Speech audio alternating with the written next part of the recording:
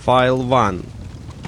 No adverts from audiobooksforfree.com. Thus Spoke Zarathustra by Friedrich Nietzsche. Prologue.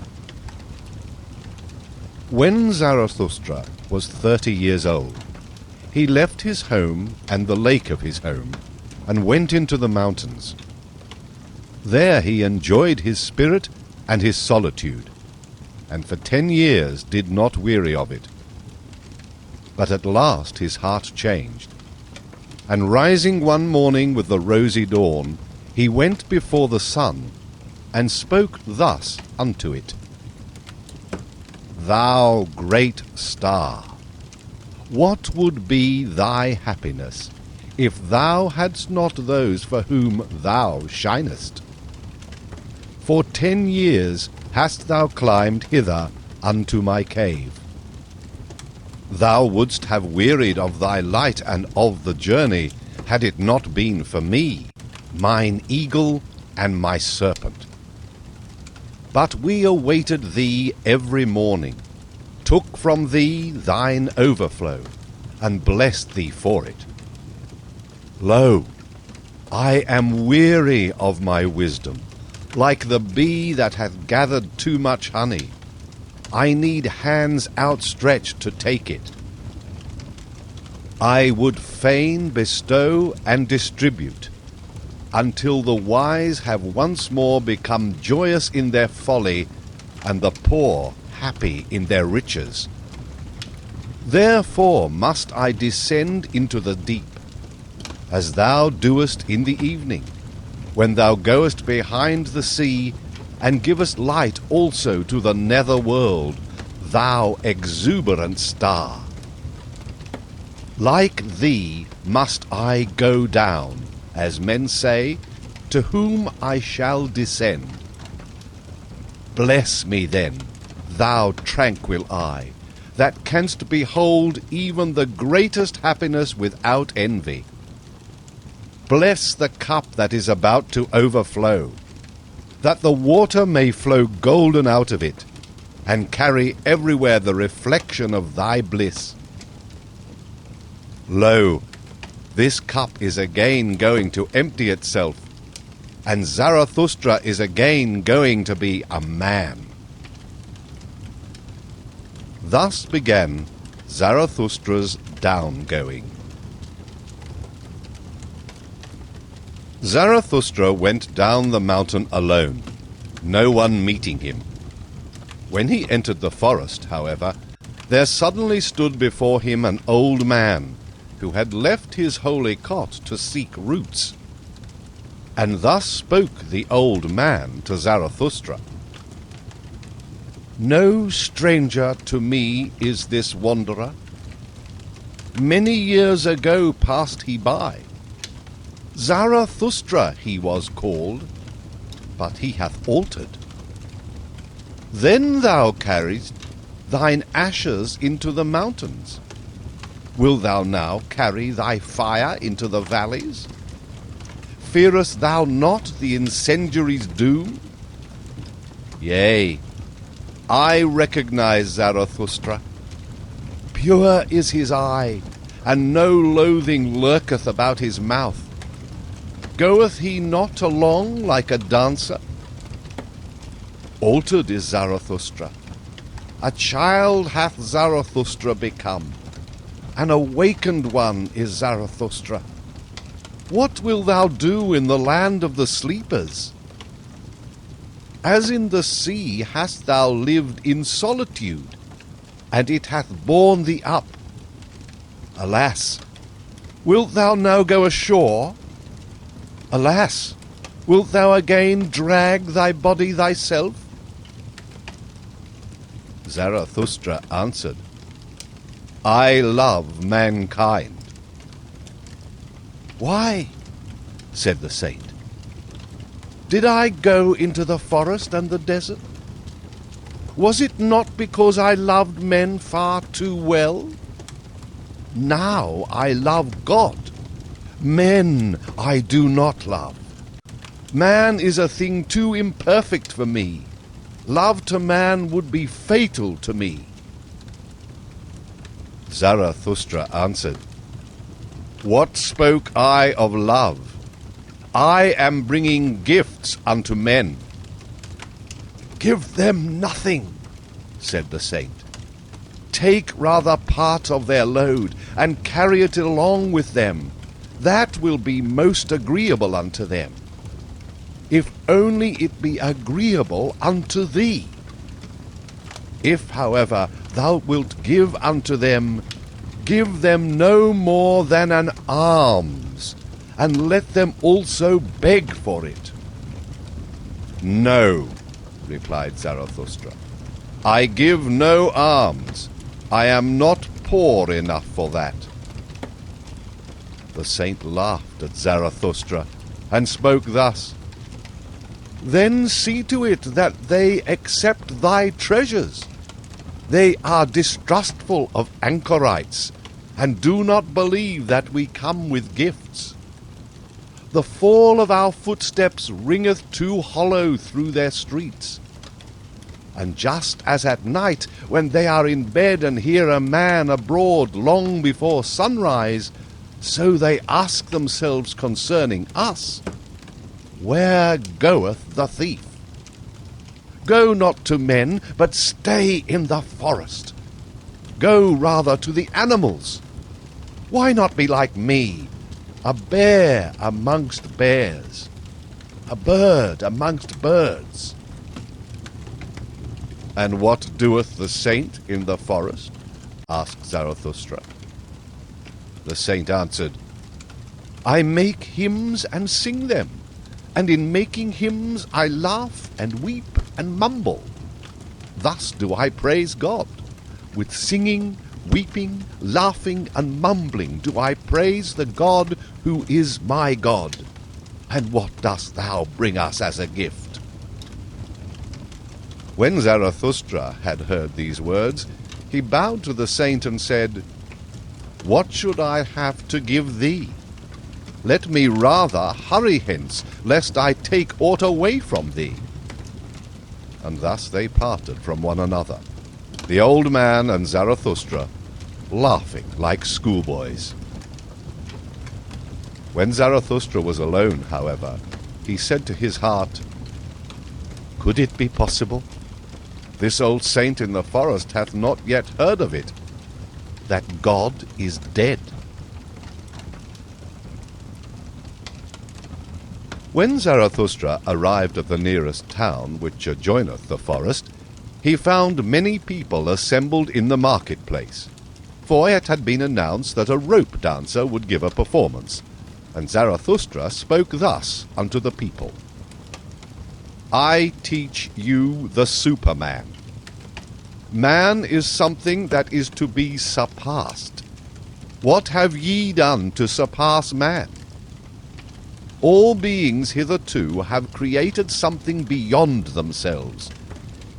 And ye want to be the ebb of that great tide, and would rather go back to the beast than surpass man? What is the ape to man? A laughing-stock, a thing of shame. And just the same shall man be to the Superman, a laughing-stock, a thing of shame. Ye have made your way from the worm to man, and much within you is still worm. Once were ye apes, and even yet man is more of an ape than any of the apes. Even the wisest among you is only a disharmony and hybrid of plant and phantom. But do I bid you become phantoms or plants? Lo, I teach you the Superman. The Superman is the meaning of the earth. Let your will say, the Superman shall be the meaning of the earth. I conjure you, my brethren, remain true to the earth, and believe not those who speak unto you of super-earthly hopes. Poisoners are they, whether they know it or not. Despisers of life are they, decaying ones and poisoned ones themselves, of whom the earth is weary, so away with them. Once blasphemy against God was the greatest blasphemy. But God died, and therewith all those blasphemers. To blaspheme the earth is now the dreadfulest sin, and to rate the heart of the unknowable higher than the meaning of the earth. Once the soul looked contemptuously on the body, and then that contempt was the supreme thing. The soul wished the body meagre, ghastly, and famished. Thus it thought to escape from the body and the earth. Oh, that soul was itself meagre, ghastly, and famished, and cruelty was the delight of that soul. But ye also, my brethren, tell me, what doth your body say about your soul? Is your soul not poverty and pollution and wretched self-complacency? Verily, a polluted stream is man. One must be a sea to receive a polluted stream without becoming impure. Lo, I teach you the Superman. He is that sea. In him can your great contempt be submerged. What is the greatest thing ye can experience? It is the hour of great contempt, the hour in which even your happiness becometh loathsome unto you, and so also your reason and virtue. The hour when ye say, what good is my happiness? It is poverty and pollution and wretched self-complacency. But my happiness should justify existence itself. The hour when ye say, what good is my reason? Doth it long for knowledge as the lion for his food? It is poverty and pollution and wretched self-complacency. The hour when ye say, what good is my virtue? As yet it hath not made me passionate. How weary I am of my good and my bad! It is all poverty and pollution and wretched self-complacency. The hour when ye say, what good is my justice? I do not see that I am fervour and fuel. The just, however, are fervour and fuel. The hour when we say, what good is my pity? Is not pity the cross on which he is nailed who loveth man? But my pity is not a crucifixion. Have ye ever spoken thus? Have ye ever cried thus? Ah, would that I had heard you crying thus! It is not your sin, it is your self-satisfaction that crieth unto heaven. Your very sparingness in sin crieth unto heaven. Where is the lightning to lick you with its tongue? Where is the frenzy with which ye should be inoculated? Lo, I teach you the Superman. He is that lightning. He is that frenzy. When Zarathustra had thus spoken, one of the people called out, we have now heard enough of the rope dancer. It is time now for us to see him. And all the people laughed at Zarathustra. But the rope dancer, who thought the words applied to him, began his performance. File 2. Zarathustra, however, looked at the people and wondered. Then he spoke thus. Man is a rope stretched between the animal and the Superman. A rope over an abyss. A dangerous crossing. A dangerous wayfaring. A dangerous looking back. A dangerous trembling and halting. What is great in man is that he is a bridge and not a goal. What is lovable in man is that he is an overgoing and a downgoing. I love those that know not how to live except as downgoers, for they are the overgoers. I love the great despisers, because they are the great adorers and arrows of longing for the other shore. I love those who do not first seek a reason beyond the stars for going down and being sacrifices, but sacrifice themselves to the earth, that the earth of the Superman may hereafter arrive. I love him who liveth in order to know, and seeketh to know in order that the Superman may hereafter live. Thus seeketh he his own downgoing. I love him who laboureth and inventeth, that he may build the house for the Superman, and prepare for him earth, animal, and plant, for thus seeketh he his own downgoing. I love him who loveth his virtue, for virtue is the will to downgoing, and an arrow of longing.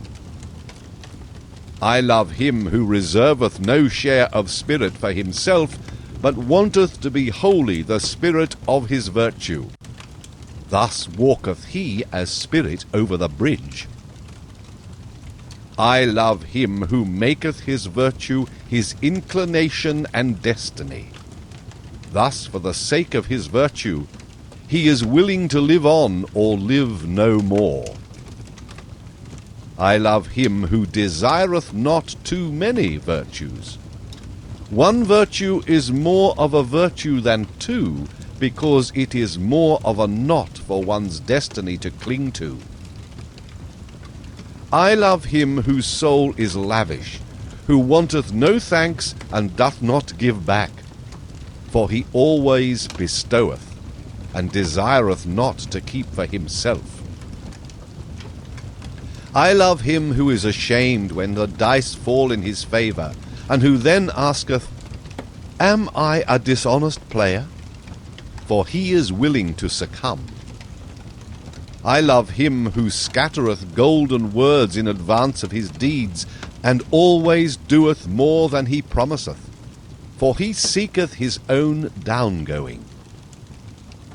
I love him who justifieth the future ones, and redeemeth the past ones, for he is willing to succumb through the present ones. I love him who chasteneth his God, because he loveth his God, for he must succumb through the wrath of his God. I love him whose soul is deep, even in the wounding, and may succumb through a small matter. Thus goeth he willingly over the bridge. I love him whose soul is so overfull that he forgetteth himself, and all things that are in him.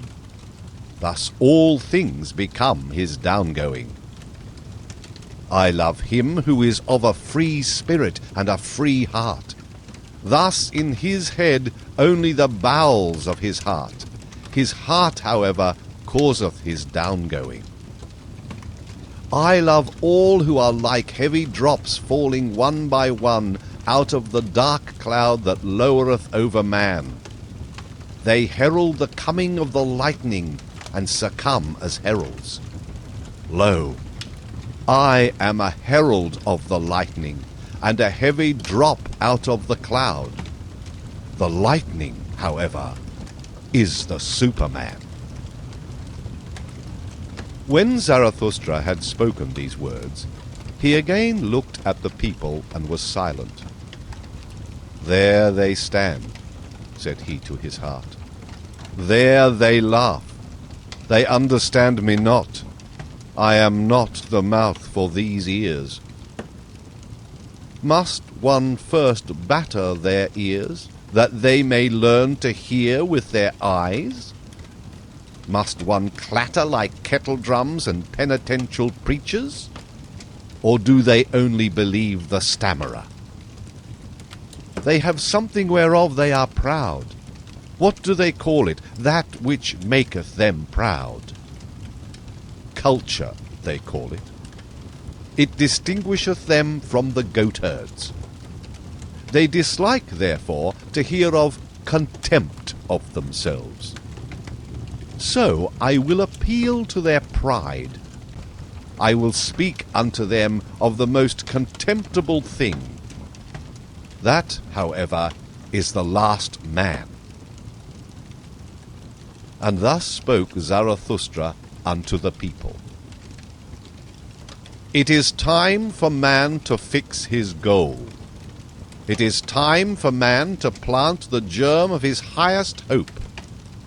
Still is his soil rich enough for it, but that soil will one day be poor and exhausted, and no lofty tree will any longer be able to grow thereon.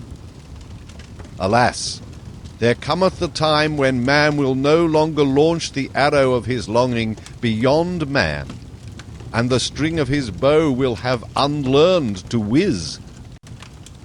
I tell you, one must still have chaos in one, to give birth to a dancing star.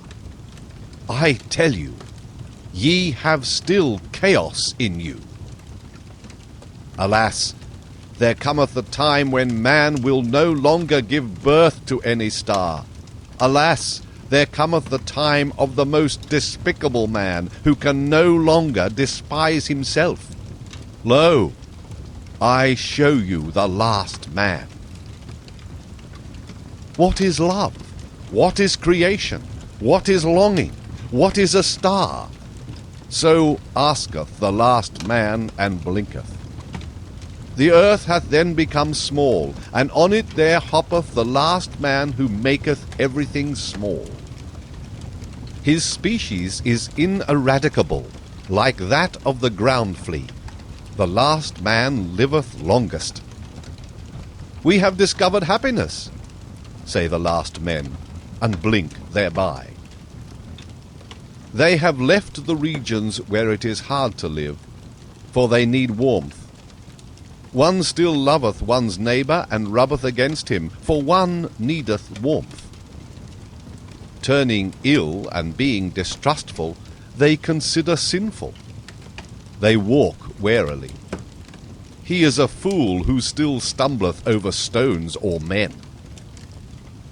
A little poison now and then, that maketh pleasant dreams, and much poison at last for a pleasant death. One still worketh, for work is a pastime, but one is careful lest the pastime should hurt one. One no longer becometh poor or rich, both are too burdensome. Who still wanteth to rule? Who still wanteth to obey? Both are too burdensome. No shepherd, and one herd. Every one wanteth the same, every one is equal. He who hath other sentiments goeth voluntarily into the madhouse. Formerly all the world was insane, say the subtlest of them, and blink thereby. They are clever, and know all that hath happened, so there is no end to their raillery. People still fall out, but are soon reconciled. Otherwise it spoileth their stomachs. They have their little pleasures for the day, and their little pleasures for the night, but they have a regard for health. We have discovered happiness, say the last men, and blink thereby. And here ended the first discourse of Zarathustra, which is also called the prologue. For at this point the shouting and mirth of the multitude interrupt him. "Give us this last man, O Zarathustra," they called out. "Make us into these last men. Then will we make thee a present of the Superman." And all the people exulted and smacked their lips. Zarathustra, however, turned sad and said to his heart, "They understand me not. I am not the mouth for these ears. Too long perhaps have I lived in the mountains. Too much have I hearkened unto the brooks and trees. Now do I speak unto them as unto the goatherds. Calm is my soul, and clear, like the mountains in the morning. But they think me cold and a mocker with terrible jests. And now do they look at me and laugh. and while they laugh, they hate me too. There is ice in their laughter. Then, however, something happened which made every mouth mute and every eye fixed. In the meantime, of course, the rope dancer had commenced his performance.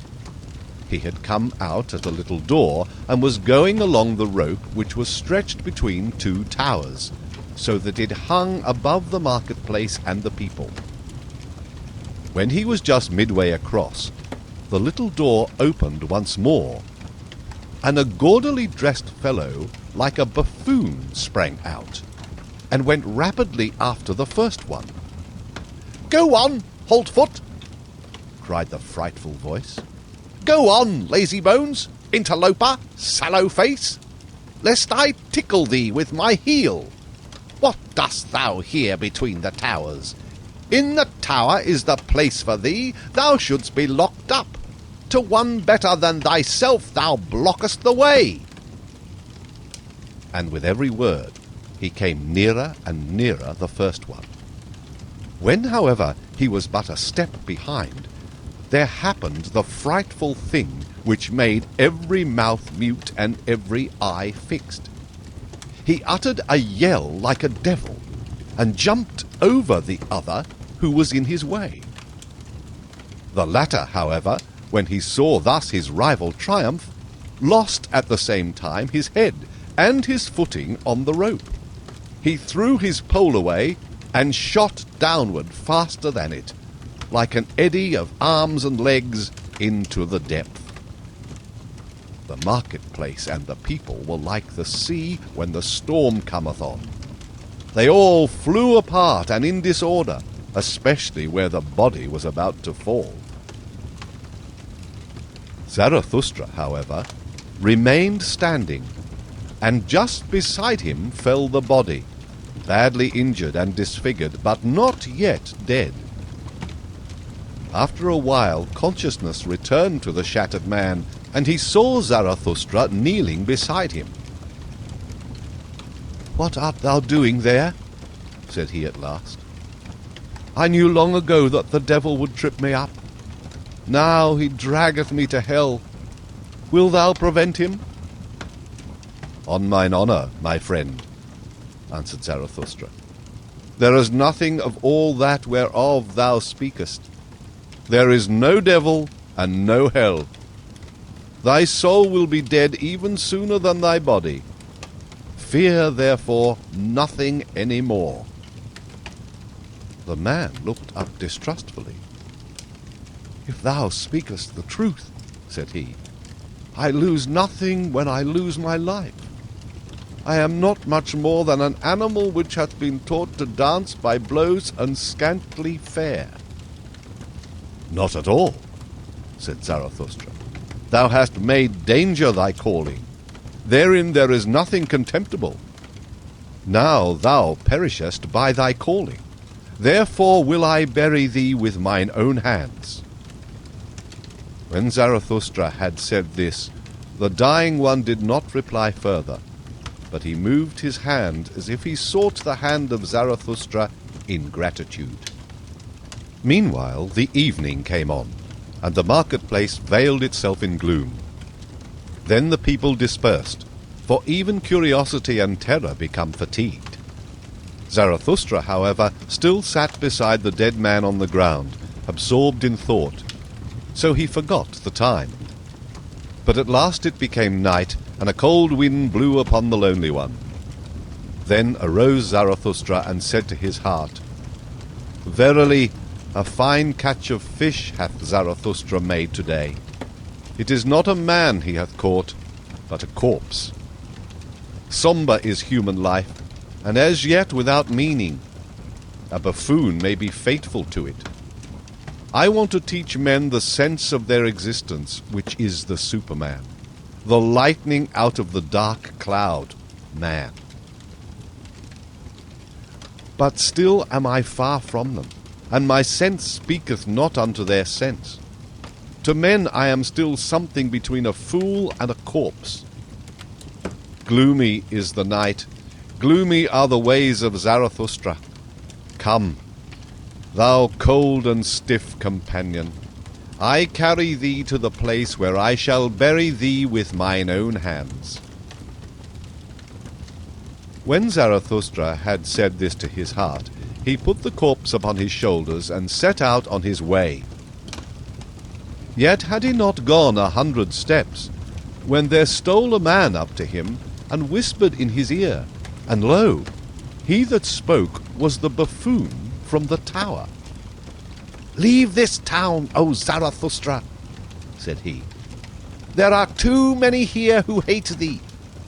The good and just hate thee, and call thee their enemy and despiser.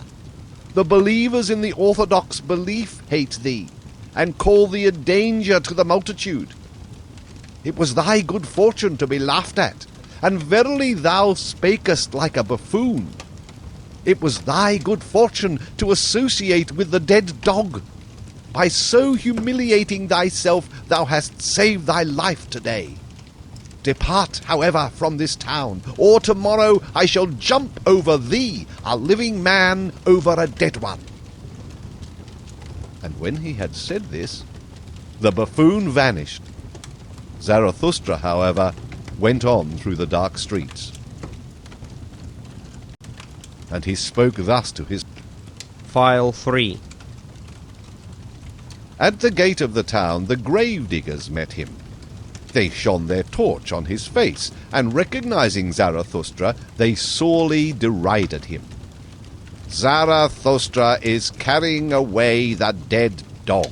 A fine thing that Zarathustra hath turned a grave-digger, for our hands are too cleanly for that roast. Will Zarathustra steal the bite from the devil? Well then, good luck to the repast. If only the devil is not a better thief than Zarathustra. He will steal them both. He will eat them both." And they laughed among themselves, and put their heads together. Zarathustra made no answer thereto, but went on his way. When he had gone on for 2 hours, past forests and swamps, he had heard too much of the hungry howling of the wolves, and he himself became hungry. So he halted at a lonely house in which a light was burning. "Hunger attacketh me," said Zarathustra, "like a robber. Among forests and swamps my hunger attacketh me, and late in the night. Strange humours hath my hunger. Often it cometh to me only after a repast, and all day it hath failed to come. Where hath it been?" And thereupon Zarathustra knocked at the door of the house. An old man appeared, who carried a light, and asked, "Who cometh unto me and my bad sleep?" "A living man and a dead one," said Zarathustra. "Give me something to eat and drink. I forgot it during the day. He that feedeth the hungry refresheth his own soul, saith wisdom." The old man withdrew, and came back immediately, and offered Zarathustra bread and wine. "A bad country for the hungry," said he. "That is why I live here. Animal and man come unto me, the anchorite. But bid thy companion eat and drink also. He is wearier than thou." Zarathustra answered, "My companion is dead. I shall hardly be able to persuade him to eat." "That doth not concern me," said the old man sullenly. "He that knocketh at my door must take what I offer him. Eat, and fare ye well." Thereafter Zarathustra again went on for 2 hours, trusting to the path and the light of the stars. For he was an experienced night-walker, and liked to look into the face of all that slept. When the morning dawned, however, Zarathustra found himself in a thick forest, and no path was any longer visible. He then put the dead man in a hollow tree at his head, for he wanted to protect him from the wolves, and laid himself down on the ground and moss. And immediately he fell asleep, tired in body, but with a tranquil soul. Long slept Zarathustra, and not only the rosy dawn passed over his head, but also the morning. At last, however, his eyes opened, and amazedly he gazed into the forest and the stillness. Amazedly he gazed into himself. Then he arose quickly, like a seafarer who all at once seeth the land, and he shouted for joy, for he saw a new truth. And he spoke thus to his heart: A light hath dawned upon me. I need companions, living ones, not dead companions and corpses which I carry with me where I will. But I need living companions, who will follow me because they want to follow themselves, and to the place where I will. A light hath dawned upon me. Not to the people is Zarathustra to speak, but to companions. Zarathustra shall not be the herd's herdsman and hound. To allure many from the herd, for that purpose have I come. The people and the herd must be angry with me. A robber shall Zarathustra be called by the herdsman. Herdsmen, I say, but they call themselves the good and just. Herdsmen, I say, but they call themselves the believers in the orthodox belief. Behold the good and just. Whom do they hate most? Him who breaketh up their tables of values, the breaker, the lawbreaker. He, however, is the Creator. Companions the greater seeketh, not corpses, and not herds or believers either. Fellow creators the Creator seeketh. Those who grave new values on new tables. Companions the Creator seeketh, and fellow reapers, for everything is ripe for the harvest with him. But he lacketh the 100 sickles, so he plucketh the ears of corn and is vexed. Companions the Creator seeketh, and such as know how to whet their sickles. Destroyers will they be called, and despisers of good and evil, but they are the reapers and rejoicers. Fellow creators Zarathustra seeketh, fellow reapers and fellow rejoicers Zarathustra seeketh. What hath he to do with herds and herdsmen and corpses? And thou, my first companion, rest in peace. Well have I buried thee in thy hollow tree. Well have I hid thee from the wolves. But I part from thee. The time hath arrived. Twixt rosy dawn and rosy dawn there came unto me a new truth. I am not to be a herdsman. I am not to be a gravedigger. Not any more will I discourse unto the people, for the last time have I spoken unto the dead. With the creators, the reapers, and the rejoicers will I associate. The rainbow will I show them, and all the stairs to the Superman. To the lone dwellers will I sing my song, and to the twain dwellers, and unto him who hath still ears for the unheard will I make the heart heavy with my happiness. I make for my goal, I follow my course. Over the loitering and tardy will I leap. Thus let my ongoing be their downgoing. This had Zarathustra said to his heart, when the sun stood at noontide. Then he looked inquiringly aloft, for he heard above him the sharp call of a bird. And behold, an eagle swept through the air in wide circles, and on it hung a serpent, not like a prey, but like a friend, for it kept itself coiled round the eagle's neck. They are mine animals, said Zarathustra, and rejoiced in his heart. The proudest animal under the sun, and the wisest animal under the sun, they have come out to reconnoitre. They want to know whether Zarathustra still liveth. Verily, do I still live? More dangerous have I found it among men than among animals. In dangerous paths goeth Zarathustra. Let mine animals lead me. When Zarathustra had said this, he remembered the words of the saint in the forest. Then he sighed and spoke thus to his heart. Would that I were wiser. Would that I were wise from the very heart like my serpent. But I am asking the impossible. Therefore do I ask my pride to go always with my wisdom. And if my wisdom should some day forsake me, alas, it loveth to fly away. May my pride then fly with my folly. Thus began Zarathustra's downgoing. To be sure, there are... File 4. First part. The three metamorphoses. Three metamorphoses of the spirit do I designate to you. How the spirit becometh a camel, the camel a lion, and the lion at last a child.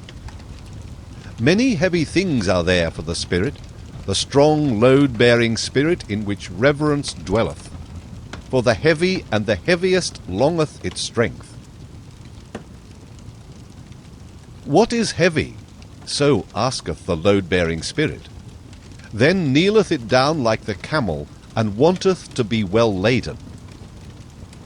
What is the heaviest thing, ye heroes? Asketh the load-bearing spirit, that I may take it upon me and rejoice in my strength. Is it not this? To humiliate oneself in order to mortify one's pride? To exhibit one's folly in order to mock at one's wisdom? Or is it this? To desert our cause when it celebrateth its triumph? To ascend high mountains to tempt the tempter? Or is it this?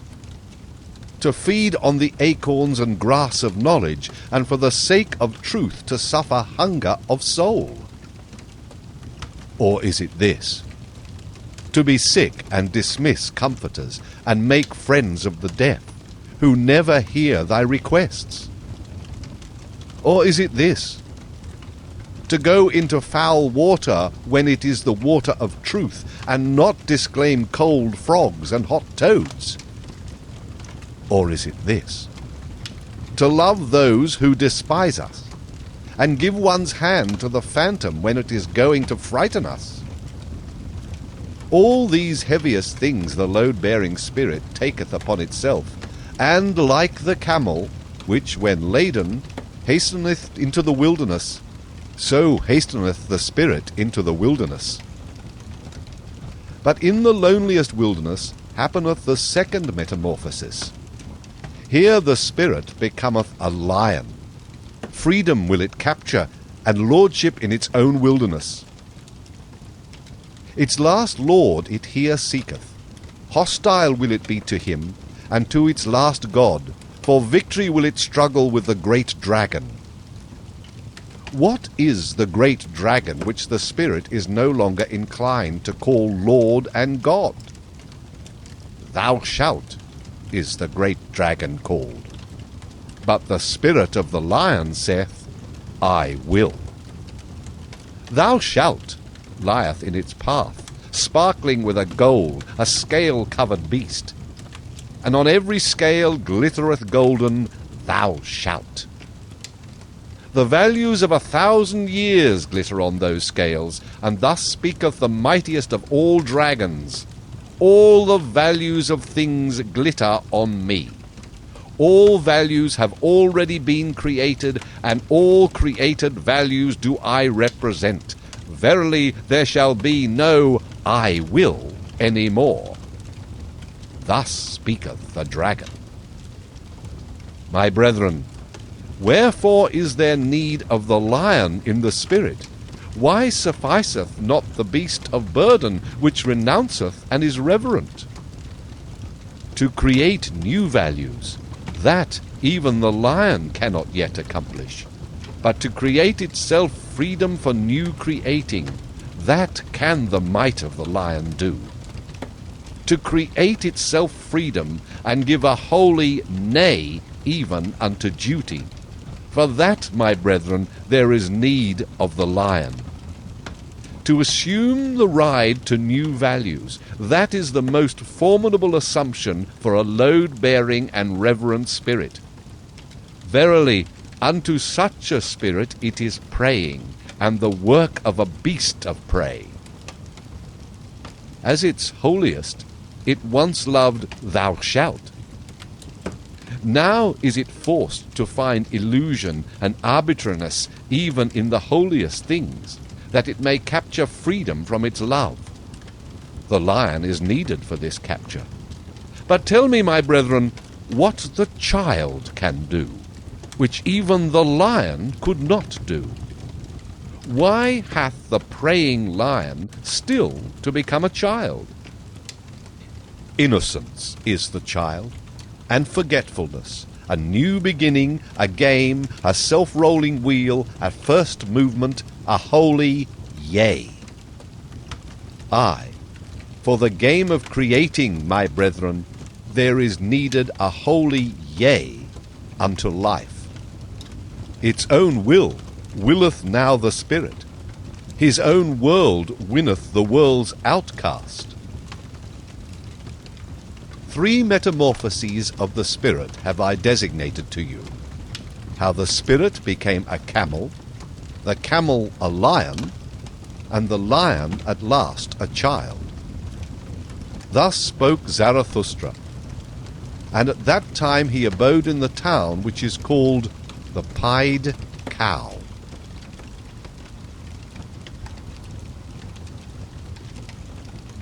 The academic chairs of virtue. People commended under Zarathustra a wise man, as one who could discourse well about sleep and virtue. Greatly was he honoured and rewarded for it, and all the youths sat before his chair.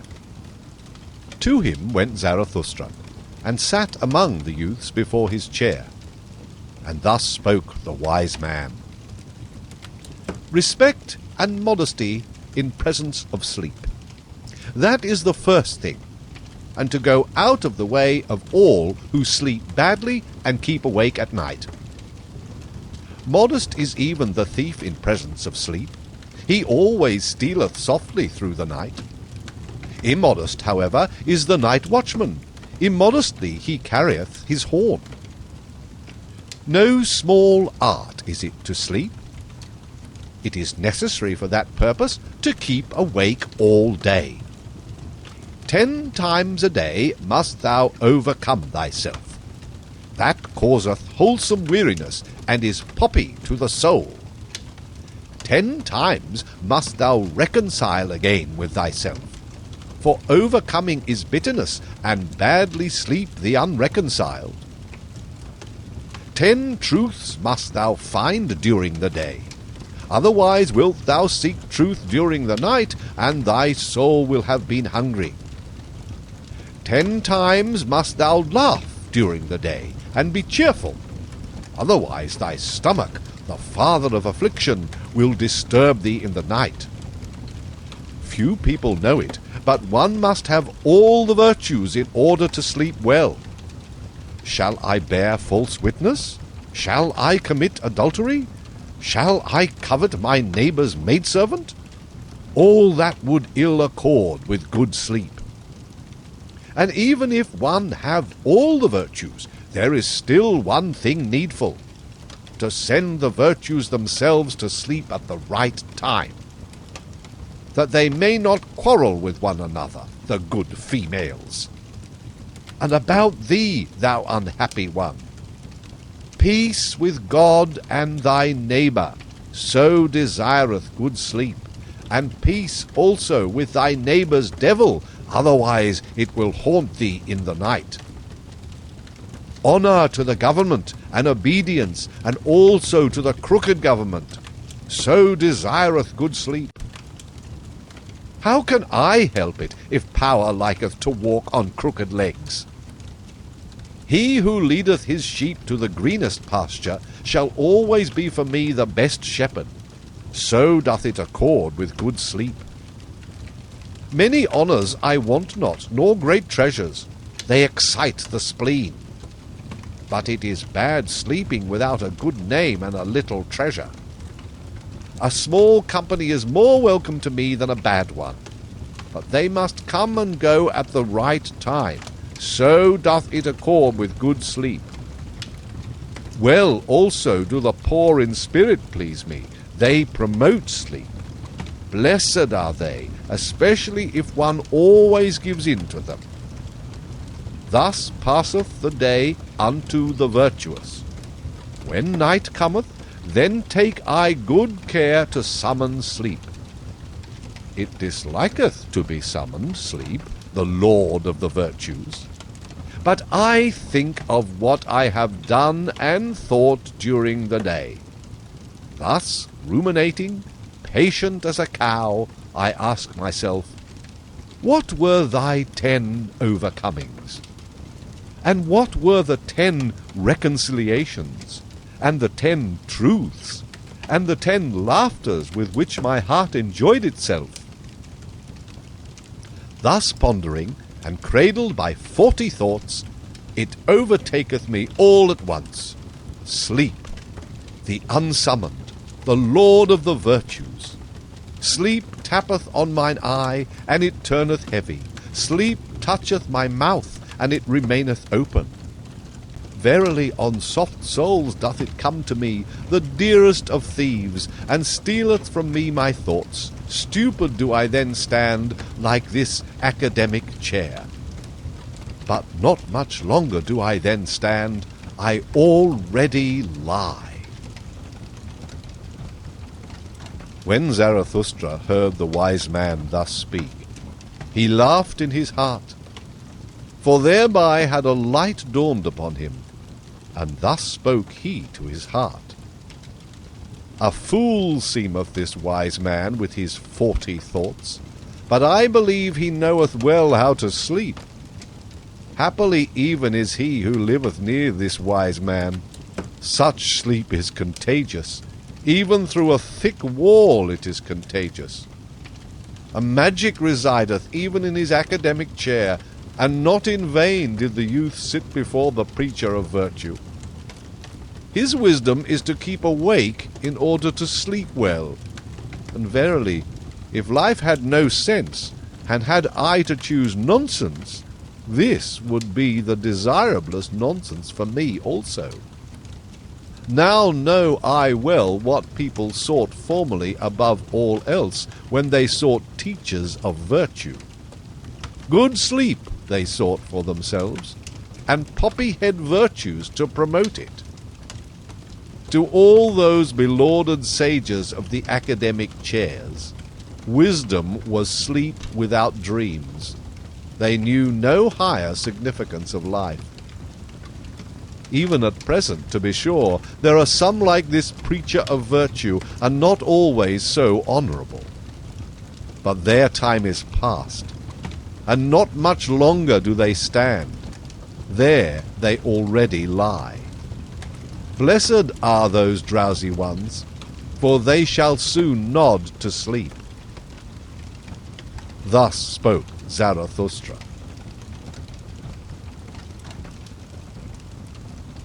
File 5. Backworldsman. Once on a time, Zarathustra also cast his fancy beyond man, like all backworldsmen. The work of a suffering and tortured god did the world then seem to me.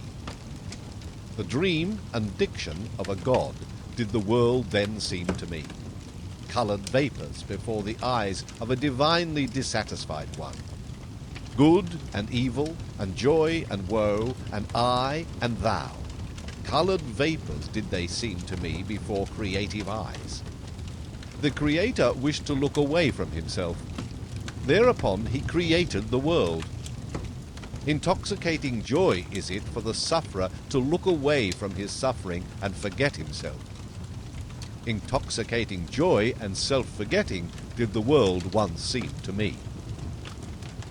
This world, the eternally imperfect, an eternal contradictions image and imperfect image, an intoxicating joy to its imperfect creator.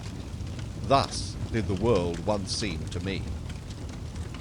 Thus, once on a time, did I also cast my fancy beyond man, like all back-worldsmen. Beyond man, forsooth? Ah, ye brethren, that God whom I created was human work and human madness, like all the gods. A man was he, and only a poor fragment of a man and ego. Out of mine own ashes and glow it came unto me, that phantom. And verily it came not unto me from the beyond. What happened, my brethren? I surpassed myself, the suffering one. I carried mine own ashes to the mountain, a brighter flame I contrived for myself, and lo, thereupon the phantom withdrew from me.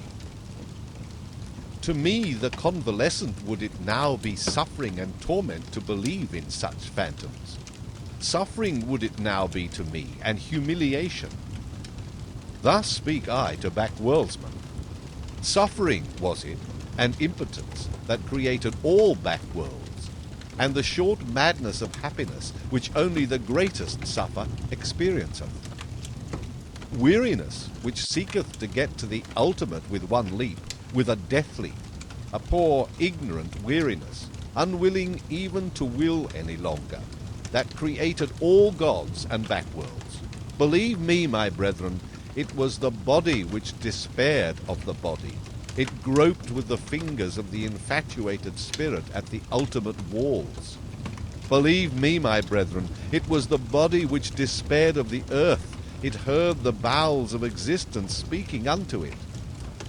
And then it sought to get through the ultimate walls with its head, and not with its head only, into the other world. But that other world is well concealed from man, that dehumanized, inhuman world which is a celestial naught, and the bowels of existence do not speak unto man except as man. Verily, it is difficult to prove all being, and hard to make it speak. Tell me, ye brethren, is not the strangest of all things best proved?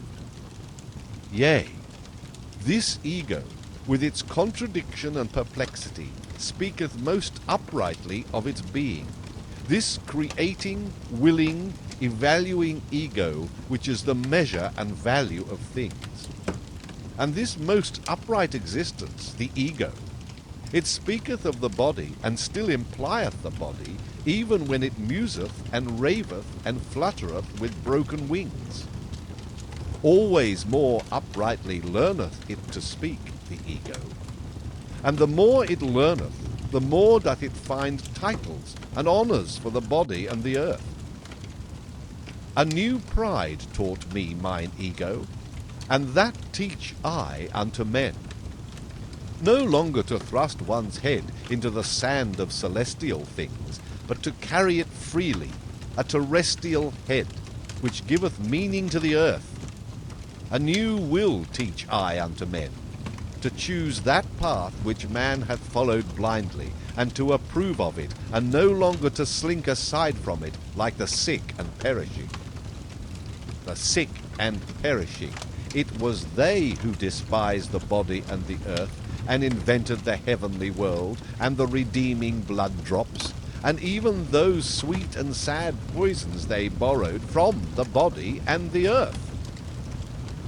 From their misery they sought escape, and the stars were too remote for them. Then they sighed, "Oh, that there were heavenly paths by which to steal into another existence and into happiness." Then they contrived for themselves their bypaths and bloody draughts. Beyond the sphere of their body and this earth, they now fancied themselves transported, these ungrateful ones. But to whom did they owe the convulsion and rapture of their transport? To their body and this earth. Gentle is Zarathustra to the sickly.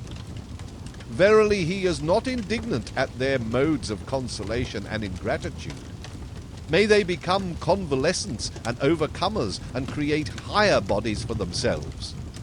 Neither is Zarathustra indignant at a convalescent who looketh tenderly on his delusions, and at midnight stealeth round the grave of his God. But sickness and a sick frame remain even in his tears. Many sickly ones have there always been amongst those who muse and languish for God.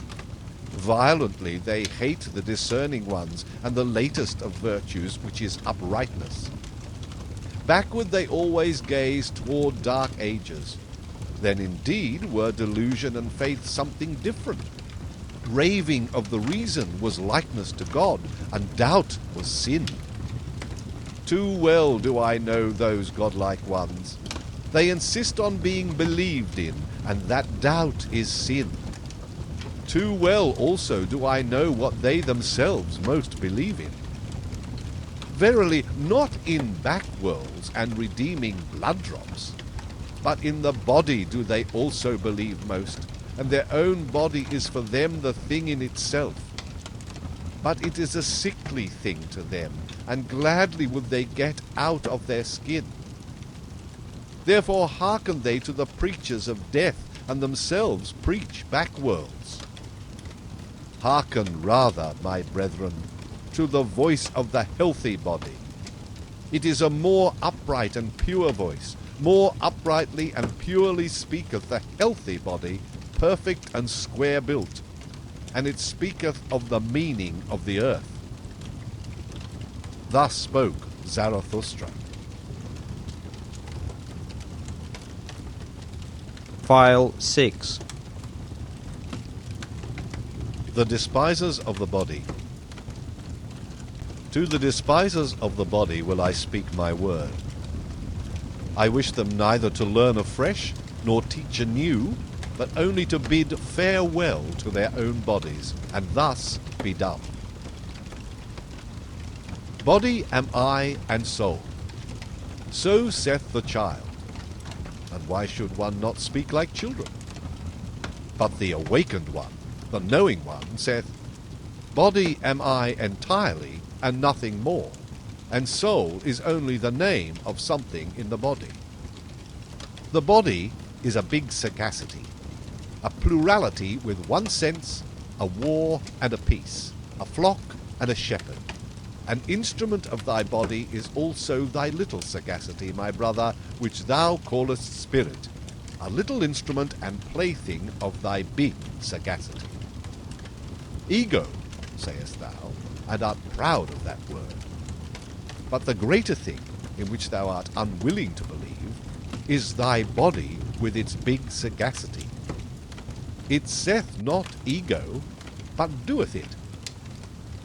What the sense feeleth, what the spirit discerneth, hath never its end in itself. But sense and spirit would fain persuade thee that they are the end of all things, so vain are they. Instruments and playthings are sense and spirit. Behind them there is still the self. The self seeketh with the eyes of the senses. It hearkeneth also with the ears of the spirit. Ever hearkeneth the self, and seeketh. It compareth, mastereth, conquereth, and destroyeth. It ruleth. Behind thy thoughts and feelings, my brother, there is a mighty lord, an unknown sage. It is called self. It dwelleth in thy body. It is thy body. There is more sagacity in thy body than in thy best wisdom. And who then knoweth why thy body requireth just thy best wisdom? Thyself laugheth at thine ego and its proud prancings. What are these prancings and flights of thought unto me? It saith to itself. A byway to my purpose. I am the leading string of the ego, and the prompter of its notions. The self saith unto the ego, Feel pain, and therefore it suffereth, and thinketh how it may put an end thereto, and for that very purpose it is meant to think. The self saith unto the ego, Feel pleasure. Thereupon it rejoiceth, and thinketh how it may ofttimes rejoice, and for that very purpose it is meant to think. To the despisers of the body will I speak a word. That they despise is caused by their esteem. What is it that created esteeming and despising and worth and will? The creating self created for itself esteeming and despising. It created for itself joy and woe. The creating body created for itself spirit, as a hand to its will. Even in your folly and despising, ye each serve yourself, ye despisers of the body. I tell you, your very self wanteth to die, and turneth away from life. No longer can your self do that which it desireth most, create beyond itself. That is what it desireth most. That is all its fervour. But it is now too late to do so. So yourself wisheth to succumb, ye despisers of the body. To succumb. So wisheth yourself. And therefore have ye become despisers of the body. For ye can no longer create beyond yourselves. And therefore are ye now angry with life and with the earth, and unconscious envy is in the sidelong look of your contempt. I go not your way, ye despisers of the body. Ye are no bridges for me to the Superman. Thus spoke Zarathustra.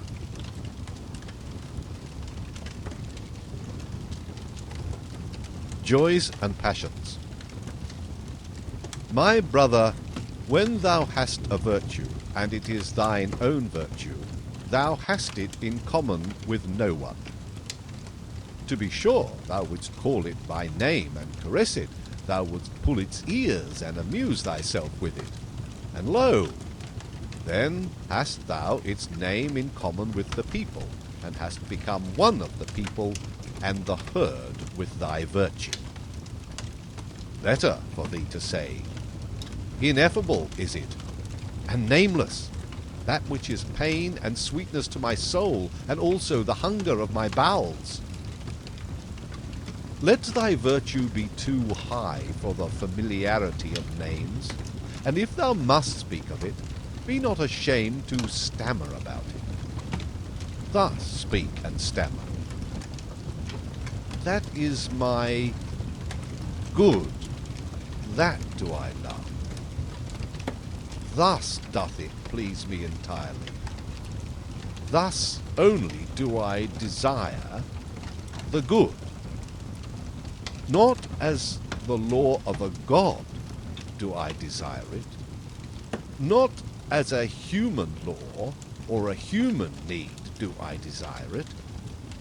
It is not to be a guidepost for me to super-earths and paradises. An earthly virtue is it which I love. Little prudence is therein, and the least everyday wisdom. But that bird built its nest beside me, therefore I love and cherish it. Now sitteth it beside me on its golden eggs. Thus shouldst thou stammer, and praise thy virtue. Once hadst thou passions, and callest them evil. But now hast thou only thy virtues. They grew out of thy passions. Thou implantedst thy highest aim into the heart of those passions. Then became they thy virtues and joys. And though thou wert of the race of the hot-tempered, or of the voluptuous, or of the fanatical, or the vindictive, all thy passions in the end became virtues, and all thy devils angels. Once had thou wild dogs in thy cellar, but they changed at last into birds and charming songstresses. Out of thy poison brewedst thou balsam for thyself. Thy cow, affliction, milk'st thou. Now drinketh thou the sweet milk of her udder. and nothing evil groweth in thee any longer, unless it be the evil that groweth out of the conflict of thy virtues. My brother, if thou be fortunate, then wilt thou have one virtue and no more. Thus goest thou easier over the bridge. Illustrious is it to have many virtues, but a hard lot. And many a one hath gone into the wilderness and killed himself, because he was weary of being the battle and battlefield of virtues. My brother, are war and battle evil? Necessary, however, is the evil. Necessary are the envy and the distrust and the backbiting among the virtues. Lo, how each of thy virtues is covetous of the highest place! It wanteth thy whole spirit to be its herald. It wanteth thy whole power in wrath, hatred, and love. Jealous is every virtue of the others, and a dreadful thing is jealousy. Even virtues may succumb by jealousy. He whom the flame of jealousy encompasseth turneth at last like the scorpion, the poisoned sting against himself. Ah, my brother, hast thou never seen a virtue backbite and stab itself? Man is something that hath to be surpassed, and therefore shalt thou love thy virtues, for thou wilt succumb by them. Thus spoke Zarathustra. File 7. The Pale Criminal. Ye do not mean to slay, ye judges and sacrificers, until the animal hath bowed its head? Lo, the pale criminal hath bowed his head. Out of his eye speaketh the great contempt. Mine ego is something which is to be surpassed. Mine ego is to me the great contempt of man. So speaketh it out of that eye. When he judged himself, that was his supreme moment. Let not the exalted one relapse again into his lower state. There is no salvation for him who thus suffereth from himself, unless it be speedy death. Your slaying, ye judges, shall be pity, and not revenge, and in that ye slay, see to it that ye yourselves justify life. It is not enough that ye should reconcile with him whom ye slay. Let your sorrow be love to the Superman. Thus will ye justify your own survival. Enemy, shall ye say, but not villain. Invalid, shall ye say, but not wretch. Fool, shall ye say, but not sinner. And thou, red judge, if thou would say audibly all thou hast done in thought, then would every one cry, Away with the nastiness and the virulent reptile! But one thing is the thought, another thing is the deed, and another thing is the idea of the deed. The wheel of causality doth not roll between them. An idea made this pale man pale. Adequate was he for his deed when he did it, but the idea of it he could not endure when it was done. Evermore did he now see himself as the doer of one deed. Madness, I call this. The exception reversed itself to the rule in him. The streak of chalk bewitched the hem, the stroke he struck bewitched his weak reason. Madness after the deed, I call this. Hearken, ye judges. There is another madness besides, and it is before the deed. Ah, ye have not gone deep enough into this soul. Thus speaketh the red judge. Why did this criminal commit murder? He meant to rob. I tell you, however, that his soul wanted blood, not booty. He thirsted for the happiness of the knife. But his weak reason understood not this madness, and it persuaded him. What matter about blood? It said. Wishest thou not at least to make booty thereby, or take revenge? And he hearkened unto his weak reason. Like lead lay its words upon him. Thereupon he robbed when he murdered. He did not mean to be ashamed of his madness. And now once more lieth the lead of his guilt upon him, and once more in his weak reason so benumbed, so paralyzed, and so dull. Could he only shake his head, then would his burden roll off. But who shaketh that head? What is this man? A man of diseases that reach out into the world through the spirit. There they want to get their prey. What is this man? A coil of wild serpents that are seldom at peace amongst themselves. So they go forth apart and seek prey in the world. Look at that poor body. What it suffered and craved, the poor soul interpreted to itself. It interpreted it as murderous desire and eagerness for the happiness of the knife. Him who now turneth sick, the evil overtaketh which is now the evil. He seeketh to cause pain with that which causeth him pain. But there have been other ages, and another evil and good.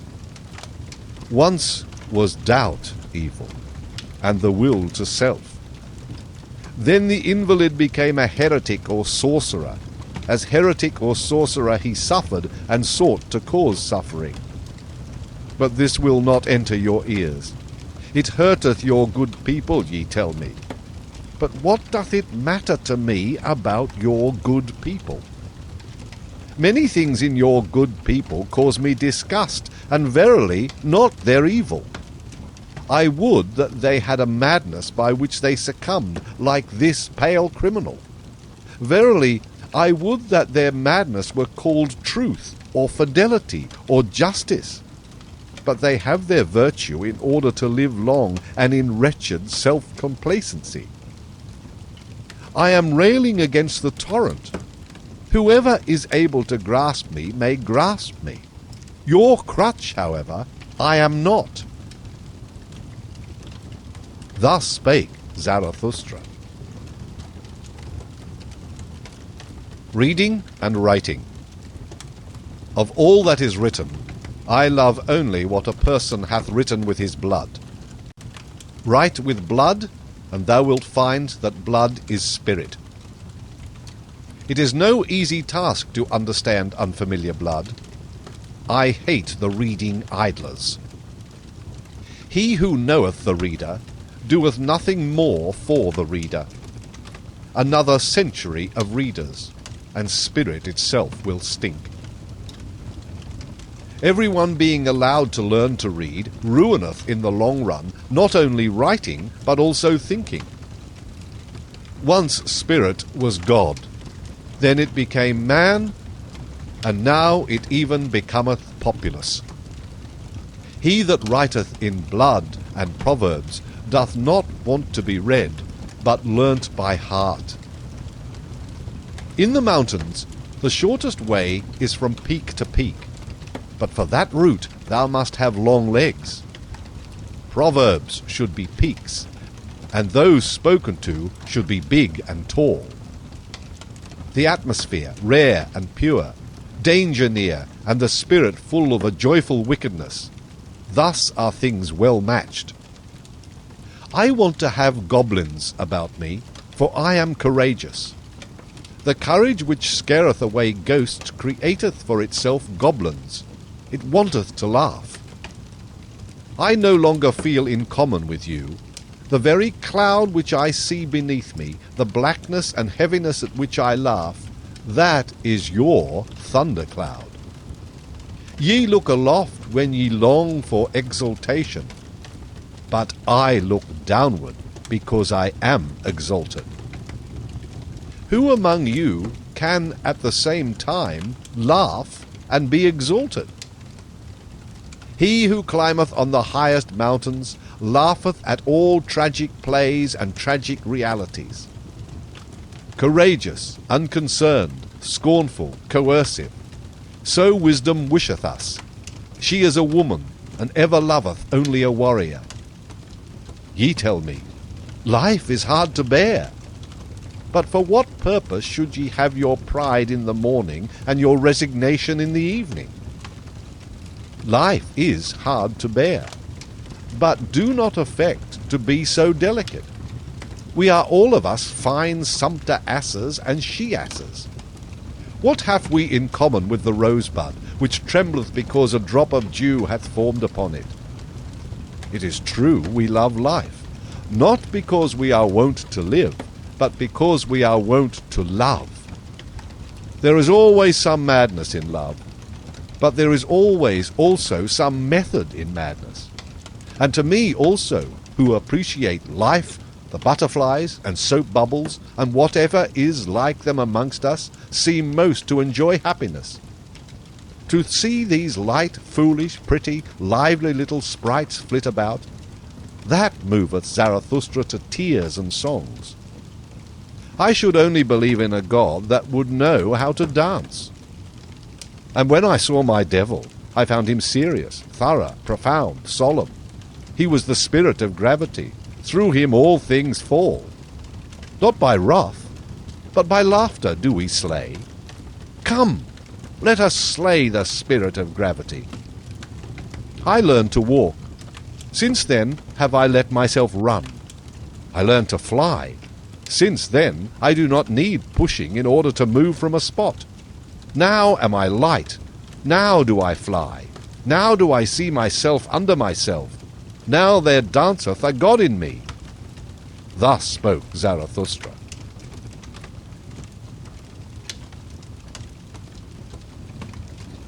The Tree on the Hill. Zarathustra's eye had perceived that a certain youth avoided him, and as he walked alone one evening over the hills surrounding the town called the Pied Cow, behold, there found he the youth sitting leaning against a tree, and gazing with wearied look into the valley. Zarathustra thereupon laid hold of the tree beside which the youth sat, and spoke thus. If I wished to shake this tree with my hands, I should not be able to do so. But the wind, which we see not, troubleth and bendeth it as it listeth. We are sorest bent and troubled by invisible hands. Thereupon the youth arose disconcerted and said, I hear Zarathustra, and just now was I thinking of him. Zarathustra answered, Why art thou frightened on that account? But it is the same with man as with the tree. The more he seeketh to rise into the height and light, the more vigorously do his roots struggle earthward, downward, into the dark and deep, into the evil. Yea, into the evil, cried the youth. How is it possible that thou hast discovered my soul? Zarathustra smiled and said, Many a soul one will never discover unless one first invent it. Yea, into the evil, cried the youth once more. Thou saidst the truth, Zarathustra. I trust myself no longer since I sought to rise into the height, and nobody trusteth me any longer. How doth that happen? I change too quickly. My today refuteth my yesterday. I often overleap the steps when I clamber. For so doing, none of the steps pardons me. When aloft, I find myself always alone. No one speaketh unto me. The frost of solitude maketh me tremble. What do I seek on the height? My contempt and my longing increase together. The higher I clamber, the more I do despise him who clambereth. What doth he seek on the height? How ashamed I am of my clambering and stumbling! How I mock at my violent panting! How I hate him who flieth! How tied I am on the height! Here the youth was silent, and Zarathustra contemplated the tree beside which they stood, and spoke thus. This tree standeth lonely here on the hills. It hath grown up high above man and beast, and if it wanted to speak, It would have none who could understand it, so high hath it grown. Now it waiteth and waiteth. For what doth it wait? It dwelleth too close to the seat of the clouds. It waiteth perhaps for the first lightning. When Zarathustra had said this, the youth called out with violent gestures, Yea, Zarathustra, thou speakest the truth. My destruction I long for, when I desired to be on the height, and thou art the lightning for which I waited. Lo, what have I been since thou hast appeared amongst us? It is mine envy of thee that hath destroyed me. Thus spoke the youth, and wept bitterly. Zarathustra, however, put his arm about him, and led the youth away with him. And when they had walked a while together, Zarathustra began to speak thus. It rendered my heart. Better than thy words express it, thine eyes tell me all thy danger. As yet thou art not free, thou still seekest freedom. Too unslept hath thy seeking made thee, and too wakeful. On the open height wouldst thou be, for the stars thirsteth thy soul. But thy bad impulses also thirst for freedom. Thy wild dogs want liberty. They bark for joy in their cellar when thy spirit endeavoureth to open all prison doors. Still art thou a prisoner, it seemeth to me, who deviseth liberty for himself. Ah, sharp becometh the soul of such prisoners, but also deceitful and wicked. To purify himself is still necessary for the freedom of the spirit. Much of the prison and the mole still remaineth in him. Pure hath his eye still to become. Yea, I know thy danger, but by my love and hope I conjure thee. Cast not thy love and hope away. Noble thou feelest thyself still, and noble others also feel thee still, though they bear thee a grudge and cast evil looks. Know this, that to everybody a noble one standeth in the way. Also to the good a noble one standeth in the way, and even when they call him a good man, they want thereby to put him aside. The new would the noble man create, and a new virtue. The old wanteth the good man, and that the old should be conserved. But it is not the danger of the noble man to turn a good man, but lest he should become a blusterer, a scoffer, or a destroyer.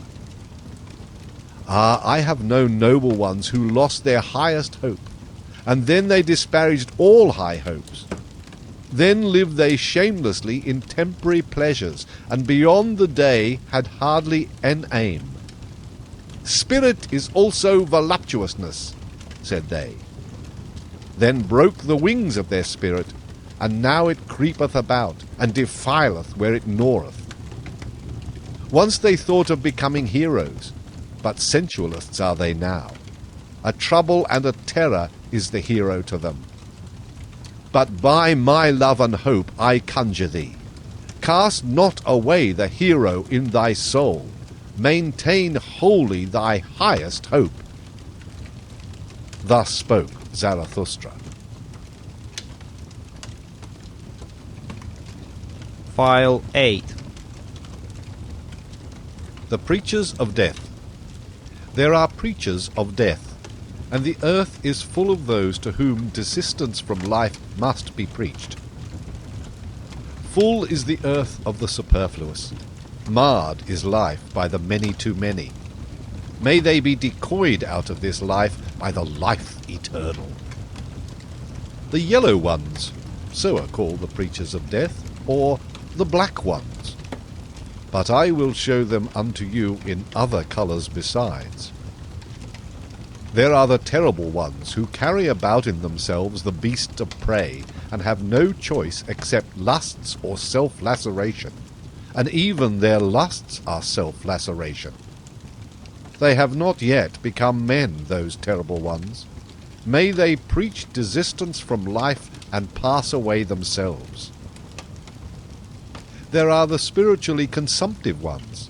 Hardly are they born when they begin to die, and long for doctrines of lassitude and renunciation. They would fain be dead, and we should approve of their wish. Let us beware of awakening those dead ones, and of damaging those living coffins. They meet an invalid, or an old man, or a corpse, and immediately they say, "Life is refuted." But they only are refuted, and their eye, which seeth only one aspect of existence. Shrouded in thick melancholy, and eager for the little casualties that bring death, thus do they wait and clench their teeth. Or else they grasp at sweetmeats, and mock at their childishness thereby. They cling to their straw of life, and mock at their still clinging to it. Their wisdom speaketh thus: "A fool he who remaineth alive." But so far are we fools, and that is the foolishest thing in life. Life is only suffering, so say others, and lie not. Then see to it that ye cease. See to it that the life ceaseth which is only suffering. And let this be the teaching of your virtue: thou shalt slay thyself, thou shalt steal away from thyself. Lust is sin, so say some who preach death. Let us go apart and beget no children. Giving birth is troublesome, say others. Why still give birth? One beareth only the unfortunate. And they also are preachers of death. Pity is necessary, so saith a third party. Take what I have, take what I am, so much less doth life bind me. Were they consistently pitiful, then would they make their neighbours sick of life. To be wicked, that would be their true goodness. But they want to be rid of life. What care they if they bind others still faster with their chains and gifts?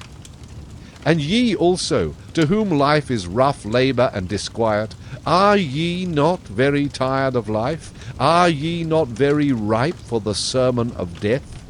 All ye to whom rough labour is dear, and the rapid new and strange, ye put up with yourselves badly. Your diligence is flight, and the will to self-forgetfulness.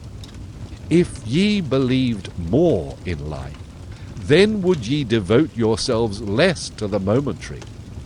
But for the waiting ye have not enough of capacity in you, nor even for idling. Everywhere resoundeth the voices of those who preach death, and the earth is full of those to whom death hath to be preached, or life eternal. It is all the same to me, if only they pass away quickly. Thus spoke Zarathustra. War and Warriors. By our best enemies we do not want to be spared, nor by those either whom we love from the very heart. So let me tell you the truth. My brethren in war, I love you from the very heart. I am and was ever your counterpart, and I am also your best enemy. So let me tell you the truth. I know the hatred and envy of your hearts. Ye are not great enough not to know of hatred and envy. Then be great enough not to be ashamed of them. And if ye cannot be saints of knowledge, then, I pray you, be at least its warriors. They are the companions and forerunners of such saintship. I see many soldiers. Could I but see many warriors? Uniform, one calleth what they wear. May it not be uniform what they therewith hide. Yet shall be those whose eyes ever seek for an enemy, for your enemy. And with some of you there is hatred at first sight. Your enemy shall ye seek, your war shall ye wage, and for the sake of your thoughts. And if your thoughts succumb, your uprightness shall still shout triumph thereby. Ye shall love peace as a means to new wars, and the short peace more than the long. You I advise not to work, but to fight. You I advise not to peace, but to victory. Let your work be a fight, let your peace be a victory. One can only be silent and sit peacefully when one hath arrow and bow. Otherwise one prateth and quarrelleth. Let your peace be a victory. Ye say, it is the good cause which halloweth even war. I say unto you, it is the good war which halloweth every cause. War and courage have done more great things than charity. Not your sympathy, but your bravery hath hitherto saved the victims. What is good, ye ask? To be brave is good. Let the little girl say, to be good is what is pretty, and at the same time touching. They call you heartless, but your heart is true, and I love the bashfulness of your good will. Ye are ashamed of your flow, and others are ashamed of their ebb. Ye are ugly? Well then, my brethren, take the sublime about you, the mantle of the ugly. And when your soul becometh great, then doth it become haughty, and in your sublimity there is wickedness. I know you. In wickedness the haughty man and the weakling meet, but they misunderstand one another. I know you. Ye shall only have enemies to be hated, but not enemies to be despised. Ye must be proud of your enemies. Then the successes of your enemies are also your successes. Resistance. That is the distinction of the slave. Let your distinction be obedience. Let your commanding itself be obeying. To the good warrior soundeth, "Thou shalt," pleasanter than "I will." And all that is dear unto you, ye shall first have it commanded unto you. Let your love to life be love to your highest hope, and let your highest hope be the highest thought of life. Your highest thought, however, ye shall have it commanded unto you by me, and it is this: man is something that is to be surpassed. So live your life of obedience and of war. What matter about long life? What warrior wisheth to be spared? I spare you not. I love you from my very heart, my brethren in war. Thus spoke Zarathustra. The new idol. Somewhere there are still peoples and herds, but not with us, my brethren. Here there are states. A state? What is that? Well, open now your ears unto me, for now will I say unto you my word concerning the death of peoples. A state is called the coldest of all cold monsters. Coldly lieth it also, and this lie creepeth from its mouth. I, the state, am the people. It is a lie. Creators were they who created peoples, and hung a faith and a love over them. Thus they served life. Destroyers are they who lay snares for many, and call it the state. They hang a sword and 100 cravings over them. Where there is still a people, there the state is not understood, but hated as the evil eye, and as sin against laws and customs. This sign I give unto you: every people speaketh its language of good and evil. This its neighbour understandeth not. Its language hath it devised for itself in laws and customs. But the state lieth in all languages of good and evil, and whatever it saith, it lieth, and whatever it hath stolen. False is everything in it. With stolen teeth it biteth, the biting one. False are even its bowels. Confusion of language of good and evil. This sign I give unto you as the sign of the state. Verily the will to death indicateth this sign. Verily it beckoneth unto the preachers of death. Many, too many, are born. For the superfluous ones was the state devised. See just how it enticeth them to it, the many too many, how it swalloweth and cheweth and re-cheweth them. On earth there is nothing greater than I. It is I who am the regulating finger of God.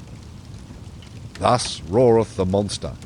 And not only the long-eared and short-sighted fall upon their knees. Ah, even in your ears, ye great souls, it whispereth its gloomy lies, and it findeth out the rich hearts which willingly lavish themselves. Yea, it findeth you out too, ye conquerors of the old good. Weary ye became of the conflict, and now your weariness serveth the new idol. Heroes and honourable ones it would fain set up around it, the new idol. Gladly it basketh in the sunshine of good consciences, the cold monster. Everything will it give you, if ye worship it, the new idol. Thus it purchaseth the lustre of your virtue and the glance of your proud eyes. It seeketh to allure by means of you the many too many. Yea, a hellish artifice hath here been devised, a death horse jingling with the trappings of divine honours. Yea, a dying for many hath here been devised, which glorieth at itself as life. Verily, a hearty service unto all preachers of death. The state, I call it, where all are poison drinkers, the good and the bad. The state where all lose themselves, the good and the bad.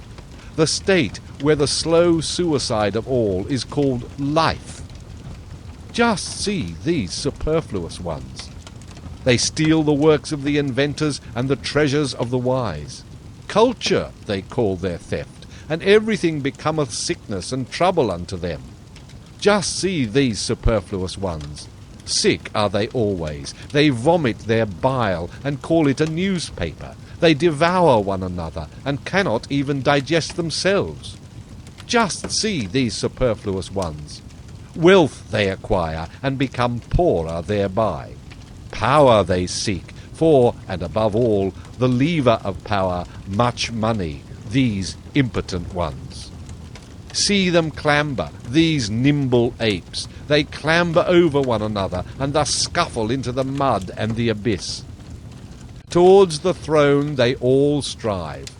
It is their madness, as if happiness sat on the throne.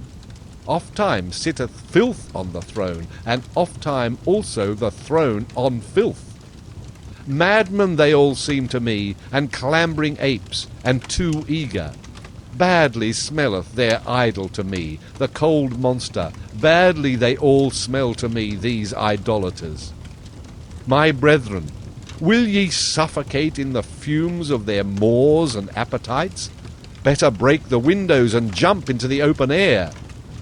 Do go out of the way of the bad odour, withdraw from the idolatry of the superfluous. Do go out of the way of the bad odour, withdraw from the steam of these human sacrifices. Open still remaineth the earth for great souls. Empty are still many sites for lone ones and twain ones, around which floateth the odour of tranquil seas. Open still remaineth a free life for great souls. Verily, he who possesseth little is so much the less possessed. Blessed be moderate poverty. There where the state ceaseth, there only commenceth the man who is not superfluous. There commenceth the song of the necessary ones, the single and irreplaceable melody. There where the state ceaseth. Pray look thither, my brethren. Do ye not see it, the rainbow and the bridges of the Superman? Thus spoke Zarathustra. File 9. The flies in the marketplace.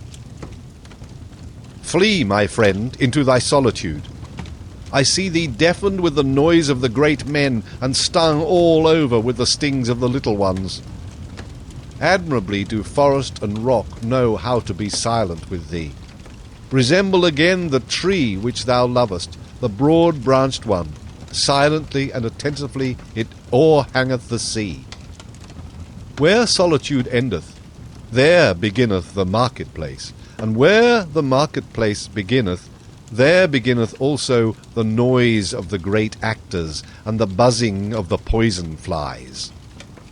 In the world even the best things are worthless without those who represent them. Those representers the people call great men. Little do the people understand what is great, that is to say, the creating agency, but they have a taste for all representers and actors of great things. Around the devisers of new values revolveth the world. Invisibly it revolveth, but around the actors revolve the people and the glory. Such is the course of things. Spirit hath the actor, but little conscience of the spirit. He believeth always in that wherewith he maketh believe most strongly, in himself. Tomorrow he hath a new belief, and the day after one still newer. Sharp perceptions hath he, like the people, and changeable humours. To upset, that meaneth with him to prove.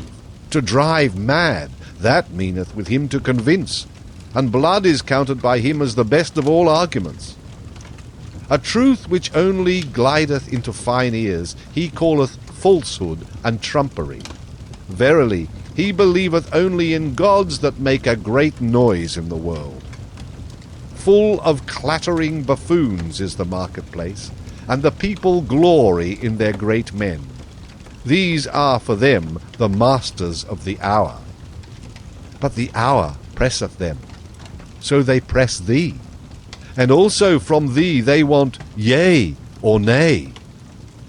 Alas, thou wouldst set thy chair betwixt for and against? On account of those absolute and impatient ones, be not jealous, thou lover of truth. Never yet did truth cling to the arm of an absolute one. On account of those abrupt ones, return into thy security. Only in the marketplace is one assailed by yea or nay. Slow is the experience of all deep fountains. Long have they to wait until they know what hath fallen into their depth. Away from the marketplace, and from fame taketh place all that is great. Away from the marketplace, and from fame hath ever dwelt the devisers of new values. Flee, my friend, into thy solitude. I see thee stung all over by the poisonous flies. Flee thither where a rough, strong breeze bloweth. Flee into thy solitude. Thou hast lived too closely to the small and the pitiable. Flee from their invisible vengeance. Towards thee they have nothing but vengeance. Raise no longer an arm against them. Innumerable are they, and it is not thy lot to be a fly-flap. Innumerable are the small and pitiable ones, and of many a proud structure raindrops and weeds have been the ruin. Thou art not stone, but already hast thou become hollow by the numerous drops. Thou wilt yet break and burst by the numerous drops. Exhausted I see thee by poisonous flies. Bleeding I see thee, and torn at 100 spots, and thy pride will not even upbraid. Blood they would have from thee in all innocence. Blood their bloodless souls crave for, and they will sting therefore in all innocence. But thou, profound one, thou sufferest too profoundly even from small wounds, and ere thou hadst recovered, the same poison worm crawled over thy hand. Too proud art thou to kill these sweet tooths, but take care lest it be thy fate to suffer all their poisonous injustice. They buzz around thee also with their praise. Obtrusiveness is their praise. They want to be close to thy skin and thy blood. They flatter thee, as one flattereth a god or devil. They whimper before thee, as before a god or devil. What doth it come to? Flatterers are they, and whimperers, and nothing more. Often also do they show themselves to thee as amiable ones. But that hath ever been the prudence of the cowardly. Yea, the cowardly are wise. They think much about thee with their circumscribed souls. Thou art always suspected by them. Whatever is much thought about is at last thought suspicious. They punish thee for all thy virtues. They pardon thee in their inmost hearts only for thine errors. Because thou art gentle and of upright character, thou sayest, blameless are they for their small existence. But their circumscribed souls think, blamable is all great existence. Even when thou art gentle towards them, they still feel themselves despised by thee, and they repay thy beneficence with secret maleficence. Thy silent pride is always counter to their taste. They rejoice if once thou be humble enough to be frivolous. What we recognize in a man, we also irritate in him. Therefore be on your guard against the small ones. In thy presence they feel themselves small, and their baseness gleameth and gloweth against thee in invisible vengeance. Sawest thou not how often they became dumb when thou approached them, and how their energy left them like the smoke of an extinguishing fire? Yea, my friend, the bad conscience art thou of thy neighbours, for they are unworthy of thee. Therefore they hate thee, and would fain suck thy blood. Thy neighbours will always be poisonous flies. What is great in thee, that itself must make them more poisonous, and always more fly-like. Flee, my friend, into thy solitude, and thither where a rough strong breeze bloweth. It is not thy lot to be a fly-flap. Thus spoke Zarathustra. File 10. Chastity. I love the forest. It is bad to live in cities. There are too many of the lustful. Is it not better to fall in the hands of a murderer than into the dreams of a lustful woman? And just look at these men. Their eye saith it. They know nothing better on earth than to lie with a woman. Filth is at the bottom of their souls, and alas, if their filth hath still spirit in it. Would that ye were perfect, at least as animals. But to animals belongeth innocence. Do I counsel you to slay your instincts? I counsel you to innocence in your instincts. Do I counsel you to chastity? Chastity is a virtue with some, but with many almost a vice. These are continent, to be sure, but doggish lust looketh enviously out of all that they do. Even into the heights of their virtue and into their cold spirit doth this creature follow them with its discord. And how nicely can doggish lust beg for a piece of spirit when a piece of flesh is denied it? Ye love tragedies and all that breaketh the heart? But I am distrustful of your doggish lust. Ye have too cruel eyes, and ye look wantonly towards the sufferers. Hath not your lust just distinguished itself, and taken the name of fellow suffering? And also this parable give I unto you. Not a few who meant to cast out their devil went thereby into the swine themselves. To whom chastity is difficult, it is to be dissuaded, lest it become the road to hell, to filth and the lust of soul. Do I speak of filthy things? That is not the worst thing for me to do. Not when the truth is filthy, but when it is shallow, doth the discerning one go unwillingly into its waters. Verily, there are chaste ones from their very nature. They are gentler of heart, and laugh better and oftener than you. They laugh also at chastity, and ask, what is chastity? Is chastity not folly? But the folly came unto us, and not we unto it. We offered that guest harbour and heart. Now it dwelleth with us. Let it stay as long as it will. Thus spoke Zarathustra. The Friend. One is always too many about me, thinketh the anchorite. Always once one, that maketh two in the long run. I and me are always too earnestly in conversation. How could it be endured if there were not a friend? The friend of the anchorite is always the third one. The third one is the cork which preventeth the conversation of the two sinking into the depth. Ah, there are too many depths for all anchorites. Therefore do they long so much for a friend and for his elevation. Our faith in others betrayeth wherein we would fain have faith in ourselves. Our longing for a friend is our betrayer. And often with our love we want merely to overlap envy. And often when we attack and make ourselves enemies, to conceal that we are vulnerable. Be at least mine enemy. Thus speaketh the true reverence, which doth not venture to solicit friendship. If one would have a friend, then must one also be willing to wage war for him, and in order to wage war, one must be capable of being an enemy. One ought still to honour the enemy in one's friend. Canst thou go nigh unto thy friend, and not go over to him? In one's friend one shall have one's best enemy. Thou shalt be closest unto him with thy heart when thou withstandest him. Thou wouldst wear no raiment before thy friend?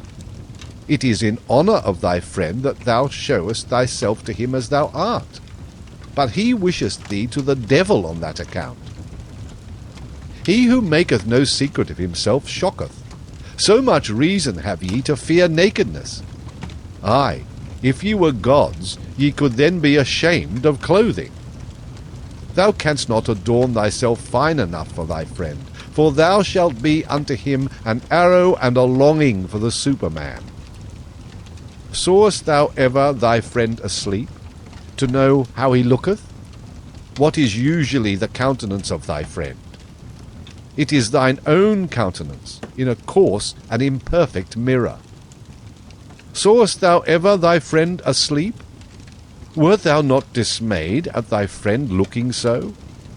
O my friend, man is something that hath to be surpassed. In divining and keeping silence shall the friend be a master.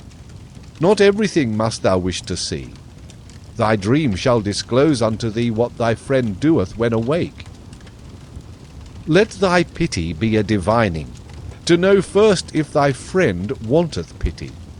Perhaps he loveth in thee the unmoved eye and the look of eternity. Let thy pity for thy friend be hid under a hard shell. Thou shalt bite out a tooth upon it. Thus will it have delicacy and sweetness. Art thou pure air and solitude and bread and medicine to thy friend? Many a one cannot loosen his own fetters, but is nevertheless his friend's emancipator. Art thou a slave? Then thou canst not be a friend. Art thou a tyrant? Then thou canst not have friends. Far too long hath there been a slave and a tyrant concealed in woman. On that account woman is not yet capable of friendship. She knoweth only love. In woman's love there is injustice and blindness to all she doth not love. And even in woman's conscious love there is still always surprise and lightning and night along with the light. As yet woman is not capable of friendship. Women are still cats and birds, or at the best, cows. As yet woman is not capable of friendship. But tell me, ye men, who of you is capable of friendship? O your poverty, ye men, and your sordidness of soul! As much as ye give to your friend will I give even to my foe, and will not have become more poorer thereby. There is comradeship. May there be friendship. Thus spoke Zarathustra. The 1001 Goals. Many lands saw Zarathustra, and many peoples. Thus he discovered the good and bad of many peoples. No greater power did Zarathustra find on earth than good and bad. No people could live without first valuing. If a people will maintain itself, however, it must not value as its neighbour valueth. Much that passed for good with one people was regarded with scorn and contempt by another. Thus I found it. Much found I here called bad, which was there decked with purple honours. Never did the one neighbour understand the other. Ever did his soul marvel at his neighbour's delusion and wickedness. A table of excellencies hangeth over every people. Lo, it is the table of their triumphs. Lo, it is the voice of their will to power. It is laudable what they think hard. What is indispensable and hard they call good, and what relieveth in the direst distress, the unique and hardest of all, they extol as holy. Whatever maketh them rule and conquer and shine, to the dismay and envy of their neighbours, they regard as the high and foremost thing, the test and the meaning of all else. Verily, my brother, if thou knewest but a people's need, its land, its sky, and its neighbour, then wouldst thou divine the law of its surmountings, and why it climbeth up that ladder to its hope. Always shalt thou be the foremost and prominent above others. No one shall thy jealous soul love except a friend. That made the soul of a Greek thrill. Thereby went he his way to greatness. To speak truth and be skilful with bow and arrow. So seemed it alike pleasing and hard to the people from whom cometh my name, the name which is alike pleasing and hard to me. To honour father and mother, and from the root of the soul to do their will. This table of surmounting hung another people over them, and became powerful and permanent thereby. To have fidelity, and for the sake of fidelity to risk honour and blood, even in evil and dangerous courses. Teaching itself so, another people mastered itself, and thus mastering itself became pregnant and heavy with great hopes. Verily, men have given unto themselves all their good and bad. Verily, they took it not, they found it not, it came not unto them as a voice from heaven. Values did man only assign to things in order to maintain himself. He created only the significance of things, a human significance. Therefore calleth he himself man, that is, the valuator. Valuing is creating. Hear it, ye creating ones. Valuation itself is the treasure and jewel of the valued things. Through valuation only is there value, and without valuation the nut of existence would be hollow. Hear it, ye creating ones. Change of values, that is, change of the creating ones, always doth he destroy who hath to be a creator. Creating ones were first of all peoples, and only in late times individuals. Verily, the individual himself is still the latest creation. Peoples once hung over them tables of the good. Love which would rule and love which would obey created for themselves such tables. Older is the pleasure in the herd than the pleasure in the ego. And as long as the good conscience is for the herd, the bad conscience only saith, ego. Verily, the crafty ego, the loveless one, that seeketh its advantage in the advantage of many, it is not the origin of the herd, but its ruin. Loving ones was it always, and creating ones that created good and bad. Fire of love groweth in the names of all the virtues, and fire of wrath. Many lands saw Zarathustra, and many peoples. No greater power did Zarathustra find on earth than the creations of the loving ones. Good and bad are they called. Verily, a prodigy is this power of praising and blaming. Tell me, ye brethren, who will master it for me? Who will put a fetter upon the 1,000 necks of this animal? 1,000 goals have there been hitherto, for 1,000 peoples have there been. Only the fetter for the 1,000 necks is still lacking. There is lacking the one goal.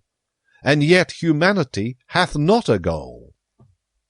But pray tell me, my brethren, if the goal of humanity be still lacking, is there not also still lacking humanity itself? Thus spoke Zarathustra. File 11. Neighbour love. Ye crowd around your neighbour, and have fine words for it. But I say unto you, your neighbour love is your bad love of yourselves. Ye flee unto your neighbour from yourselves, and would fain make a virtue thereof. But I fathom your unselfishness. The thou is older than the I. The thou hath been consecrated, but not yet the I. So man presseth nigh upon his neighbour. Do I advise you to neighbour love?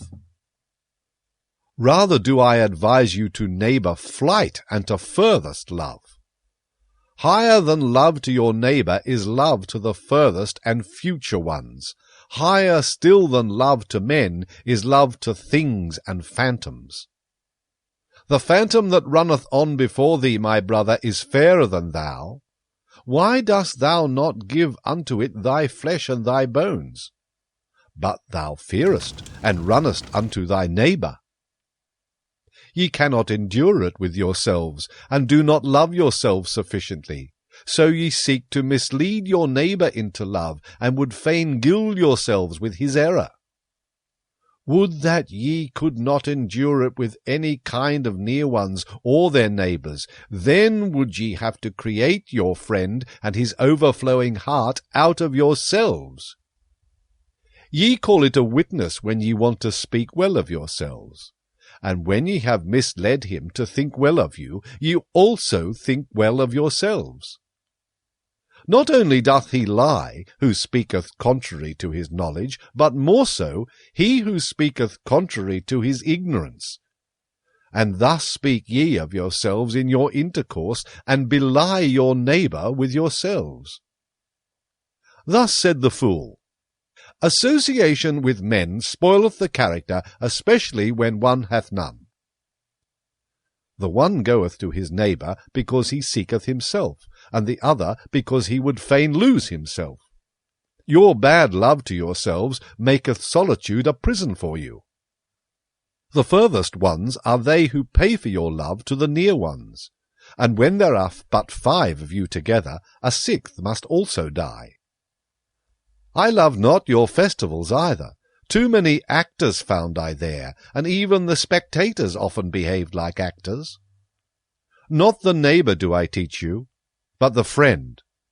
Let the friend be the festival of the earth to you, and a foretaste of the Superman. I teach you the friend and his overflowing heart, but one must know how to be a sponge if one would be loved by overflowing hearts. I teach you the friend in whom the world standeth complete, a capsule of the good, the creating friend who hath always a complete world to bestow. And as the world unrolled itself for him, so rolleth it together again for him in rings, as the growth of good through evil, as the growth of purpose out of chance. Let the future and the furthest be the motive of thy today. In thy friend shalt thou love the Superman as thy motive. My brethren, I advise you not to neighbour love. I advise you to furthest love. Thus spoke Zarathustra. The way of creating one. Wouldst thou go into isolation, my brother? Wouldst thou seek the way unto thyself? Tarry yet a little, and hearken unto me. He who seeketh may easily get lost himself.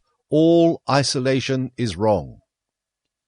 So say the herd, and long didst thou belong to the herd. The voice of the herd will still echo in thee, and when thou sayest, I have no longer a conscience in common with you, then will it be a plaint and a pain. Lo, that pain itself did the same conscience produce, and the last gleam of that conscience still gloweth on thine affliction. But thou wouldst go the way of thine affliction, which is the way unto thyself? Then show me thine authority and thy strength to do so. Art thou a new strength and a new authority? A first motion? A self-rolling wheel?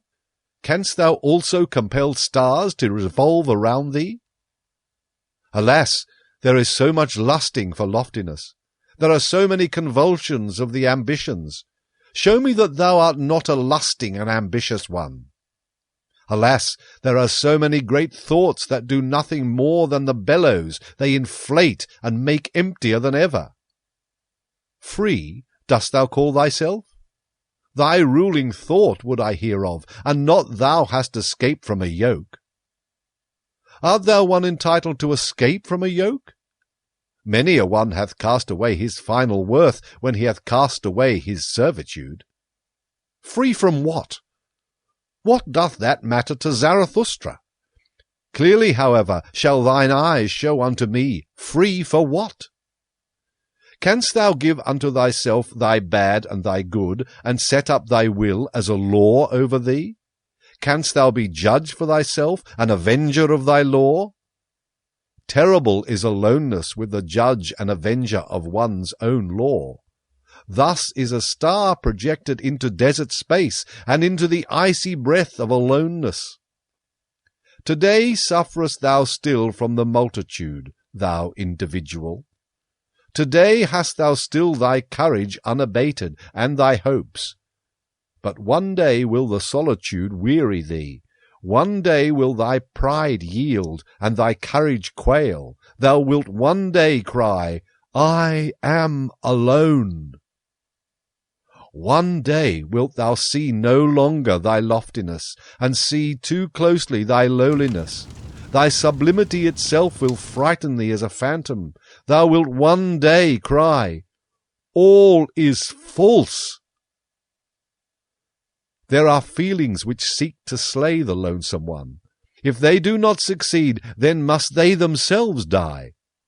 But art thou capable of it, to be a murderer?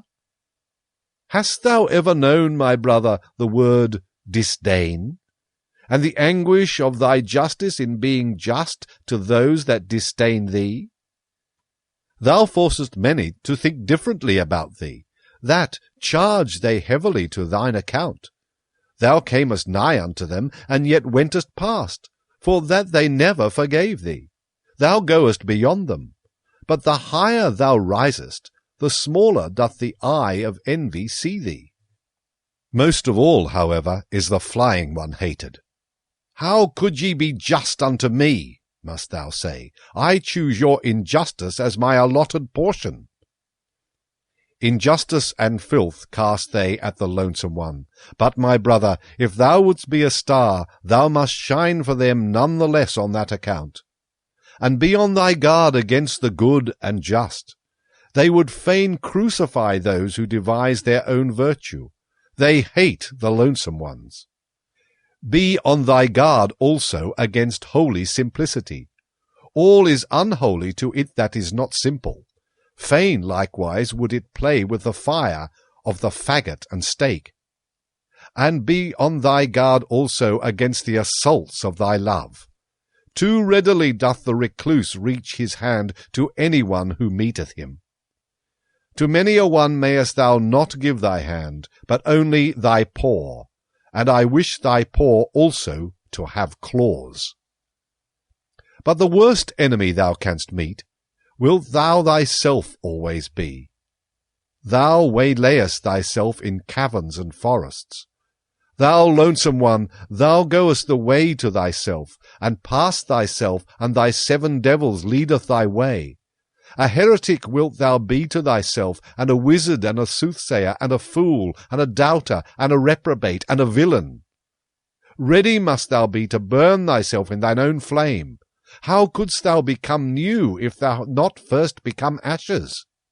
Thou lonesome one, thou goest the way of the creating one. A god wilt thou create for thyself out of thy 7 devils. Thou lonesome one, thou goest the way of the loving one. Thou lovest thyself, and on that account despisest thou thyself, as only the loving ones despise. To create desireth the loving one, because he despiseth. What knoweth he of love, who hath not been obliged to despise just what he loved? With thy love go into thine isolation, my brother, and with thy creating. And late only will justice limp after thee.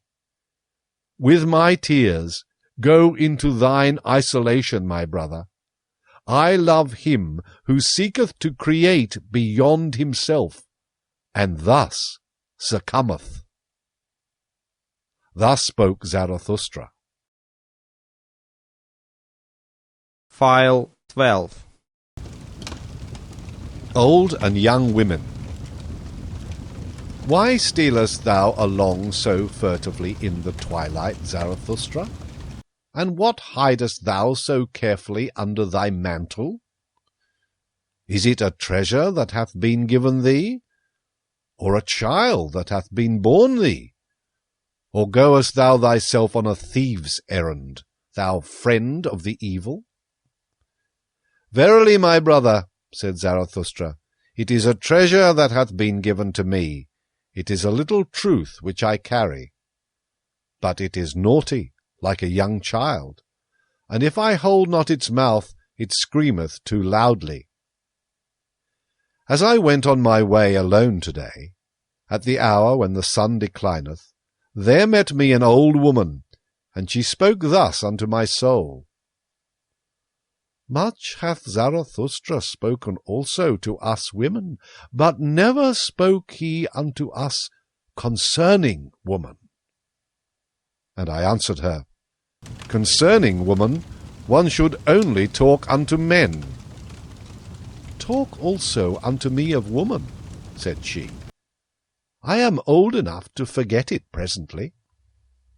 And I obliged the old woman, and spoke thus to her. Everything in woman is a riddle, and everything in woman hath one solution. It is called pregnancy. Man is for woman a means. The purpose is always the child. But what is woman for man? 2 different things wanteth the true man, danger and diversion. Therefore wanteth he woman as the most dangerous plaything. Man shall be trained for war, and woman for the recreation of the warrior. All else is folly. 2 sweet fruits, these the warrior liketh not. Therefore liketh he woman. Bitter is even the sweetest woman. Better than man doth woman understand children, but man is more childish than woman. In the true man there is a child hidden. It wanteth to play. Up then, ye women, and discover the child in man. A plaything let woman be, pure and fine like the precious stone, illumined with the virtues of a world not yet come. Let the beam of a star shine in your love. Let your hope say, May I bear the Superman. In your love let there be valour. With your love shall ye assail him who inspireth you with fear. In your love be your honour. Little doth woman understand otherwise about honour. But let this be your honour, always to love more than ye are loved, and never be the second. Let man fear woman when she loveth. Then maketh she every sacrifice, and everything else she regardeth as worthless. Let man fear woman when she hateth, for man in his innermost soul is merely evil. Woman, however, is mean. Whom hateth woman most? Thus spoke the iron to the lodestone.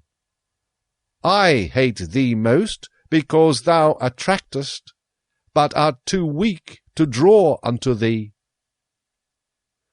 The happiness of man is, I will.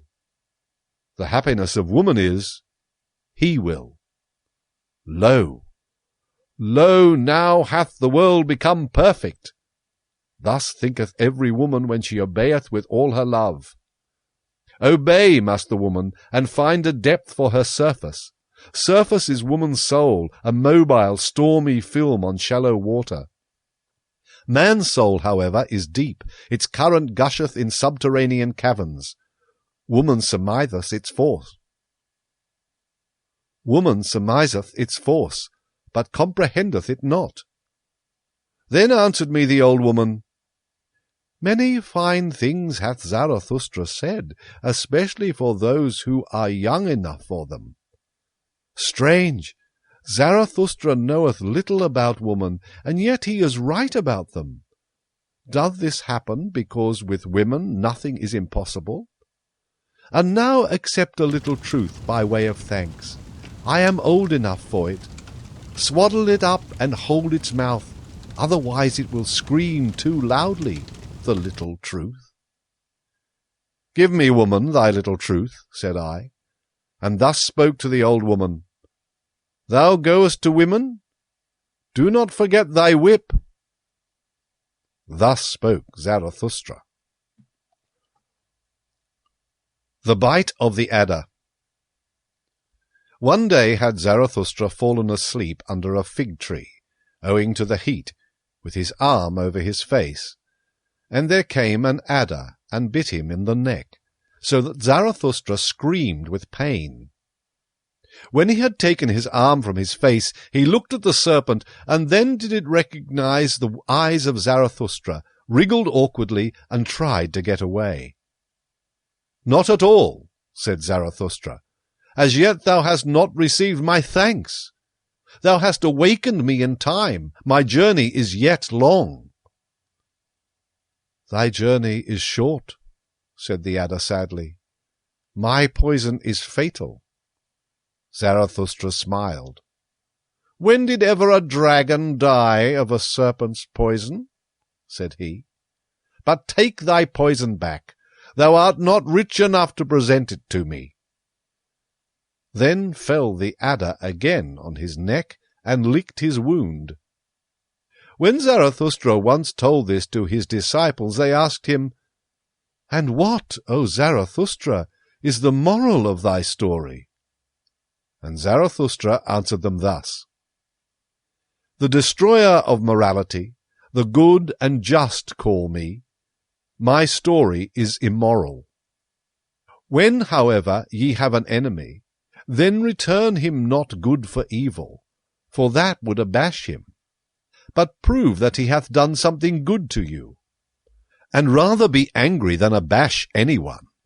And when ye are cursed, it pleaseth me not that ye should then desire to bless, rather curse a little also.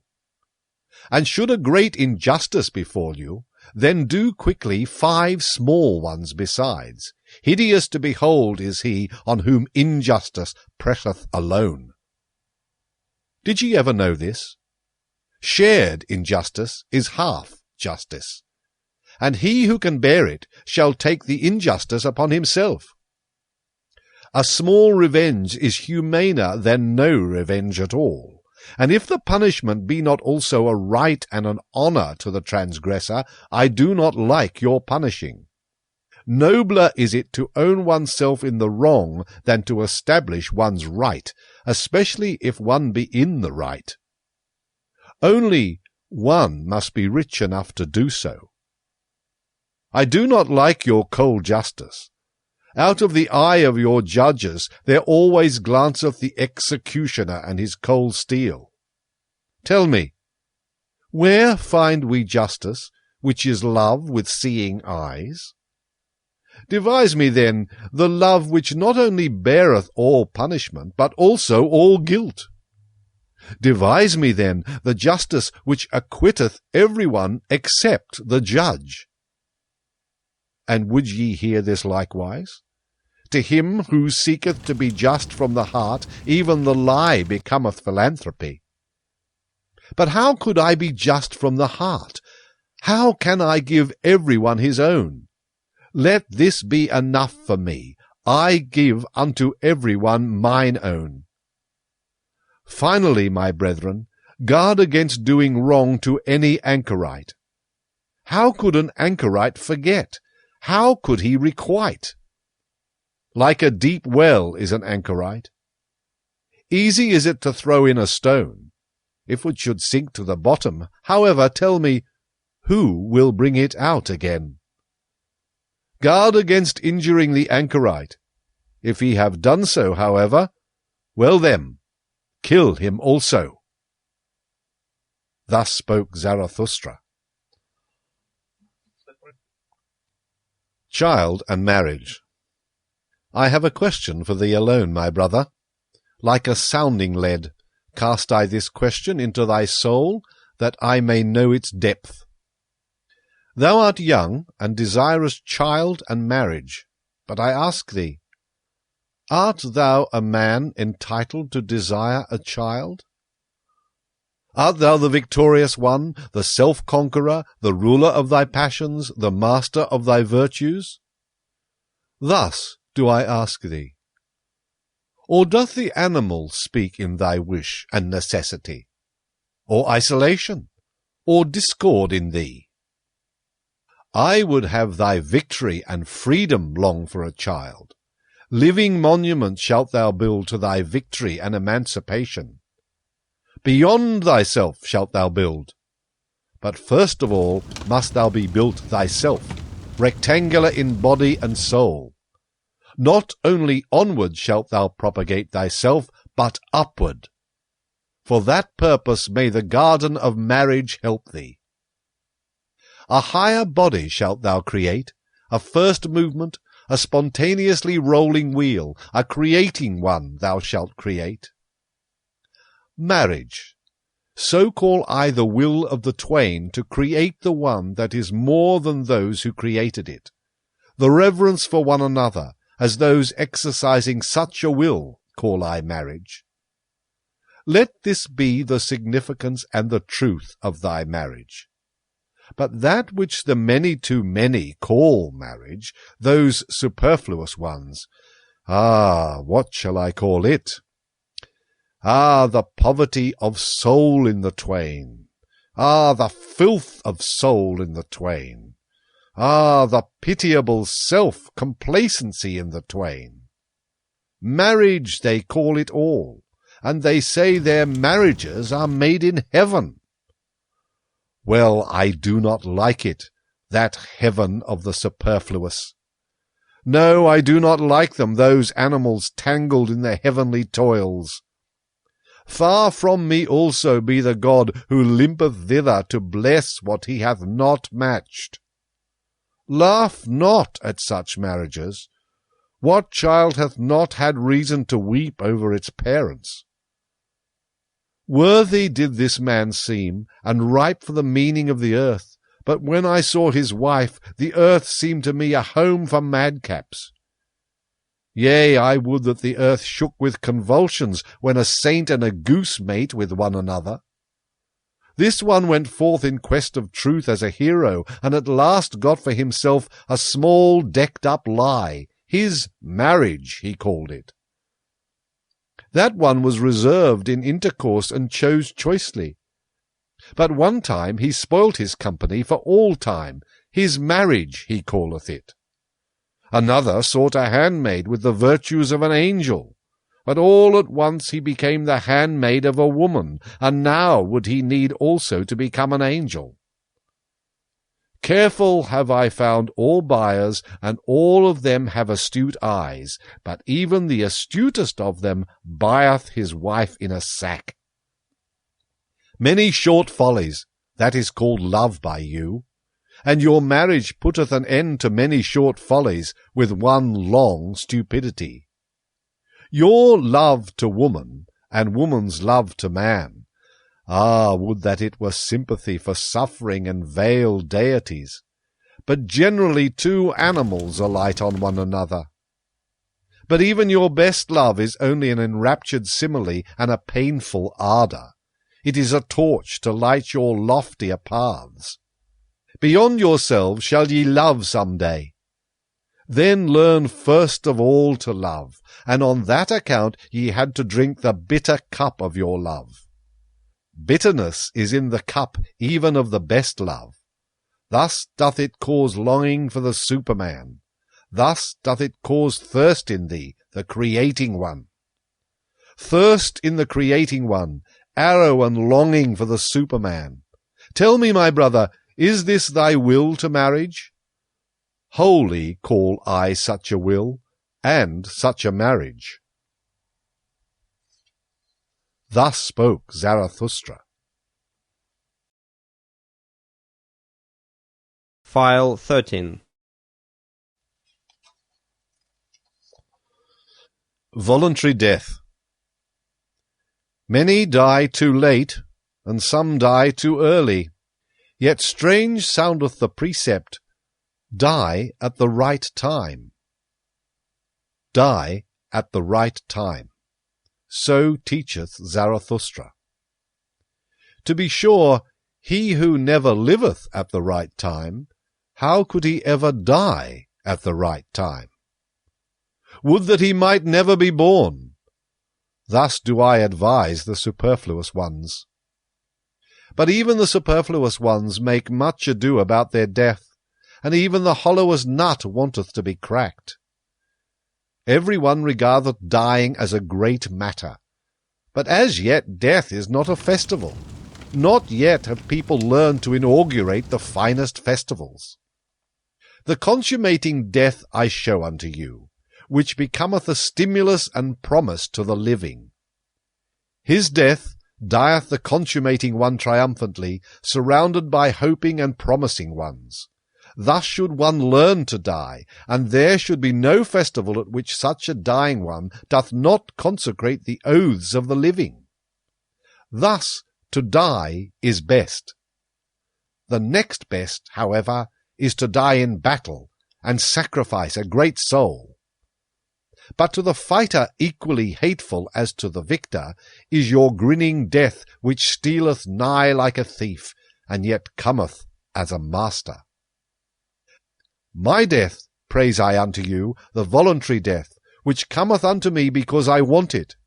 And when shall I want it? He that hath a goal and an heir wanteth death at the right time for the goal and the heir. And out of reverence for the goal and the heir, he will hang up no more withered wreaths in the sanctity of life. Verily, not the rope-makers will I resemble. They lengthen out their cord, and thereby go ever backward. Many a one also waxeth too old for his truths and triumphs. A toothless mouth hath no longer the right to every truth. And whoever wanteth to have fame must take leave of honour betimes, and practise the difficult art of going at the right time. One must discontinue being feasted upon when one tasteth best. That is known by those who want to be long loved. Sour apples are there, no doubt, whose lot is to wait until the last day of autumn, and at the same time they become ripe, yellow, and shrivelled. In some ageth the heart first, and in others the spirit. And some are hoary in youth, but the late young keep long young. To many men life is a failure. A poison worm gnaweth at their heart. Then let them see to it that their dying is all the more a success. Many never become sweet. They rot even in the summer. It is cowardice that holdeth them fast to their branches. Far too many live, and far too long hang they on their branches. Would that a storm came and shook all this rottenness and worm-eatenness from the tree. Would that there came preachers of speedy death, Those would be the appropriate storms and agitators of the trees of life. But I hear only slow death preached, and patience with all that is earthly. Ah, ye preach patience with what is earthly? This earthly is it that hath too much patience with you, ye blasphemers. Verily, too early died that Hebrew whom the preachers of slow death honour, and to many hath it proved a calamity that he died too early.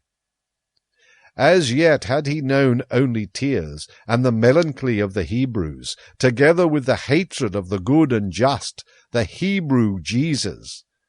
Then was he seized with the longing for death. Had he but remained in the wilderness, and far from the good and just, then perhaps would he have learned to live, and love the earth, and laughter also. Believe it, my brethren, he died too early. He himself would have disavowed his doctrine had he attained to my age. Noble enough was he to disavow. But he was still immature.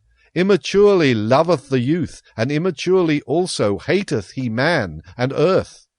Confined and awkward are still his soul and the wings of his spirit. But in man there is more of the child than in the youth, and less of melancholy. Better understandeth he about life and death. Free for death, and free in death. A holy naysayer, when there is no longer time for yea. Thus understandeth he about death and life. That your dying may not be a reproach to man and the earth, my friends, that do I solicit from the honey of your soul. In your dying shall your spirit and your virtue still shine like an evening afterglow around the earth.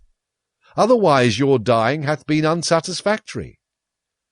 Thus will I die myself, that ye, friends, may love the earth more for my sake, and earth will I again become, to have rest in her that bore me. Verily, a goal had Zarathustra. He threw his ball. Now be ye, friends, the heirs of my goal. To you throw I the golden ball. Best of all do I see you, my friends, throw the golden ball. And so tarry I still a little while on the earth. Pardon me for it. Thus spoke Zarathustra. Bestowing virtue. When Zarathustra had taken leave of the town to which his heart was attached, the name of which is the Pied Cow, there followed him many people who called themselves his disciples and kept him company. Thus came they to a crossroads. Then Zarathustra told them that he now wanted to go alone, for he was fond of going alone. His disciples, however, presented him at his departure with a staff, on the golden handle of which a serpent twined around the sun. Zarathustra rejoiced on account of the staff, and supported himself thereon. Then spoke he thus to his disciples. Tell me, pray, how came gold to the highest value? Because it is uncommon, and unprofiting, and beaming, and soft in lustre. It always bestoweth itself. Only as an image of the highest virtue came gold to the highest value. Gold-like beameth the glance of the bestower. Gold lustre maketh peace between moon and sun. Uncommon is the highest virtue, and unprofiting, beaming is it, and soft of lustre. A bestowing virtue is the highest virtue. Verily I divine you well, my disciples. Ye strive like me for the bestowing virtue. What should ye have in common with cats and wolves? It is your thirst to become sacrifices and gifts yourselves, and therefore have ye the thirst to accumulate all riches in your soul. Insatiably striveth your soul for treasures and jewels, because your virtue is insatiable in desiring to bestow. Ye constrain all things to flow towards you and into you, so that they shall flow back again out of your fountain as the gifts of your love. Verily, an appropriator of all values must such bestowing love become. But healthily and wholly call I this selfishness. Another selfishness is there, an all too poor and hungry kind, which would always steal, the selfishness of the sick, the sickly selfishness. With the eye of the thief it looketh upon all that is lustrous. With the craving of hunger it measureth him who hath abundance, and even doth it prowl round the tables of bestowers. Sickness speaketh in such craving, an invisible degeneration. Of a sickly body speaketh the larcenous craving of this selfishness. Tell me, my brother, what do we think bad and worst of all? Is it not degeneration? And we always suspect degeneration when the bestowing soul is lacking. Upward goeth our course from genera to the supergenera. But a horror to us is the degenerating sense, which saith, all for myself. Upward soareth our sense. Thus is it a simile of our body, a simile of an elevation. Such similes of elevations are the names of the virtues. Thus goeth the body through history, a becomer and fighter. And the spirit, what is it to the body? Its fights and victories herald, its companion and echo. Similes are all names of good and evil. They do not speak out, they only hint. A fool who seeketh knowledge from them. Give heed, my brethren, to every hour when your spirit would speak in similes. There is the origin of your virtue. Elevated is then your body and raised up, with its delight enraptureth it the spirit, so that it becometh creator and valuer and lover and everything's benefactor. When your heart overfloweth broad and full like the river, a blessing and a danger to the lowlanders, there is the origin of your virtue. When ye are exalted above praise and blame, and your will would command all things as a loving one's will, there is the origin of your virtue. When ye despise pleasant things and the effeminate couch, and cannot couch far enough from the effeminate, there is the origin of your virtue. When ye are willers of one will, and when that change of every need is needful to you, there is the origin of your virtue.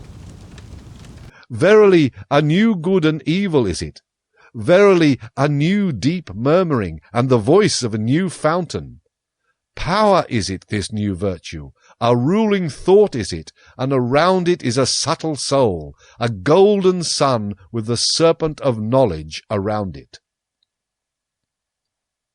Here paused Zarathustra a while, and looked lovingly on his disciples. Then he continued to speak thus, and his voice had changed. Remain true to the earth, my brethren, with the power of your virtue. Let your bestowing love and your knowledge be devoted to be the meaning of the earth. Thus do I pray and conjure you. Let it not fly away from the earthly, and beat against eternal walls with its wings. Ah, there hath always been so much flown away virtue. Lead, like me, the flown away virtue back to the earth, yea, back to body and life, that it may give to the earth its meaning, a human meaning. 100 times hitherto hath spirit as well as virtue flown away and blundered. Alas, in our body dwelleth still all this delusion and blundering. Body and will hath it there become. 100 times hitherto hath spirit as well as virtue attempted and erred. Yea, an attempt hath man been. Alas, much ignorance and error hath become embodied in us. Not only the rationality of millennia, also their madness breaketh out in us. Dangerous is it to be an heir. Still fight we step by step with the giant chance, and over all mankind hath hitherto ruled nonsense, the lack of sense. Let your spirit and your virtue be devoted to the sense of the earth, my brethren.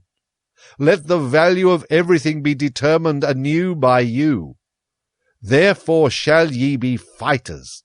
Therefore shall ye be creators. Intelligently doth the body purify itself. Attempting with intelligence, it exalteth itself. To the discerners all impulses sanctify themselves. To the exalted the soul becometh joyful.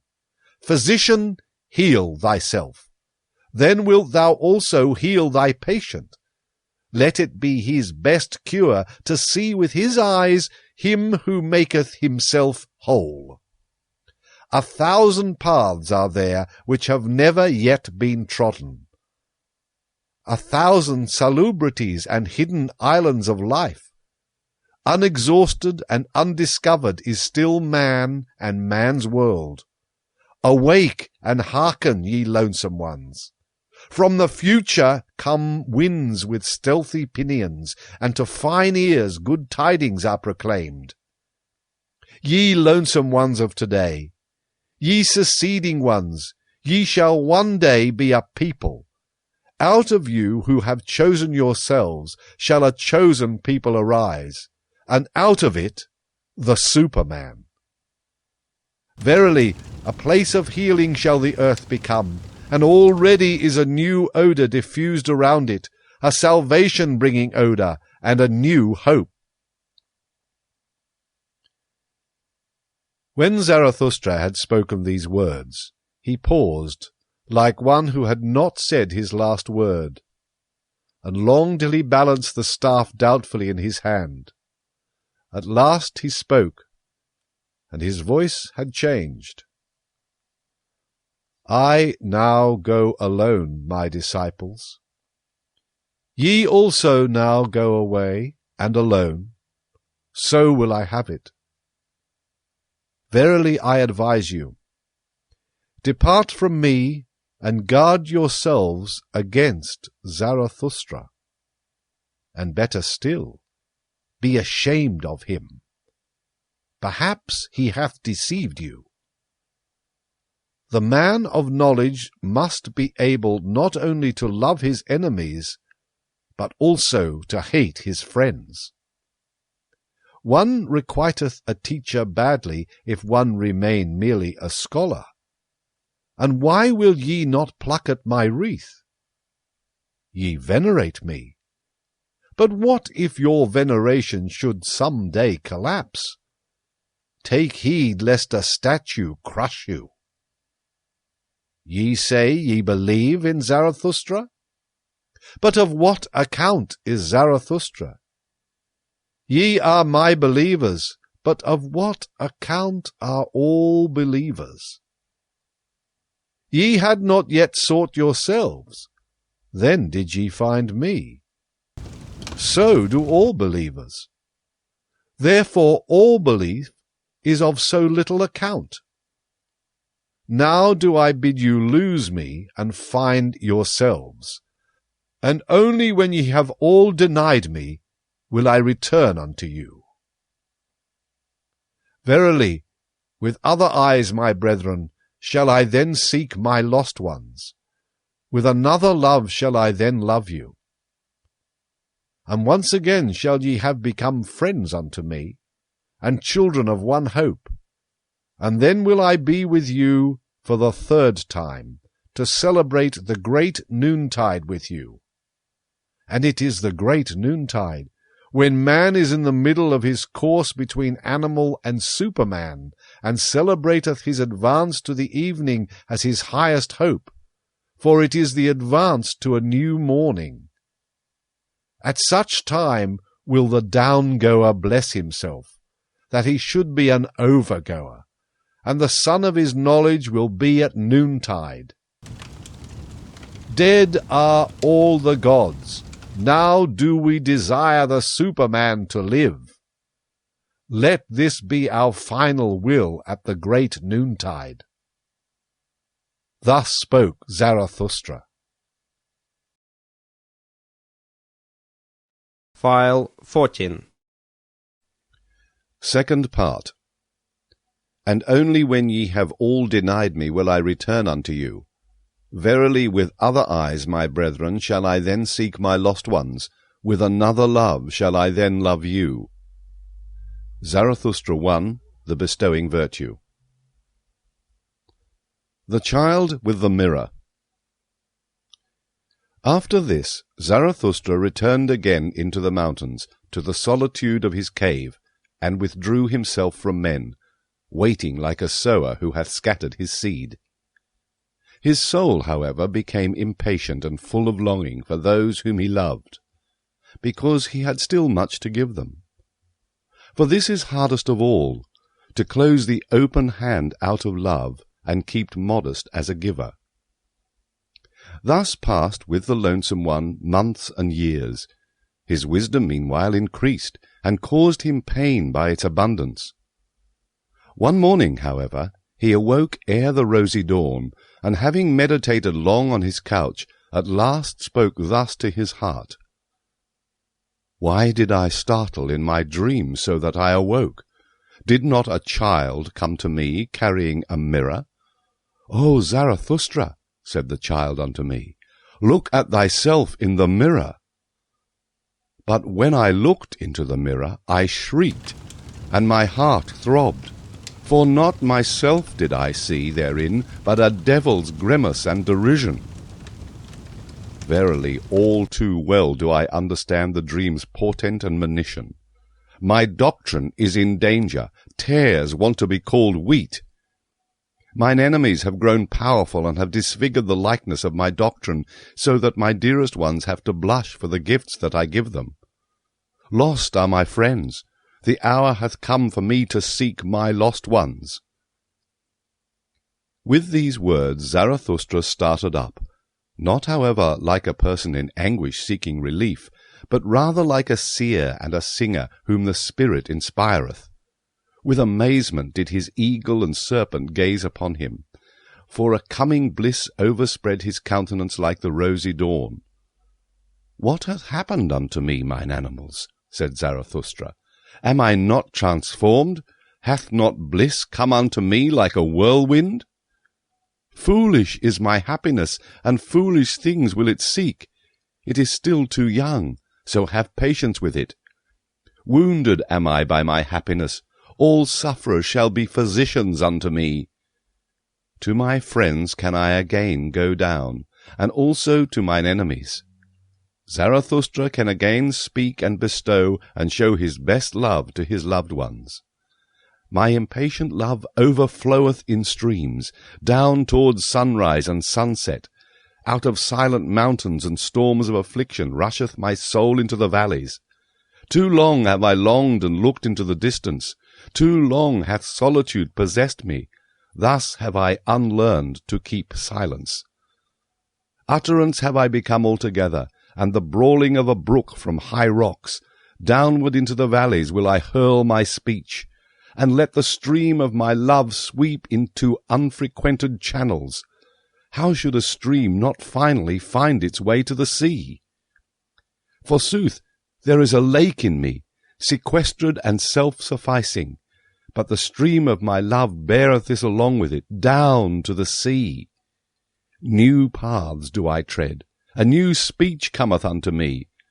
Tired have I become, like all creators of old tongues. No longer will my spirit walk on worn-out souls. Too slowly runneth all speaking for me. Into thy chariot, O storm, do I leap, and even thee will I whip with my spite. Like a cry and a huzzah will I traverse wide seas, till I find the happy isles where my friends sojourn, and mine enemies amongst them. How I now love every one unto whom I may but speak. Even mine enemies pertain to my bliss. And when I want to mount my wildest horse, then doth my spear always help me up best. It is my foot's ever-ready servant, the spear which I hurl at mine enemies. How grateful am I to mine enemies that I may at last hurl it! Too great hath been the tension of my cloud. 'Twixt laughters of lightnings will I cast hail showers into the depths. Violently will my breast then heave, violently will it blow its storm over the mountains. Thus cometh its assuagement. Verily, like a storm cometh my happiness and my freedom. But mine enemies shall think that the evil one roareth over their heads.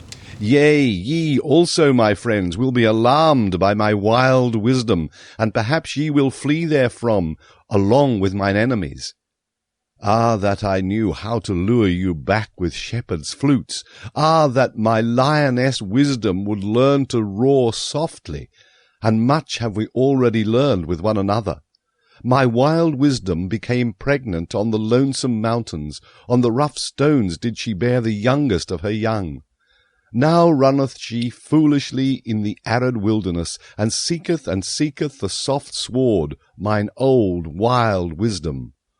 On the soft sward of your hearts, my friends, on your love, would she fain couch her dearest one. Thus spoke Zarathustra.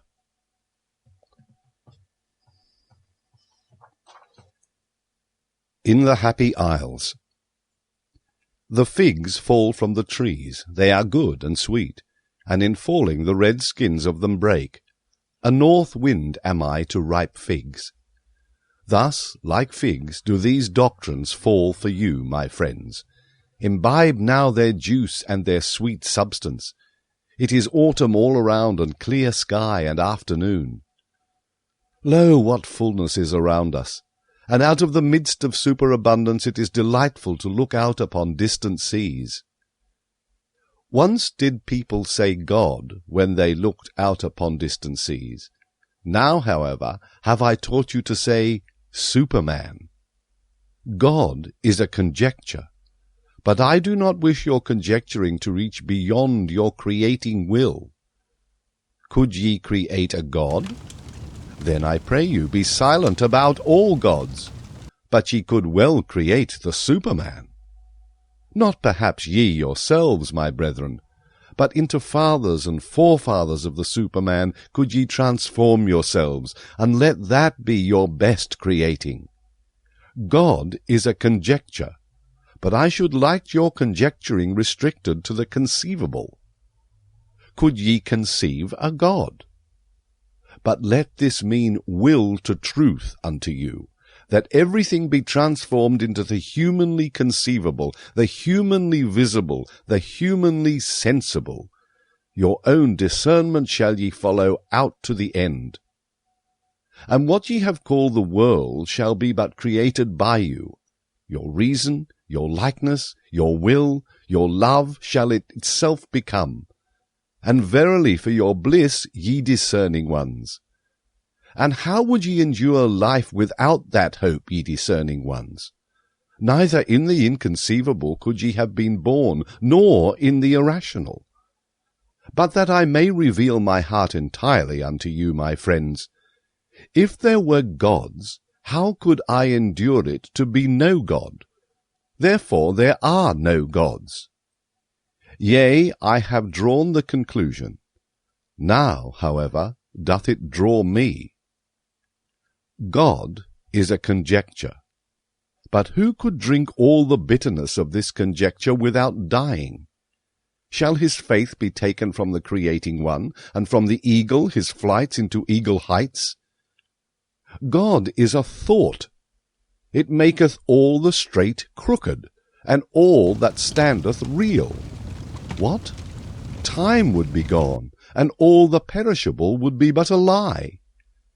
To think this is giddiness and vertigo to human limbs, and even vomiting to the stomach. Verily, the reeling sickness do I call it, to conjecture such a thing. Evil do I call it, and misanthropic. All that teaching about the one and the plenum, and the unmoved, and the sufficient, and the imperishable, all the imperishable, that's but a simile, and the poets lie too much. But of time and of becoming shall the best simile speak. A praise shall they be, and a justification of all perishableness. Creating, That is the great salvation from suffering and life's alleviation. But for the Creator to appear, suffering itself is needed, and much transformation. Yea, much bitter dying must there be in your life, ye creators. Thus are ye advocates and justifiers of all perishableness. For the Creator himself to be the newborn child, he must also be willing to be the child-bearer, and endure the pangs of the child-bearer. Verily, through 100 souls went I my way, and through 100 cradles and birth-throes. Many a farewell have I taken. I know the heart-breaking last hours. But so willeth it my creating will, my fate, or to tell you it more candidly, just such a fate willeth my will. All feeling suffereth in me, and is in prison, but my willing ever cometh to me as mine emancipator and comforter. Willing emancipateth. That is the true doctrine of will and emancipation. So teacheth you Zarathustra. No longer willing, and no longer valuing, and no longer creating, that great debility may ever be far from me.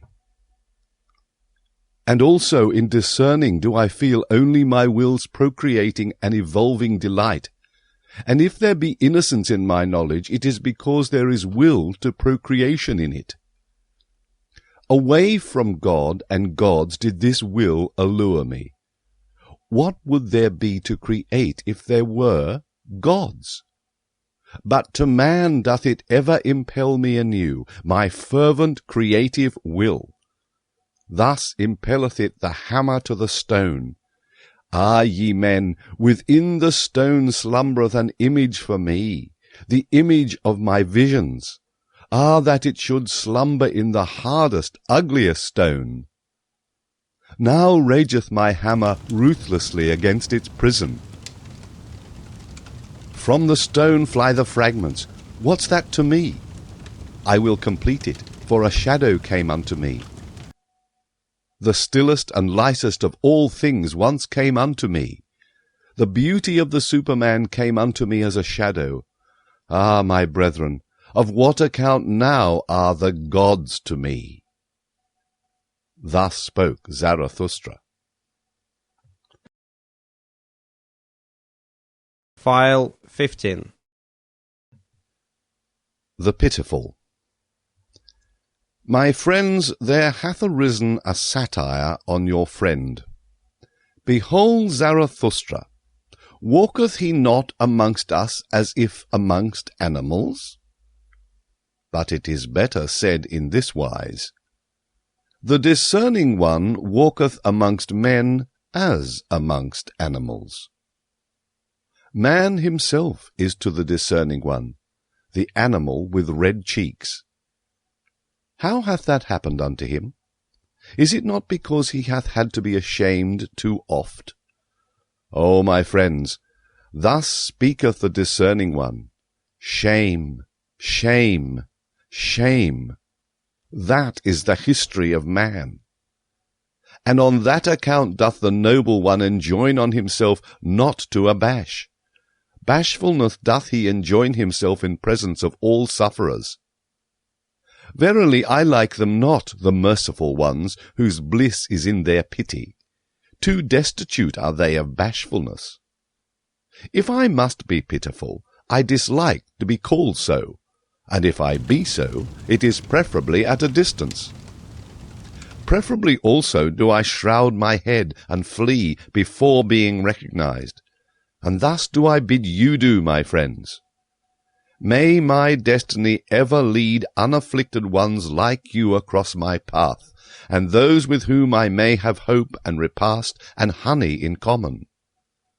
Verily I have done this and that for the afflicted, but something better did I always seem to do when I had learned to enjoy myself better. Since humanity came into being, man hath enjoyed himself too little. That alone, my brethren, is our original sin. And when we learn better to enjoy ourselves, then do we unlearn best to give pain unto others, and to contrive pain. Therefore do I wash the hand that hath helped the sufferer. Therefore do I wipe also my soul.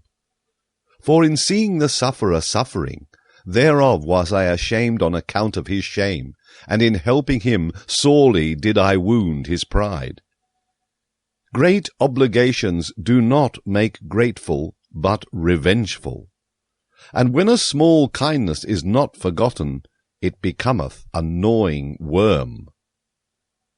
Be shy in accepting, distinguish by accepting. Thus do I advise those who have naught to bestow. I, however, am a bestower. Willingly do I bestow as friend to friends. Strangers, however, and the poor may pluck for themselves the fruit from my tree. Thus doth it cause less shame. Beggars, however, one should entirely do away with. Verily it annoyeth one to give unto them, and it annoyeth one not to give unto them. And likewise sinners and bad consciences. Believe me, my friends, the sting of conscience teacheth one to sting. The worst things, however, are the petty thoughts. Verily, better to have done evilly than to have thought pettily. To be sure ye say, the delight in petty evils spareth one many a great evil deed. But here one should not wish to be sparing. Like a boil is the evil deed. It itcheth and irritateth and breaketh forth. It speaketh honourably. Behold, I am a disease, saith the evil deed. That is its honourableness. But like infection is the petty thought. It creepeth and hideth, and wanteth to be nowhere, until the whole body is decayed and withered by the petty infection. To him, however, who is possessed of a devil, I would whisper this word in the ear. Better for thee to rear up thy devil. Even for thee there is still a path to greatness. Ah, my brethren, one knoweth a little too much about every one, and many a one becometh transparent to us, but still we can by no means penetrate him. It is difficult to live among men because silence is so difficult. And not to him who is offensive to us are we most unfair, but to him who doth not concern us at all. If, however, thou hast a suffering friend, then be a resting place for his suffering, like a hard bed, however, a camp bed. Thus wilt thou serve him best. And if a friend doeth thee wrong, then say, I forgive thee what thou hast done unto me. That thou hast done it unto thyself, however, how could I forgive that? Thus speaketh all great love. It surpasseth even forgiveness and pity. One should hold fast one's heart, for when one letteth it go, how quickly doth one's head run away. Ah, where in the world have there been greater follies than with the pitiful? And what in the world hath caused more suffering than the follies of the pitiful? Woe unto all loving ones who have not an elevation which is above their pity. Thus spoke the devil unto me once on a time. Even God hath his hell, it is his love for man. And lately did I hear him say these words, God is dead, of his pity for man hath God died. So be ye warned against pity. From thence there yet cometh unto men a heavy cloud. Verily I understand weather signs. But attend also to this word. All great love is above all its pity, for it seeketh to create what is loved. Myself do I offer unto my love, and my neighbour as myself. Such is the language of all creators. All creators, however, are hard. Thus spoke Zarathustra. The Priests. And one day Zarathustra made a sign to his disciples, and spoke these words unto them. Here are priests, but although they are mine enemies, pass them quietly and with sleeping swords. Even among them there are heroes. Many of them have suffered too much, so they want to make others suffer. Bad enemies are they. Nothing is more revengeful than their meekness, and readily doth he soil himself who toucheth them. But my blood is related to theirs, and I want withal to see my blood honoured in theirs. And when they had passed, a pain attacked Zarathustra, but not long had he struggled with the pain, when he began to speak thus. It moveth my heart for those priests. They also go against my taste, but that is the smallest matter unto me, since I am among men. But I suffer and have suffered with them. Prisoners are they unto me, and stigmatized ones. He whom they call Saviour put them in fetters of false values and fatuous words. Oh, that someone would save them from their Saviour! On an isle they once thought they had landed, when the sea tossed them about. But behold, it was a slumbering monster. False values and fatuous words. These are the worst monsters for mortals. Long slumbereth and waiteth the fate that is in them. But at last it cometh and awaketh, and devoureth and engulfeth whatever hath built tabernacles upon it. Oh, just look at those tabernacles which those priests have built themselves. Churches they call their sweet-smelling caves. Oh, that falsified light, that mustified air, where the soul may not fly aloft to its height. But so enjoineth their belief. On your knees up the stair, ye sinners. Verily, rather would I see a shameless one than the distorted eyes of their shame and devotion. Who created for themselves such caves and penitent stairs? Was it not those who sought to conceal themselves, and were ashamed under the clear sky? And only when the clear sky looketh again through ruined roofs, and down upon grass and red poppies on ruined walls, will I again turn my heart to the seats of this God. They called God that which opposed and afflicted them, and verily there was much hero spirit in their worship. And they knew not how to love their God otherwise than by nailing men to the cross. As corpses they thought to live. In black draped they their corpses. Even in their talk do I still feel the evil flavour of charnel houses. And he who liveth nigh unto them liveth nigh unto black pools, wherein the toad singeth his song with sweet gravity. Better songs would they have to sing for me to believe in their Saviour. More like save ones would his disciples have to appear unto me. Naked would I like to see them, for beauty alone should preach penitence. But whom would that disguised affliction convince? Verily their Saviours themselves came not from freedom and freedom's seventh heaven. Verily they themselves never trod the carpets of knowledge. Of defects did the spirit of those Saviours consist, but into every defect had they put their illusion, their stopgap, which they called God.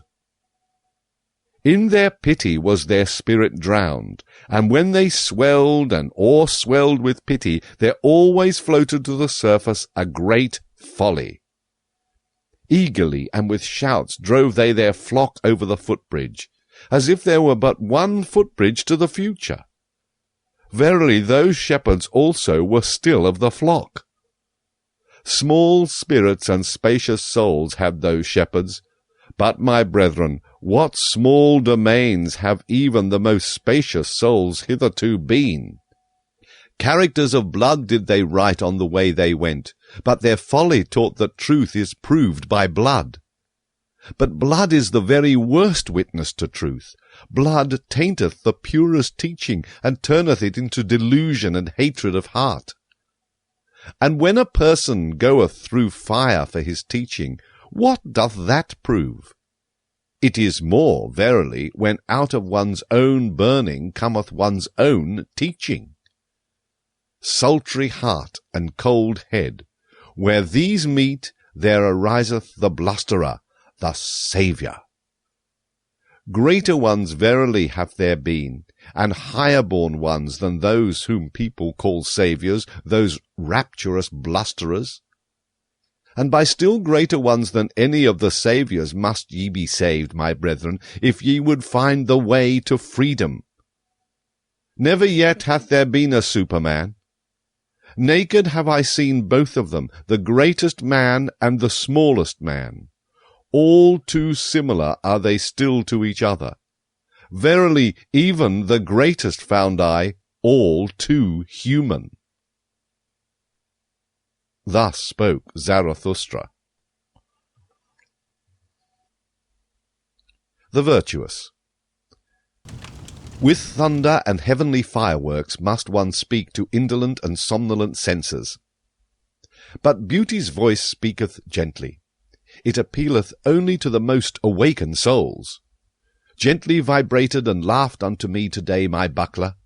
It was beauty's holy laughing and thrilling. At you, ye virtuous ones, laughed my beauty today, and thus came its voice unto me. They want to be paid besides.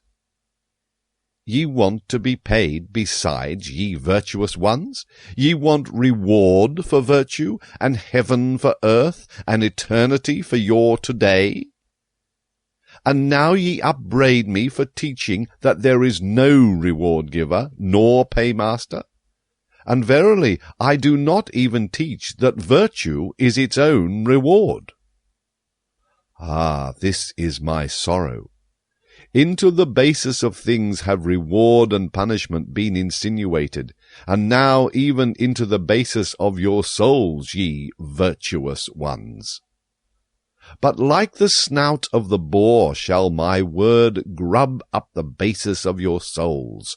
A ploughshare will I be called by you. All the secrets of your heart shall be brought to light, and when ye lie in the sun, grubbed up and broken, then will also your falsehood be separated from your truth.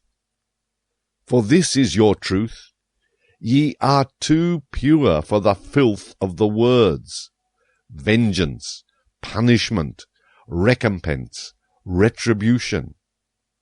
Ye love your virtue as a mother loveth her child. But when did one hear of a mother wanting to be paid for her love? It is your dearest self, your virtue. The ring's thirst is in you. To reach itself again struggleth every ring, and turneth itself. And like the star that goeth out, so is every work of your virtue. Even is its light on its way and travelling, and when will it cease to be on its way? Thus is the light of your virtue still on its way, even when its work is done. Be it forgotten and dead, still its ray of light liveth and travelleth. That your virtue is yourself, and not an outward thing, a skin or a cloak, that is the truth from the basis of your souls, ye virtuous ones. But sure enough, there are those to whom virtue meaneth writhing under the lash, and ye have hearkened too much unto their crying. And others are there who call virtue the slothfulness of their vices, and when once their hatred and jealousy relax the limbs, their justice becometh lively, and rubbeth its sleepy eyes. And others are there who are drawn downwards, their devils draw them. But the more they sink, the more ardently gloweth their eye, and the longing for their God. Ah, their crying also hath reached your ears, ye virtuous ones. What am I not, that this is God to me, and virtue? And others are there who go along heavily and creakingly, like carts taking stones downhill. They talk much of dignity and virtue. Their drag they call virtue. And others are there who are like 8-day clocks when wound up. They tick and want people to call ticking virtue. Verily, in those have I mine amusement. Wherever I find such clocks, I shall wind them up with my mockery, and they shall even whir thereby. And others are proud of their modicum of righteousness, and for the sake of it do violence to all things, so that the world is drowned in their unrighteousness. Ah, how ineptly cometh the word virtue out of their mouth! And when they say, I am just, it always soundeth like, I am just revenged. With their virtues they want to scratch out the eyes of their enemies, and they elevate themselves only that they may lower others. And again there are those who sit in their swamp, and speak thus from among the bulrushes. Virtue, that is to sit quietly in the swamp. We bite no one, and go out of the way of him who would bite, and in all matters we have the opinion that is given us. And again there are those who love attitudes, and think that virtue is a sort of attitude. Their knees continually adore, and their hands are eulogies of virtue, but their heart knoweth naught thereof. And again there are those who regard it as virtue to say, virtue is necessary. But after all they believe only that policemen are necessary. And many a one who cannot see men's loftiness call it virtue to see their baseness far too well. Thus calleth he his evil eye virtue. And some want to be edified and raised up, and call it virtue, and others want to be cast down, and likewise call it virtue. And thus do almost all think that they participate in virtue, and at least every one claimeth to be an authority on good and evil. But Zarathustra came not to say unto all those liars and fools, What do ye know of virtue? What could ye know of virtue? But that ye, my friends, might become weary of the old words which ye have learned from the fools and liars, that ye might become weary of the words reward, retribution, punishment, righteous, vengeance, that ye might become weary of saying that an action is good is because it is unselfish. Ah, my friends, that your very self be in your action, as the mother is in the child, let that be your formula of virtue. Verily, I have taken from you 100 formulae, and your virtue's favourite playthings, and now ye upbraid me as children upbraid. They played by the sea. Then came there a wave, and swept their playthings into the deep, and now they do cry. But the same wave shall bring them new playthings, and spread before them new speckled shells. Thus will they be comforted, and like them shall ye also, my friends, have your comforting, and new speckled shells. Thus spoke Zarathustra. File 16. The Rebel. Life is a well of delight, but where the rabble also drink, there all fountains are poisoned. To everything cleanly am I well disposed, but I hate to see the grinning mouths and the thirst of the unclean. They cast their eye down into the fountain, and now glanceth up to me their odious smile out of the fountain. The holy water have they poisoned with their lustfulness, and when they call their filthy dreams delight, then poison they also the words. Indignant becometh the flame when they put their damp hearts to the fire. The spirit itself bubbleth and smoketh when the rabble approach the fire. Mawkish and over-mellow becometh the fruit in their hands.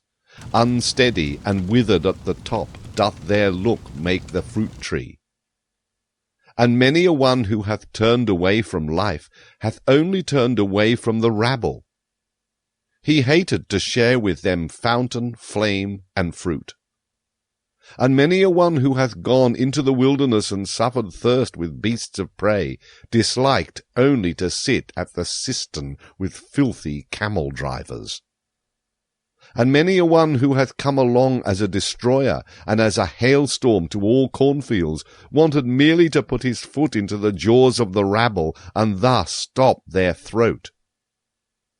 And it is not the mouthful which hath most choked me. To know that life itself requireth enmity and death and torture crosses. But I asked once, and suffocated almost with my question, what? Is the rabble also necessary for life? Are poison fountains necessary, and stinking fires, and filthy dreams, and maggots in the bread of life? Not my hatred, but my loathing, gnawed hungrily at my life. Ofttimes became I weary of spirit when I found even the rabble spiritual. And on the rulers turned I my back, when I saw what they now call ruling, to traffic and bargain for power with the rabble. Amongst peoples of a strange language did I dwell, with stopped ears, so that the language of their trafficking might remain strange unto me, and their bargaining for power. And holding my nose, I went morosely through all yesterdays and todays. Verily, badly smell all yesterdays and todays of the scribbling rabble. Like a cripple become deaf and blind and dumb, thus have I lived long, that I might not live with the power rabble, the scribe rabble, and the pleasure rabble. Toilsomely did my spirit mount stairs, and cautiously.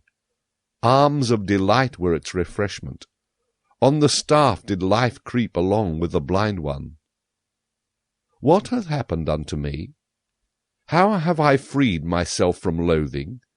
Who hath rejuvenated mine eye? How have I flown to the height where no rabble any longer sit at the wells? Did my loathing itself create for me wings and fountain-divining powers? Verily, to the loftiest height had I to fly, to find again the well of delight. Oh, I have found it, my brethren.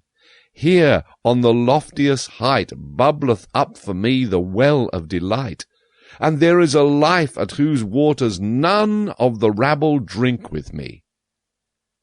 Almost too violently dost thou flow for me, thou fountain of delight, and often emptiest thou the goblet again in wanting to fill it. And yet must I learn to approach thee more modestly. Far too violently doth my heart still flow towards thee. My heart on which my summer burneth, my short, hot, melancholy, over-happy summer, how my summer heart longeth for thy coolness. Past the lingering distress of my spring, past the wickedness of my snowflakes in June, summer have I become entirely, and summer noontide, a summer on the loftiest height, with cold fountains and blissful stillness. Oh, come, my friends, that the stillness may become more blissful. For this is our height and our home. Too high and steep do we here dwell for all uncleanly ones and their thirst. Cast but your pure eyes into the well of my delight, my friends. How could it become turbid thereby? It shall laugh back to you with its purity. On the tree of the future build we our nest. Eagles shall bring us lone ones food in their beaks. Verily no food of which the impure could be fellow partakers.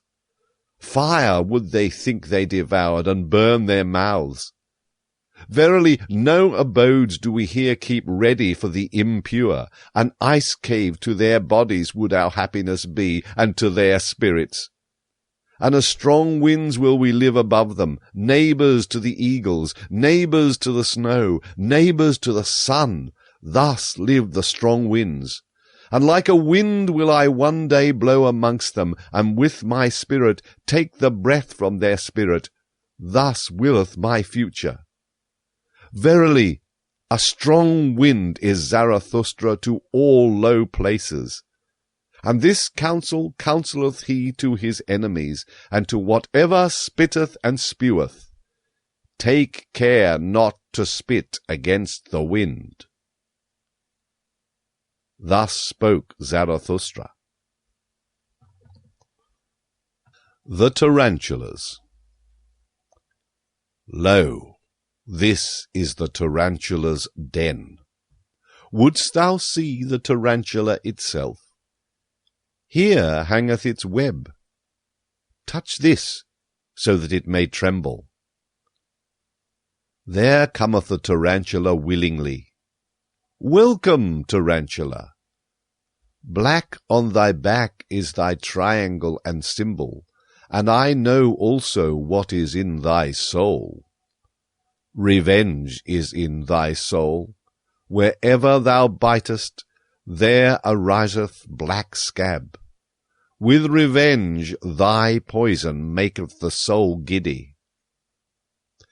Thus do I speak unto you in parable, ye who make the soul giddy, ye preachers of equality. Tarantulas are ye unto me, and secretly revengeful ones. But I will soon bring your hiding places to the light. Therefore do I laugh in your face my laughter of the height. Therefore do I tear at your web, that your rage may lure you out of your den of lies, and that your revenge may leap forth from behind your word, justice. Because for man to be redeemed from revenge, that is for me the bridge to the highest hope, and a rainbow after long storms. Otherwise, however, would the tarantulas have it, let it be very justice for the world to become full of the storms of our vengeance. Thus do they talk to one another. Vengeance will we use, and insult against all who are not like us. Thus do the tarantula hearts pledge themselves. And will to equality, that itself shall henceforth be the name of virtue, and against all that hath power we will raise an outcry. Ye preachers of equality, the tyrant frenzy of impotence crieth thus in you for equality. Your most secret tyrant longings disguise themselves thus in virtue words. Fretted conceit and suppressed envy, perhaps your father's conceit and envy, in you break they forth as flame and frenzy of vengeance. What the Father hath hid cometh out in the Son, and oft have I found in the Son the Father's revealed secret. Inspired ones they resemble, but it is not the heart that inspireth them, but vengeance. And when they become subtle and cold, it is not spirit, but envy that maketh them so. Their jealousy leadeth them also into thinkers' paths, and this is the sign of their jealousy. They always go too far, so that their fatigue hath at last to go to sleep on the snow. In all their lamentations soundeth vengeance, in all their eulogies is maleficence, and being judged seemeth to them bliss. But thus do I counsel you, my friends, distrust all in whom the impulse to punish is powerful. They are people of bad race and lineage. Out of their countenances peer the hangman and the sleuth-hound. Distrust all those who talk much of their justice. Verily in their souls not only honey is lacking, and when they call themselves the good and just, forget not that for them to be Pharisees nothing is lacking but power. My friends, I will not be mixed up and confounded with others. There are those who preach my doctrine of life, and are at the same time preachers of equality and tarantulas. That they speak in favour of life, though they sit in their den, these poison spiders, and withdrawn from life, is because they would thereby do injury. To those would they thereby do injury who have power at present, for with those the preaching of death is still most at home. Were it otherwise, then would the tarantulas teach otherwise, and they themselves were formerly the best world maligners and heretic burners. With these preachers of equality will I not be mixed up and confounded. For thus speaketh justice unto me, men are not equal, and neither shall they become so. What would be my love to the Superman if I spoke otherwise? On 1,000 bridges and piers shall they throng to the future, and always shall there be more war and inequality among them. Thus doth my great love make me speak. Inventors of figures and phantoms shall they be in their hostilities, and with those figures and phantoms shall they yet fight with each other the supreme fight. Good and evil, and rich and poor, and high and low, and all names of values. Weapons shall they be, and sounding signs, that life must again and again surpass itself. Aloft will it build itself with columns and stairs. Life itself into remote distances would it gaze, and out towards blissful beauties. Therefore doth it require elevation. And because it requireth elevation, therefore doth it require steps, and variance of steps, and climbers. To rise striveth life, and in rising to surpass itself. And just behold, my friends, here where the tarantula's den is, riseth aloft an ancient temple's ruins. Just behold it with enlightened eyes. Verily he who here towered aloft his thoughts in stone knew as well as the wisest ones about the secret of life. That there is struggle and inequality even in beauty, and war for power and supremacy, that doth he here teach us in the plainest parable. How divinely do vault and arch here contrast in the struggle! How with light and shade they strive against each other, the divinely striving ones! Thus, steadfast and beautiful, let us also be enemies, my friends. Divinely we will strive against one another. Alas! There hath the tarantula bit me myself, mine own enemy. Divinely steadfast and beautiful, it hath bit me on the finger. Punishment must there be, and justice. So thinketh it. Not gratuitously shall he here sing songs in honour of enmity. Yea, it hath revenged itself, and alas, now will it make my soul also dizzy with revenge. That I may not turn dizzy, however, bind me fast, my friends, to this pillar. Rather will I be a pillar saint than a whirl of vengeance. Verily, no cyclone or whirlwind is Zarathustra, and if he be a dancer, he is not at all a tarantula dancer. Thus spoke Zarathustra.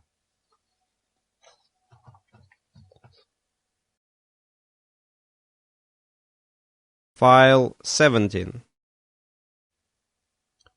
The famous wise ones. The people have ye served, and the people's superstition, not the truth, all ye famous wise ones. And just on that account did they pay you reverence. And on that account also did they tolerate your unbelief, because it was a pleasantry and a bypath for the people. Thus doth the master give free scope to his slaves, and even enjoyeth their presumptuousness.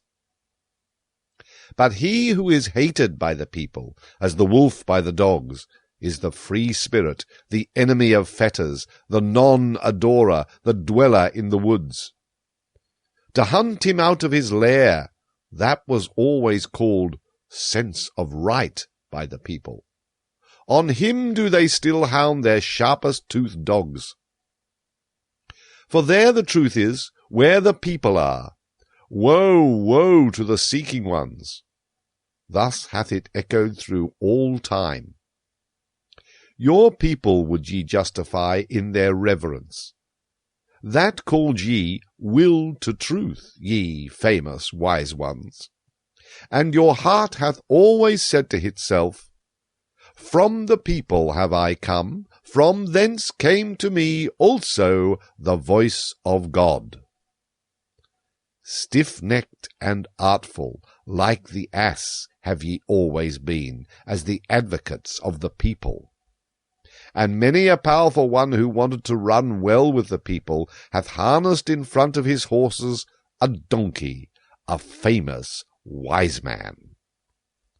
And now, ye famous wise ones, I would have you finally throw off entirely the skin of the lion, the skin of the beast of prey, the speckled skin, and the dishevelled locks of the investigator, the searcher, and the conqueror. Ah, for me to learn to believe in your conscientiousness, ye would first have to break your venerating will. Conscientious, so call I him who goeth into God-forsaken wilderness, and hath broken his venerating heart. In the yellow sands and burnt by the sun, he doubtless peereth thirstily at the isles rich in fountains, where life reposeth under shady trees. But his thirst doth not persuade him to become like those comfortable ones, for where there are oases there are also idols. Hungry, fierce, lonesome, God-forsaken, so doth the lion will wish itself. Free from the happiness of slaves, redeemed from deities and adorations, fearless and fear, inspiring, grand and lonesome, so is the will of the conscientious. In the wilderness have ever dwelt the conscientious, the free spirits, as lords of the wilderness. But in the cities dwell the well-foddered, famous wise ones, the draught beasts. For always do they draw, as asses, the people's carts. Not that I on that account upbraid them, but serving ones do they remain, and harnessed ones, even though they glitter in golden harness. And often have they been good servants, and worthy of their hire. For thus saith virtue, If thou must be a servant, seek him unto whom thy service is most useful. The spirit and virtue of thy master shall advance by thou being his servant. Thus wilt thou thyself advance with his spirit and virtue. And verily, ye famous wise ones, ye servants of the people, ye yourselves have advanced with the people's spirit and virtue, and the people by you. To your honour do I say it. But the people ye remain for me, even with your virtues, the people with purblind eyes, the people who know not what spirit is. Spirit is life which itself cutteth into life. By its own torture doth it increase its own knowledge. Did ye know that before? And the spirit's happiness is this, to be anointed and consecrated with tears as a sacrificial victim. Did ye know that before? And the blindness of the blind one, and his seeking and groping, shall yet testify to the power of the sun into which he hath gazed. Did ye know that before? And with the mountains shall the discerning one learn to build. It is a small thing for the spirit to remove mountains. Did ye know that before? Ye know only the sparks of the spirit, but ye do not see the anvil which it is, and the cruelty of its hammer. Verily, ye know not the spirit's pride, but still less could ye endure the spirit's humility, should it ever want to speak. And never yet could ye cast your spirit into a pit of snow. Ye are not hot enough for that. Thus are ye unaware also of the delight of its coldness. In all respects, however, ye make too familiar with the spirit, and out of wisdom have ye often made an almshouse and a hospital for bad poets. Ye are not eagles. Thus have ye never experienced the happiness of the alarm of the spirit. And he who is not a bird should not camp above abysses. Ye seem to me lukewarm ones, but coldly floweth all deep knowledge. Ice cold are the innermost wells of the spirit, a refreshment to hot hands and handlers. Respectable do ye there stand, and stiff, and with straight backs, ye famous wise ones. No strong wind or will impelleth you. Have ye ne'er seen a sail crossing the sea, rounded and inflated, and trembling with the violence of the wind? Like the sail trembling with the violence of the spirit, doth my wisdom cross the sea, my wild wisdom. But ye servants of the people, ye famous wise ones, how could ye go with me? Thus spoke Zarathustra. The Night Song. 'Tis night. Now do all gushing fountains speak louder, and my soul also is a gushing fountain. 'Tis night. Now only do all songs of the loving ones awake, and my soul also is the song of a loving one. Something unappeased, unappeasable is within me. It longeth to find expression. A craving for love is within me, which speaketh itself the language of love. Light am I. Ah, that I were night! But it is my lonesomeness to be begirt with light. Ah, that I were dark and nightly! How would I suck at the breasts of light! And you yourselves would I bless, ye twinkling starlets, and glowworms aloft, and would rejoice in the gifts of your light. But I live in mine own light. I drink again into myself the flames that break forth from me. I know not the happiness of the receiver, and oft have I dreamt that stealing must be more blessed than receiving. It is my poverty that my hand never ceaseth bestowing. It is mine envy that I see waiting eyes and the brightened nights of longing. Oh, the misery of all bestowers! Oh, the darkening of my sun! Oh, the craving to crave! Oh, the violent hunger in satiety! They take from me, but do I yet touch their soul? There is a gap twixt giving and receiving, and the smallest gap hath finally to be bridged over. A hunger ariseth out of my beauty. I should like to injure those I illumine. I should like to rob those I have gifted. Thus do I hunger for wickedness. Withdrawing my hand when another hand already stretcheth out to it, hesitating like the cascade which hesitateth even in its leap, thus do I hunger for wickedness. Such revenge doth mine abundance think of, such mischief welleth out of my lonesomeness. My happiness in bestowing died in bestowing. My virtue became weary of itself by its abundance. He who ever bestoweth is in danger of losing his shame. To him who ever dispenseth, the hand and heart become callous by very dispensing. Mine eye no longer overfloweth for the shame of suppliants. My hand hath become too hard for the trembling of filled hands. Whence have gone the tears of mine eye and the down of my heart? O the lonesomeness of all bestowers! O the silence of all shining ones! Many suns circle in the desert space. To all that is dark do they speak with their light, but to me they are silent.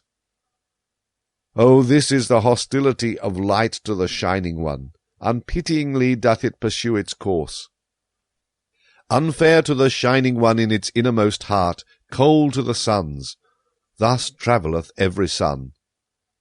Like a storm do the suns pursue their courses. That is their travelling. Their inexorable will do they follow. That is their coldness. O ye only is it, ye dark nightly ones, that extract warmth from the shining ones. O ye only drink milk and refreshment from the light's udders. And there is ice around me. My hand burneth with the iciness. Ah, there is thirst in me. It panteth after your thirst. 'Tis night. Alas, that I have to be light, and thirst for the nightly, and lonesomeness. 'Tis night. Now doth my longing break forth in me as a fountain, for speech do I long. 'Tis night. Now do all gushing fountains speak louder, and my soul also is a gushing fountain. 'Tis night. Now do all songs of loving ones awake, and my soul also is the song of a loving one. Thus sang Zarathustra.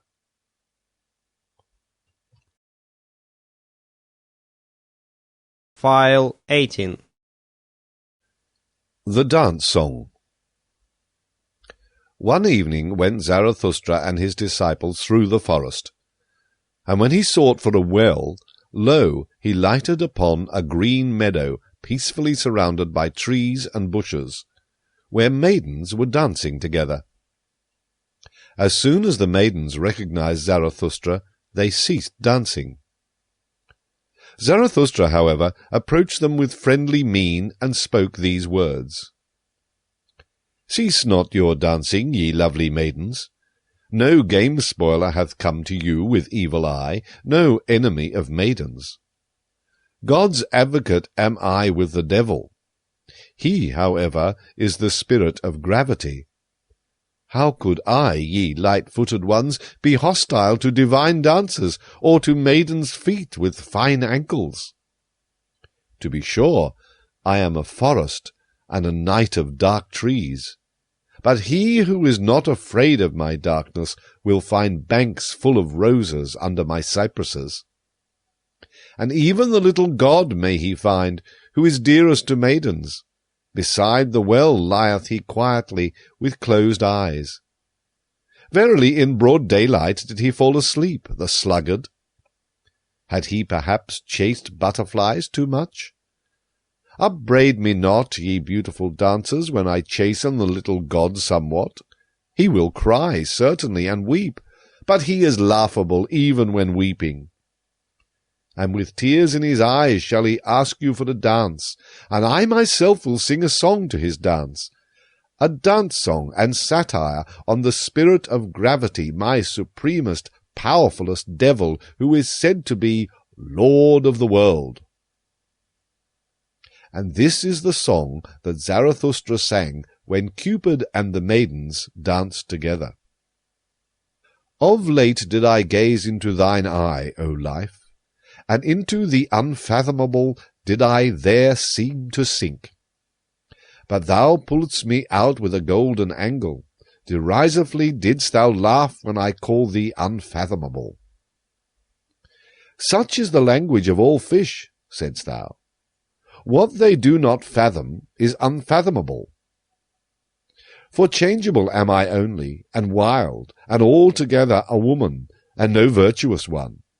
Though I be called by you men the profound one, or the faithful one, the eternal one, the mysterious one.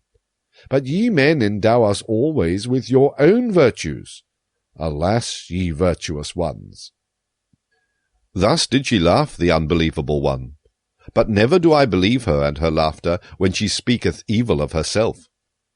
And when I talked face to face with my wild wisdom, she said to me angrily, Thou willest, thou cravest, thou lovest, on that account alone dost thou praise life. Then had I almost answered indignantly and told the truth to the angry one, and one cannot answer more indignantly than when one telleth the truth to one's wisdom. For thus do things stand with us three.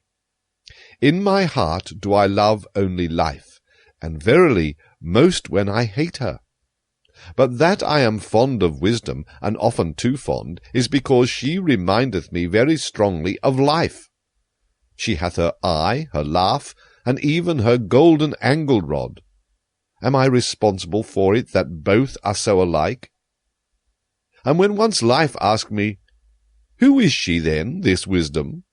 Then said I eagerly, Ah, yes, wisdom. One thirsteth for her and is not satisfied. One looketh through veils, one graspeth through nets. Is she beautiful? What do I know? But the oldest carps are still lured by her. Changeable is she, and wayward. Often have I seen her bite her lip, and pass the comb against the grain of her hair. Perhaps she is wicked and false, and altogether a woman. But when she speaketh ill of herself, just then doth she seduce most. When I had said this unto life, then laughed she maliciously, and shut her eyes. Of whom dost thou speak? said she.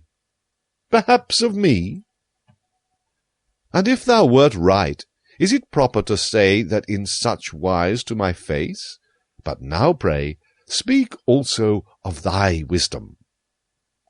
Ah, and now hast thou again opened thine eyes, O beloved life, and into the unfathomable have I again seemed to sink. Thus sang Zarathustra. But when the dance was over and the maidens had departed, he became sad. The sun hath been long set, said he at last. The meadow is damp, and from the forest cometh coolness. An unknown presence is about me, and gazeth thoughtfully. What? Thou livest still, Zarathustra? Why? Wherefore? Whereby? Whither? Where? How? Is it not folly still to live? Ah, my friends, the evening is it which thus interrogateth in me. Forgive me my sadness. Evening hath come on. Forgive me that evening hath come on. Thus sang Zarathustra. The Grave Song. Yonder is the grave island, the silent isle. Yonder also are the graves of my youth. Thither will I carry an evergreen wreath of life. Resolving thus in my heart, did I sail o'er the sea. O ye sights and scenes of my youth! O all ye gleams of love, ye divine fleeting gleams! How could ye perish so soon for me? I think of you today as my dead ones. From you, my dearest dead ones, cometh unto me a sweet savour, heart-opening and melting. Verily it convulseth and openeth the heart of the lone seafarer.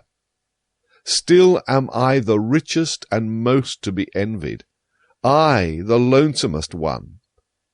For I have possessed you, and ye possess me still. Tell me, to whom hath there ever fallen such rosy apples from the tree as have fallen unto me? Still am I your love's heir and heritage, blooming to your memory and many-hued, wild-growing virtues, O ye dearest ones.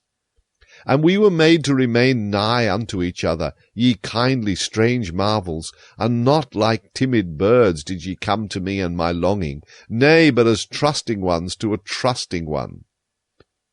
Yea, made for faithfulness, like me, and for fond eternities, must I now name you by your faithlessness, ye divine glances and fleeting gleams. No other name have I yet learnt. Verily, too early did ye die for me, ye fugitives. Yet did ye not flee from me, nor did I flee from you. Innocent are we to each other in our faithlessness. To kill me did they strangle you, ye singing birds of my hopes. Yea, at you, ye dearest ones, did malice ever shoot its arrows to hit my heart, and they hit it. Because ye were always my dearest, my possession and my possessedness. On that account had ye to die young and far too early. At my most vulnerable point did they shoot the arrow, namely at you, whose skin is like down, or more like the smile that dieth at a glance. But this word will I say unto mine enemies. What is all manslaughter in comparison with what ye have done unto me? Worse evil did ye do unto me than all manslaughter. The irretrievable did ye take from me. Thus do I speak unto you, mine enemies. Slew ye not my youth's visions and dearest marvels? My playmates took ye from me, the blessed spirits. To their memory do I deposit this wreath and this curse upon you, mine enemies. Have ye not made my eternals short, as a tone dieth away in a cold night? Scarcely as the twinkle of divine eyes did it come to me, as a fleeting gleam. Thus spoke once in a happy hour my purity. Divine shall everything be unto me. Then did ye haunt me with foul phantoms. Ah, whither hath that happy hour now fled? All days shall be holy unto me. So spoke once the wisdom of my youth, verily the language of a joyous wisdom. But then did ye enemies steal my nights, and sold them to sleepless torture. Ah, whither hath that joyous wisdom now fled? Once did I long for happy auspices. Then did ye lead an owl monster across my path, an adverse sign. Ah, whither did my tender longing then flee? All loathing did I once vow to renounce. Then did ye change my nigh ones and nearest ones into ulcerations. Ah, whither did my noblest vow then flee? As a blind one did I once walk in blessed ways. Then did ye cast filth on the blind one's course, and now is he disgusted with the old footpath. And when I performed my hardest task, and celebrated the triumph of my victories, then did ye make those who love me call out that I then grieved them most. Verily it was always your doing. Ye embittered to me my best honey, and the diligence of my best bees. To my charity have ye ever sent the most impudent beggars. Around my sympathy have ye ever crowded the incurably shameless. Thus have ye wounded the faith of my virtue. And when I offered my holiest as a sacrifice, immediately did your piety put its fatter gifts beside it, so that my holiest suffocated in the fumes of your fat. And once did I want to dance as I had never yet danced. Beyond all heavens did I want to dance. Then did ye seduce my favourite minstrel. And now hath he struck up an awful melancholy air. Alas, he tooted as a mournful horn to mine ear. Murderous minstrel, instrument of evil, most innocent instrument. Already did I stand prepared for the best dance, then didst thou slay my rapture with thy tones. Only in the dance do I know how to speak the parable of the highest things, and now hath my grandest parable remained unspoken in my limbs. Unspoken and unrealized hath my highest hope remained. And there have perished for me all the visions and consolations of my youth. How did I ever bear it? How did I survive and surmount such wounds? How did my soul rise again out of those sepulchres? Yea, something invulnerable, unburyable is with me, something that would rend rocks asunder. It is called my will. Silently doth it proceed, and unchanged throughout the years. Its course will it go upon my feet, mine old will. Hard of heart is its nature and invulnerable. Invulnerable am I only in my heel. Ever livest thou there, and art like thyself, thou most patient one. Ever hast thou burst all shackles of the tomb. In thee still liveth also the unrealizedness of my youth, and as life and youth sittest thou here hopeful on the yellow ruins of graves. Yea, thou art still for me the demolisher of all graves. Hail to thee, my will, and only where there are graves are there resurrections. Thus sang Zarathustra. File 19. Self-surpassing. Will to truth do ye call it, ye wisest ones, that which impelleth you and maketh you ardent? Will for the thinkableness of all being, thus do I call your will. All being would ye make thinkable, for ye doubt with good reason whether it be already thinkable. But it shall accommodate and bend itself to you. So willeth your will. Smooth shall it become and subject to the spirit as its mirror and reflection. That is your entire will, ye wisest ones, as a will to power, and even when ye speak of good and evil and of estimates of value, ye would still create a world before which ye can bow the knee. Such is your ultimate hope and ecstasy. The ignorant, to be sure, the people, they are like a river on which a boat floateth along, and in the boat sit the estimates of value, solemn and disguised. Your will and your valuations have ye put on the river of becoming. It betrayeth unto me an old will to power, what is believed by the people as good and evil. It was ye, ye wisest ones, who put such guests in this boat, and gave them pomp and proud names, ye and your ruling will. Onward the river now carrieth your boat. It must carry it. A small matter if the rough wave foameth and angrily resisteth its keel. It is not the river that is your danger and the end of your good and evil, ye wisest one, but that will itself, the will to power, the unexhausted, procreating life will. But that ye may understand my gospel of good and evil, for that purpose will I tell you my gospel of life, and of the nature of all living things. The living thing did I follow. I walked in the broadest and narrowest paths to learn its nature. With 100-faced mirror did I catch its glance when its mouth was shut, so that its eye might speak unto me. And its eye spoke unto me. But wherever I found living things, there heard I also the language of obedience. All living things are obeying things. And this heard I secondly. Whatever cannot obey itself is commanded. Such is the nature of living things. This, however, is the third thing which I heard, namely, that commanding is more difficult than obeying, and not only because the commander beareth the burden of all obeyers, and because this burden readily crusheth him. An attempt and a risk seemed all commanding unto me, and whenever it commandeth, the living thing risketh itself thereby. Yea, even when it commandeth itself, then also must it atone for its commanding.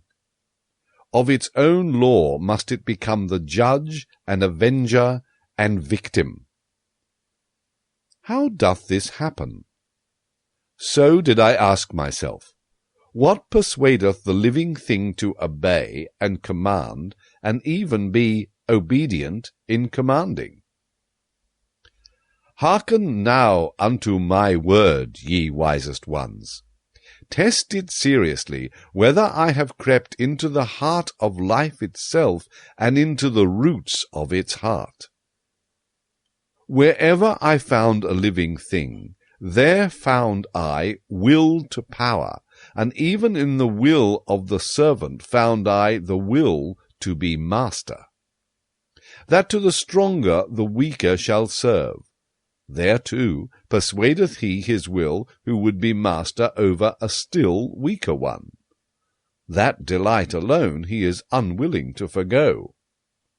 And as the lesser surroundeth himself to the greater, that he may have delight and power over the least of all, so doth even the greatest surrender himself, and staketh life for the sake of power. It is the surrender of the greatest to run risk and danger, and play dice for death. And where there is sacrifice and service and love glances, there also is the will to be master.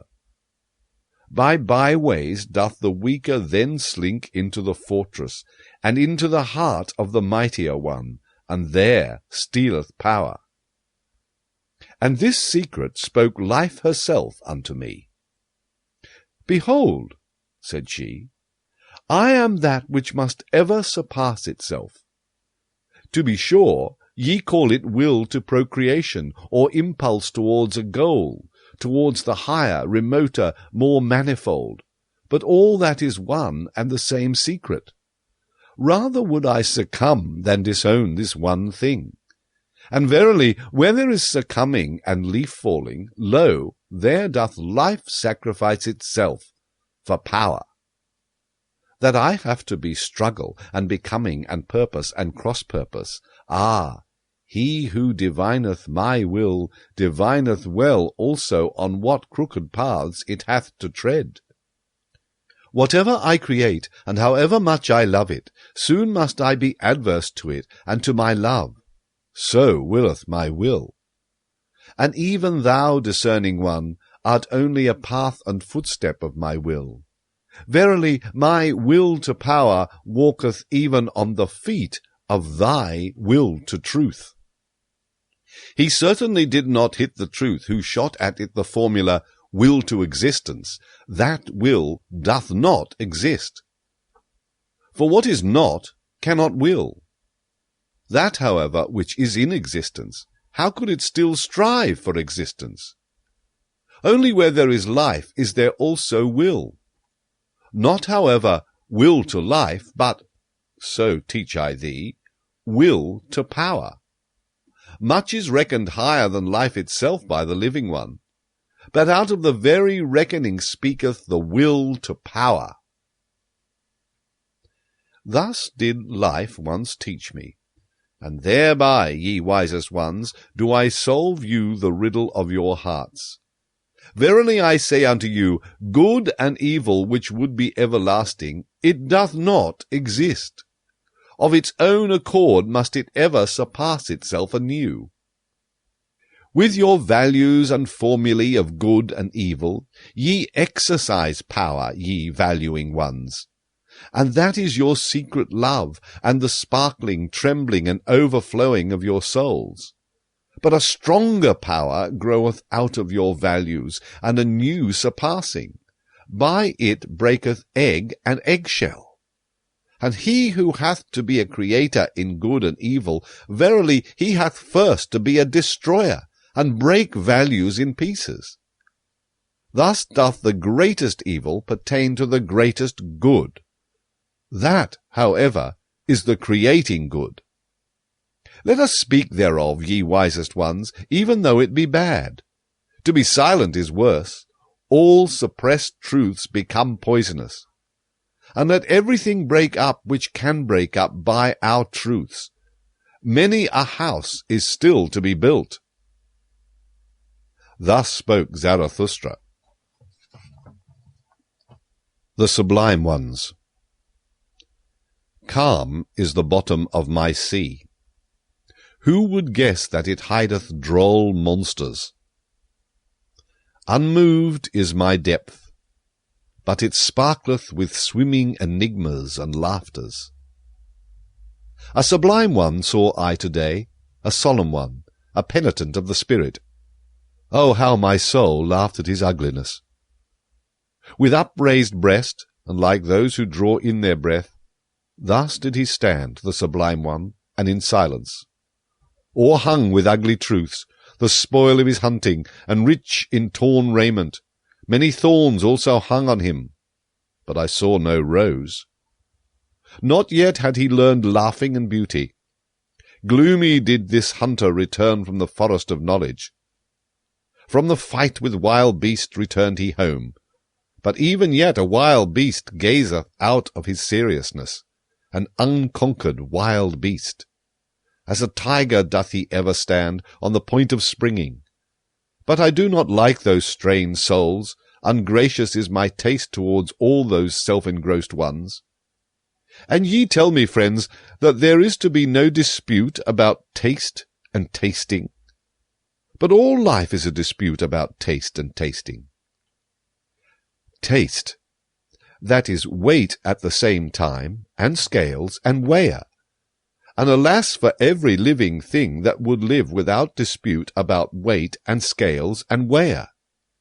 Should he become weary of his sublimeness, this sublime one, then only will his beauty begin, and then only will I taste him and find him savoury.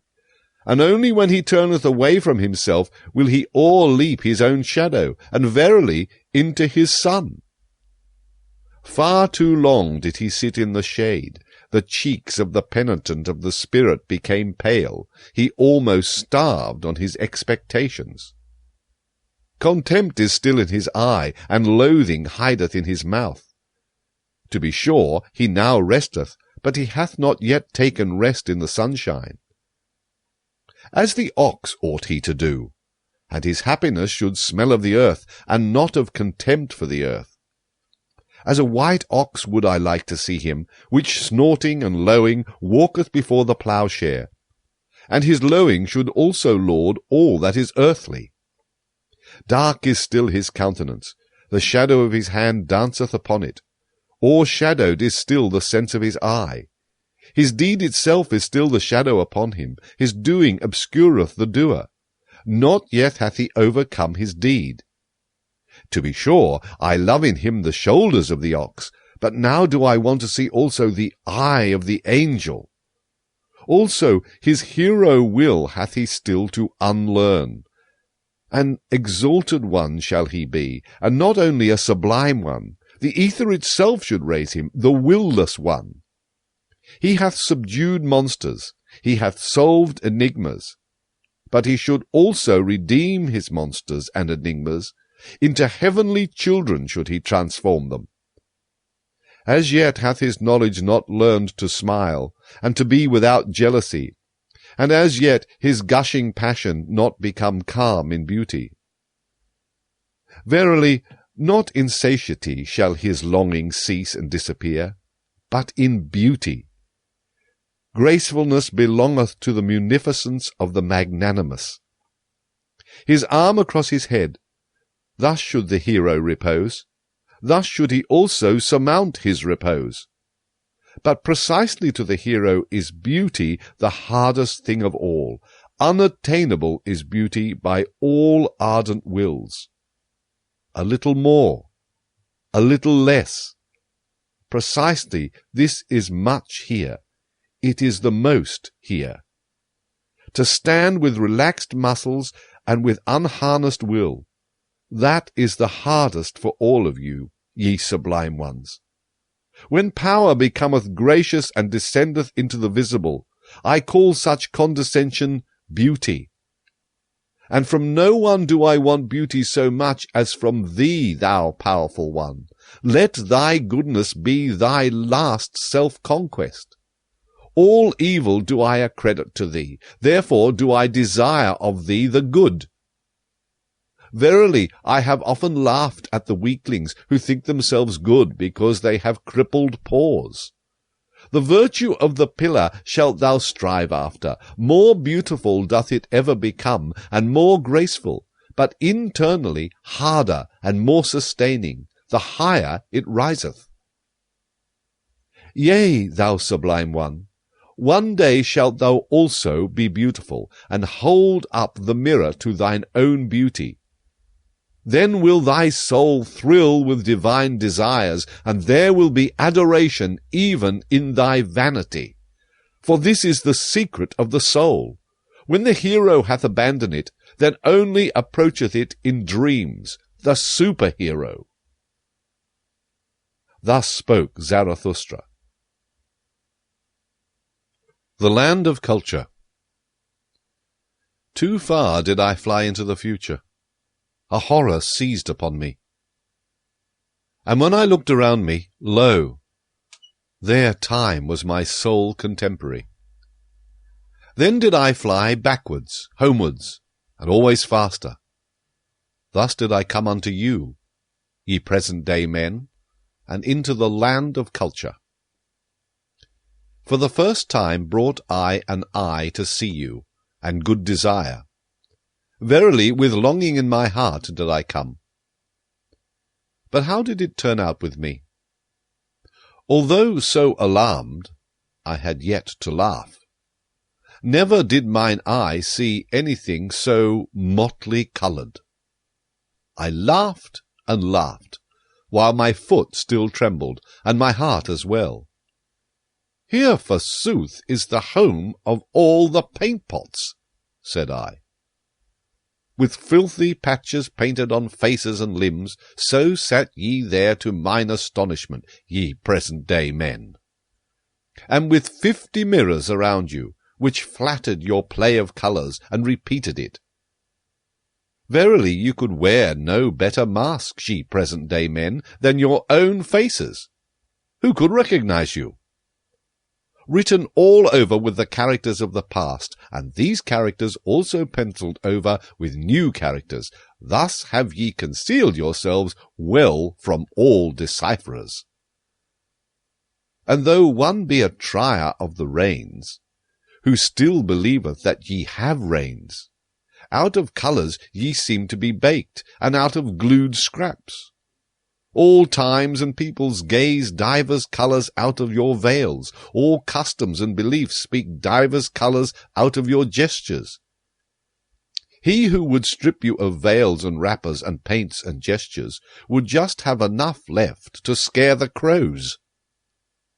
Verily, I myself am the sacred crow that once saw you naked and without paint, and I flew away when the skeleton ogled at me. Rather would I be a day labourer in the nether world and among the shades of the bygone. Fatter and fuller than ye are forsooth the nether worldlings. This, yea, this, is bitterness to my bowels, that I can neither endure you naked nor clothed, ye present-day men. All that is unhomelike in the future, and whatever maketh strayed birds shiver, is verily more homelike and familiar than your reality. For thus spake ye, Real are we wholly, and without faith and superstition. Thus do ye plume yourselves, alas, even without plumes. Indeed, how would ye be able to believe, ye divers-coloured ones? Ye who are pictures of all that hath ever been believed. Perambulating refutations are ye of belief itself, and a dislocation of all thought. Untrustworthy ones, thus do I call you, ye real ones. All periods prate against one another in your spirits, and the dreams and pratings of all periods were even realer than your awakenness. Unfruitful are ye, therefore do ye lack belief. But he who had to create had always his presaging dreams and astral premonitions, and believed in believing. Half-open doors are ye, at which grave-diggers wait, and this is your reality. Everything deserveth to perish. Alas, how ye stand there before me, ye unfruitful ones! How lean your ribs! And many of you surely have had knowledge thereof. Many a one hath said, There hath surely a God filched something from me secretly whilst I slept. Verily, enough to make a girl for himself therefrom. Amazing is the poverty of my ribs. Thus hath spoken many a present-day man. Yea, ye are laughable unto me, ye present-day men, and especially when ye marvel at yourselves. And woe unto me if I could not laugh at your marvelling, and had to swallow all that is repugnant on your platters. As it is, however, I will make lighter of you, since I have to carry what is heavy, and what matter if beetles and maybugs also alight on my load? Verily, it shall not on that account become heavier to me, and not from you, ye present-day men, shall my great weariness arise. Ah, whither shall I now ascend with my longing? From all mountains do I look out for fatherlands and motherlands, but a home have I found nowhere. Unsettled am I in all cities, and decamping at all gates. Alien to me, and a mockery are the present-day men, to whom of late my heart impelled me, and exiled am I from fatherlands and motherlands. Thus do I love only my children's land, the undiscovered in the remotest sea. For it do I bid my sails search and search. Unto my children will I make amends for being the child of my fathers, and unto all the future for this present day. Thus spoke Zarathustra. File 20. Immaculate Perception. When yestereve the moon arose, then did I fancy it about to bear a sun, so broad and teeming did it lie on the horizon. But it was a liar with its pregnancy, and sooner will I believe in the man in the moon than in the woman. To be sure, little of a man is he also, that timid night reveller. Verily with a bad conscience doth he stalk over the roofs.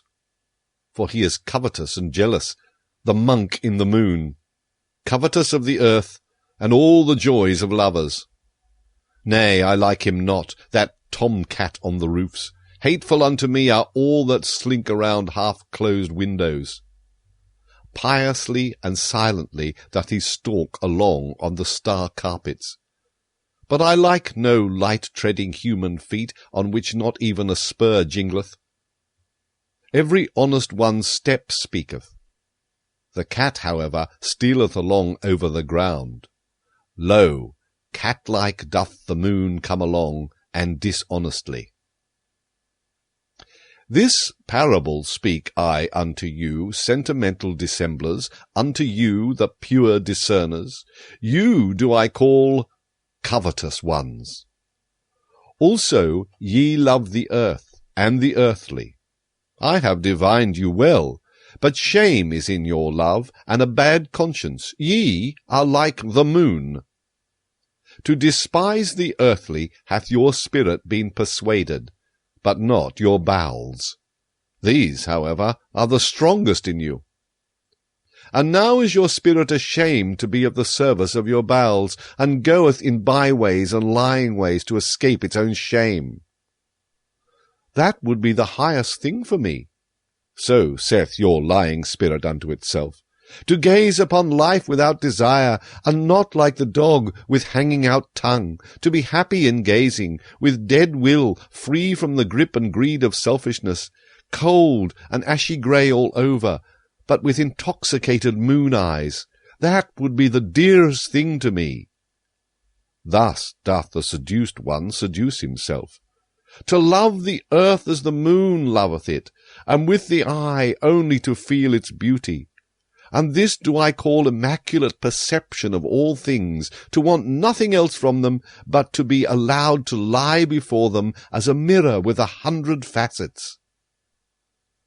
O ye sentimental dissemblers, ye covetous ones, ye lack innocence in your desire, and now do ye defame desiring on that account. Verily not as creators, as procreators, or as jubilators do ye love the earth. Where is innocence? Where there is will to procreation? And he who seeketh to create beyond himself hath for me the purest will. Where is beauty? Where I must will with my whole will, where I must love and perish, that an image may not remain merely an image. Loving and perishing. These have rhymed from eternity. Will to love. That is to be ready also for death. Thus do I speak unto you, cowards. But now doth your emasculated ogling profess to be contemplation. And that which can be examined with cowardly eyes is to be christened beautiful. O ye violators of noble names! But it shall be your curse, ye immaculate ones, ye pure discerners, that ye shall never bring forth, even though ye lie broad and teeming on the horizon. Verily, ye fill your mouth with noble words, and we are to believe that your heart overfloweth, ye cozeners. But my words are poor, contemptible, stammering words.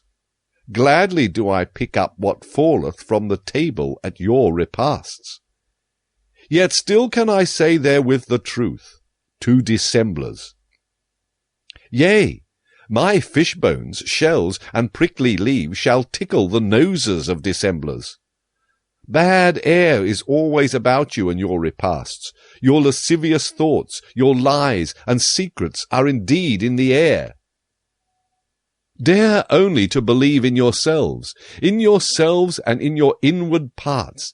He who doth not believe in himself always lieth. A God's mask have ye hung in front of you, ye pure ones. Into a God's mask hath your execrable coiling snake crawled. Verily ye deceive, ye contemplative ones. Even Zarathustra was once the dupe of your godlike exterior.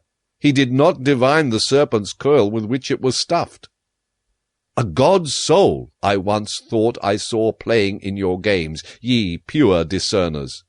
No better arts did I once dream of than your arts. Serpent's filth and evil odour the distant concealed from me, and that a lizard's craft prowled thereabouts lasciviously. But I came nigh unto you. Then came to me the day, and now cometh it to you. At an end is the moon's love affair. See there! Surprised and pale doth it stand before the rosy dawn. For already she cometh, the glowing one. Her love to the earth cometh. Innocence and creative desire is all solar love. See there! How she cometh impatiently over the sea. Do ye not feel the thirst and the hot breath of her love? At the sea would she suck, and drink its depths to her height. Now riseth the desire of the sea with its 1,000 breasts. Kissed and sucked would it be by the thirst of the sun. Vapour would it become, and height, and path of light, and light itself. Verily, like the sun do I love life, and all deep seas. And this meaneth to me knowledge. All that is deep shall ascend to my height. Thus spoke Zarathustra. Scholars. When I lay asleep, then did a sheep eat at the ivy wreath on my head. It ate, and said thereby, Zarathustra is no longer a scholar. It said this, and went away clumsily and proudly. A child told it to me. I like to lie here where the children play, beside the ruined wall, amongst thistles and red poppies. A scholar am I still to the children, and also to the thistles and red poppies. Innocent are they, even in their wickedness. But to the sheep I am no longer a scholar. So willeth my lot. Blessings upon it. For this is the truth. I have departed from the house of the scholars, and the door have I also slammed behind me. Too long did my soul sit hungry at their table. Not like them have I got the knack of investigating as the knack of nut-cracking. Freedom do I love, and the air over fresh soil. Rather would I sleep on ox-skins than on their honours and dignities. I am too hot and scorched with mine own thought. Often is it ready to take away my breath. Then have I to go into the open air, and away from all dusty rooms. But they sit in the cool shade. They want in everything to be merely spectators, and they avoid sitting where the sun burneth on the steps. Like those who stand in the street and gape at the passers-by, thus do they also wait and gape at the thoughts which others have thought. Should one lay hold of them, then do they raise a dust like flour-sacks, and involuntarily. But who would divine that their dust came from corn, and from the yellow delight of the summer fields? When they give themselves out as wise, then do their petty sayings and truths chill me. In their wisdom there is often an odour as if it came from the swamp, and verily I have even heard the frog croak in it. Clever are they have dexterous fingers. What doth my simplicity pretend to beside their multiplicity? All threading and knitting and weaving do their fingers understand. Thus do they make the hose of the spirit. Good clockworks are they, only be careful to wind them up properly. Then do they indicate the hour without mistake, and make a modest noise thereby. Like millstones do they work, and like pestles. Throw only seed corn unto them. They will know well how to grind corn small, and make white dust out of it. They keep a sharp eye on one another, and do not trust each other the best.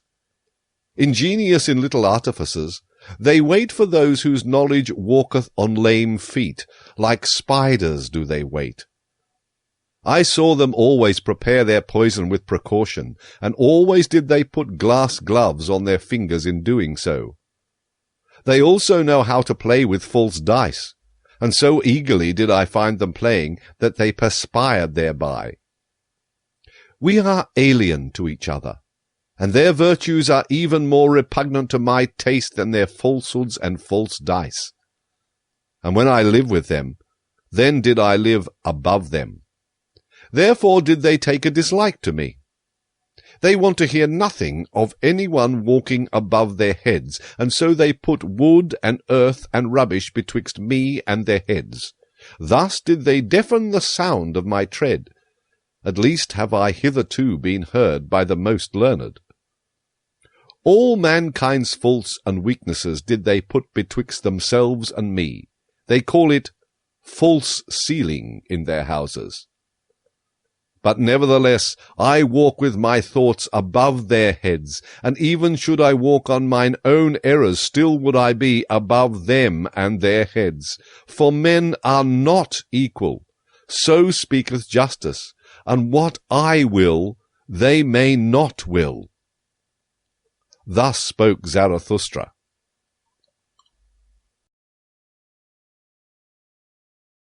File 21. Poets. Since I have known the body better, said Zarathustra to one of his disciples, the spirit hath only been to me symbolically spirit, and all the imperishable, that is also but a simile. So have I heard thee say once before, answered the disciple, and then thou addest, but the poets lie too much. Why didst thou say that the poets lie too much? Why? Said Zarathustra. Thou asketh why? I do not belong to those who may be asked after their why. Is my experience but of yesterday? It is long ago that I experienced the reasons for mine opinions. Should I not have to be a cask of memory if I also wanted to have my reasons with me? It is already too much for me even to retain mine opinions, and many a bird flieth away. And sometimes also do I find a fugitive creature in my dovecote, which is alien to me, and trembleth when I lay my hand upon it. But what did Zarathustra once say unto thee? That the poets lie too much? But Zarathustra is also a poet. Believest thou that he there spoke the truth? Why dost thou believe it? The disciple answered, I believe in Zarathustra. But Zarathustra shook his head and smiled. Belief doth not sanctify me, said he, least of all the belief in myself. But granting that some one did say in all seriousness that the poets lie too much, he was right. We do lie too much. We also know too little, and are bad learners, so we are obliged to lie. And which of us poets hath not adulterated his wine? Many a poisonous hotchpotch hath evolved in our cellars, Many an indescribable thing hath there been done. And because we know little, therefore we are pleased from the heart with the poor in spirit, especially when they are young women. And even of those things are we desirous, which old women tell one another in the evening. This do we call the eternally feminine in us. And as if there were a special secret access to knowledge, which choketh up for those who learn anything, so do we believe in the people and in their wisdom. This, however, do all poets believe, that whoever pricketh up his ears when lying in the grass or on lonely slopes learneth something of the things that are betwixt heaven and earth. And if there come unto them tender emotions, then do the poets always think that nature herself is in love with them, and that she stealeth to their ear to whisper secrets into it, and amorous flatteries. Of this do they plume and pride themselves before all mortals. Ah, there are so many things betwixt heaven and earth of which only the poets have dreamed, and especially above the heavens. For all gods are poet symbolizations, poet sophistications. Verily, ever are we drawn aloft, that is, to the realm of the clouds. On these do we set our gaudy puppets, and then call them gods and supermen. Are not they light enough for those chairs, all these gods and supermen? Ah, how I am weary of all the inadequate that is insisted on as actual. Ah, how I am weary of the poets. When Zarathustra so spoke, his disciple resented it, but was silent. And Zarathustra also was silent, and his eye directed itself inwardly, as if it gazed into the far distance. At last he sighed, and drew breath. I am of today and heretofore, said he thereupon. But something is in me that is of the morrow, and the day following, and the hereafter. I became weary of the poets, of the old and of the new. Superficial are they all unto me, and shallow seas. They did not think sufficiently into the depth, therefore their feeling did not reach to the bottom. Some sensation of voluptuousness and some sensation of tedium, these have as yet been their best contemplation. Ghost-breathing and ghost-whisking seemeth to me all the jingle-jangling of their harps. What have they known hitherto of the fervour of tones? They are also not pure enough for me. They all muddle their water, that it may seem deep. And fain would they thereby prove themselves reconcilers. But mediaries and mixers are they unto me, and half, and impure. Ah, I cast indeed my net into their sea, and meant to catch good fish, but always did I draw up the head of some ancient god. Thus did the sea give a stone to the hungry one, and they themselves may well originate from the sea. Certainly one findeth pearls in them. Thereby they are the more like hard mollusks, and instead of a soul I have often found in them salt slime. They have learned from the sea also its vanity. Is not the sea the peacock of peacocks? Even before the ugliest of all buffaloes doth it spread out its tail, never doth it tire of its lace fan of silver and silk. Disdainfully doth the buffalo glance thereat, nigh to the sand with its soul, nigher still to the thicket, nighest, however, to the swamp. What is beauty and sea and peacock splendour to it? This parable I speak unto the poets. Verily, their spirit itself is the peacock of peacocks, and a sea of vanity.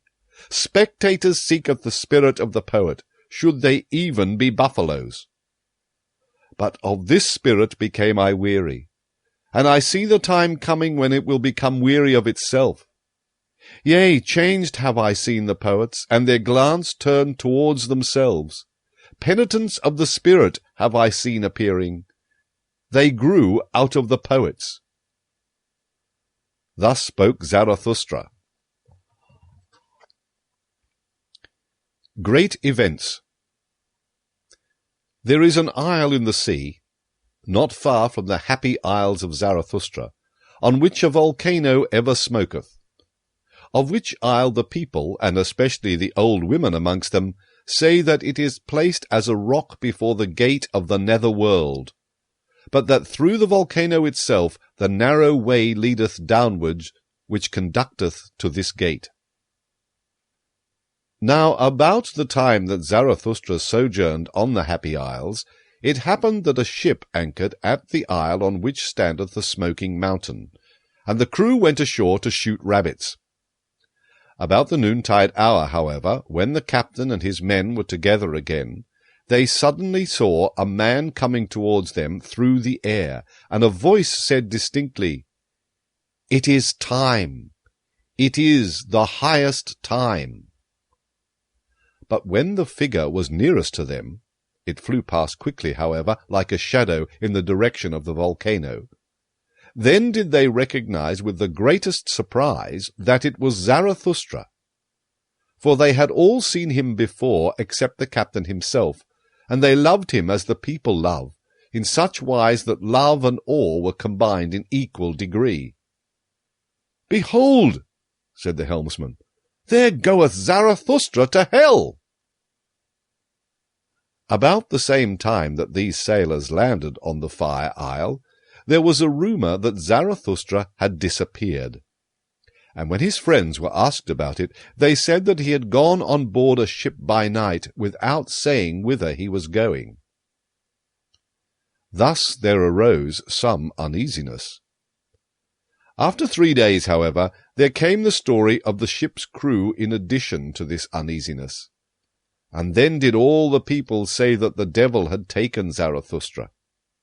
His disciples laughed, sure enough, at this talk, and one of them said even, "Sooner would I believe that Zarathustra had taken the devil." But at the bottom of their hearts they were all full of anxiety and longing, so their joy was great when on the 5th day Zarathustra appeared amongst them. And this is the account of Zarathustra's interview with the fire-dog. "The earth," said he, "hath a skin, and this skin hath diseases. One of these diseases, for example, is called man. And another of these diseases is called the fire-dog. Concerning him men have greatly deceived themselves, and let themselves be deceived. To fathom this mystery did I go o'er the sea, and I have seen the truth naked verily, I barefooted up to the neck. Now do I know how it is concerning the fire-dog, and likewise concerning all the spouting and subversive devils, of which not only old women are afraid." "Up with thee, fire-dog, out of thy depth," cried I, "and confess how deep that depth is. Whence cometh that which thou snortest up? Thou drinkest copiously at the sea. That doth mine embittered eloquence betray.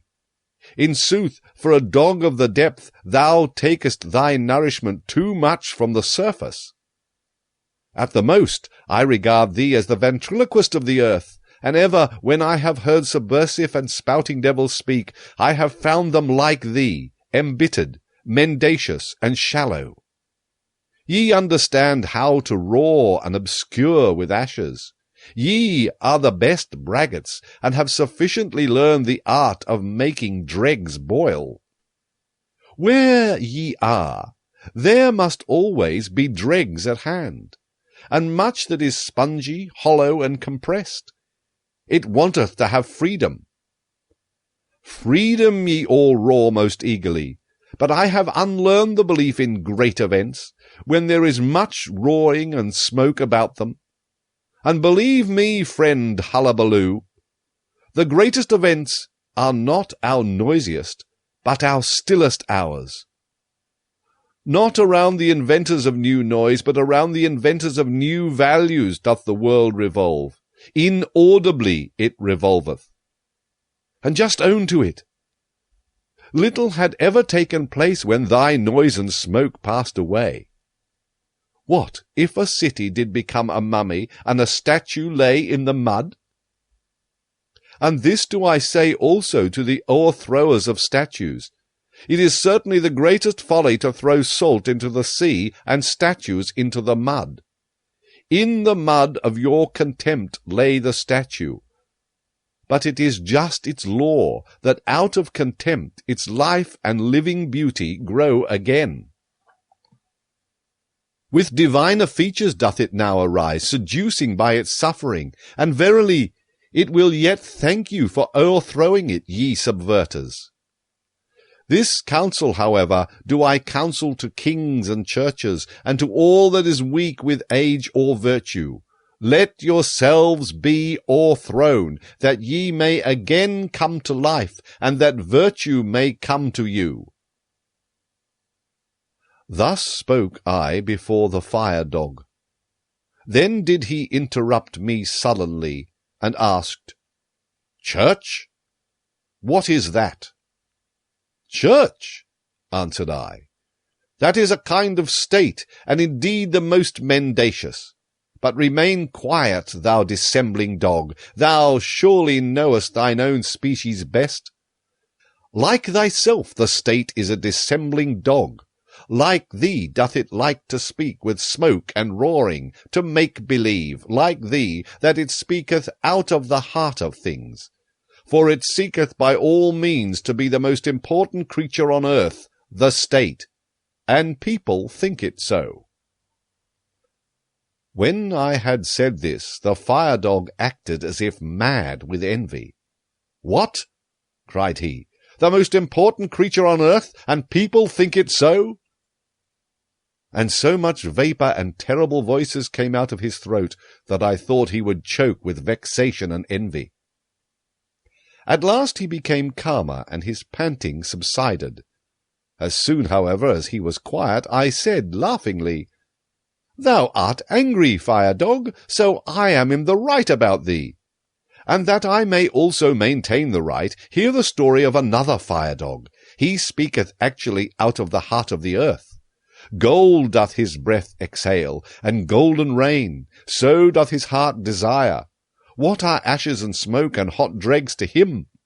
Laughter flitteth from him like a variegated cloud. Adverse is he to thy gargling and spewing and grips in the bowels. The gold, however, and the laughter, these doth he take out of the heart of the earth, for that thou may knowest it, the heart of the earth is of gold. When the fire-dog heard this, he could no longer endure to listen to me. Abashed did he draw in his tail, said bow-wow in a cowed voice, and crept down into his cave. Thus told Zarathustra. His disciples, however, hardly listened to him. So great was their eagerness to tell him about the sailors, the rabbits, and the flying man. What am I to think of it? Said Zarathustra. Am I indeed a ghost? But it may have been my shadow. Ye have surely heard something of the wanderer and his shadow? One thing, however, is certain. I must keep a tighter hold of it. Otherwise it will spoil my reputation. And once more Zarathustra shook his head and wondered. What am I to think of it? Said he once more. Why did the ghost cry, It is time, it is the highest time? For what is it then, the highest time? Thus spoke Zarathustra. File 22. The Soothsayer. And I saw a great sadness come over mankind. The best turned weary of their works. A doctrine appeared, a faith ran beside it. All is empty, all is alike, all hath been. And from all hills there re-echoed, All is empty, all is alike, all hath been. To be sure we have harvested, but why have all our fruits become rotten and brown? What was it fell last night from the evil moon? In vain was all our labour, poison hath our wine become, the evil eye hath singed yellow our fields and hearts. Arid have we all become, and fire falling upon us, then do we turn dust like ashes. Yea, the fire itself have we made aweary. All our fountains have dried up, even the sea hath receded.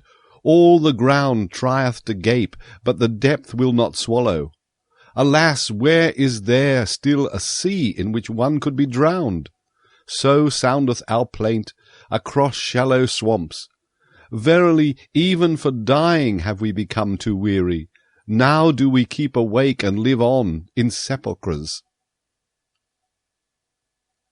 Thus did Zarathustra hear a soothsayer speak, and the foreboding touched his heart and transformed him. Sorrowfully did he go about and wearily, and he became like unto those of whom the soothsayer had spoken. Verily, said he unto his disciples, a little while, and there cometh the long twilight. Alas, how shall I preserve my light through it, that it may not smother in this sorrowfulness? To remoter worlds shall it be a light, and also to remotest nights. Thus did Zarathustra go about grieved in his heart, and for 3 days he did not take any meat or drink. He had no rest, and lost his speech. At last it came to pass that he fell into a deep sleep. His disciples, however, sat around him in long night watches, and waited anxiously to see if he would awake and speak again, and recover from his affliction.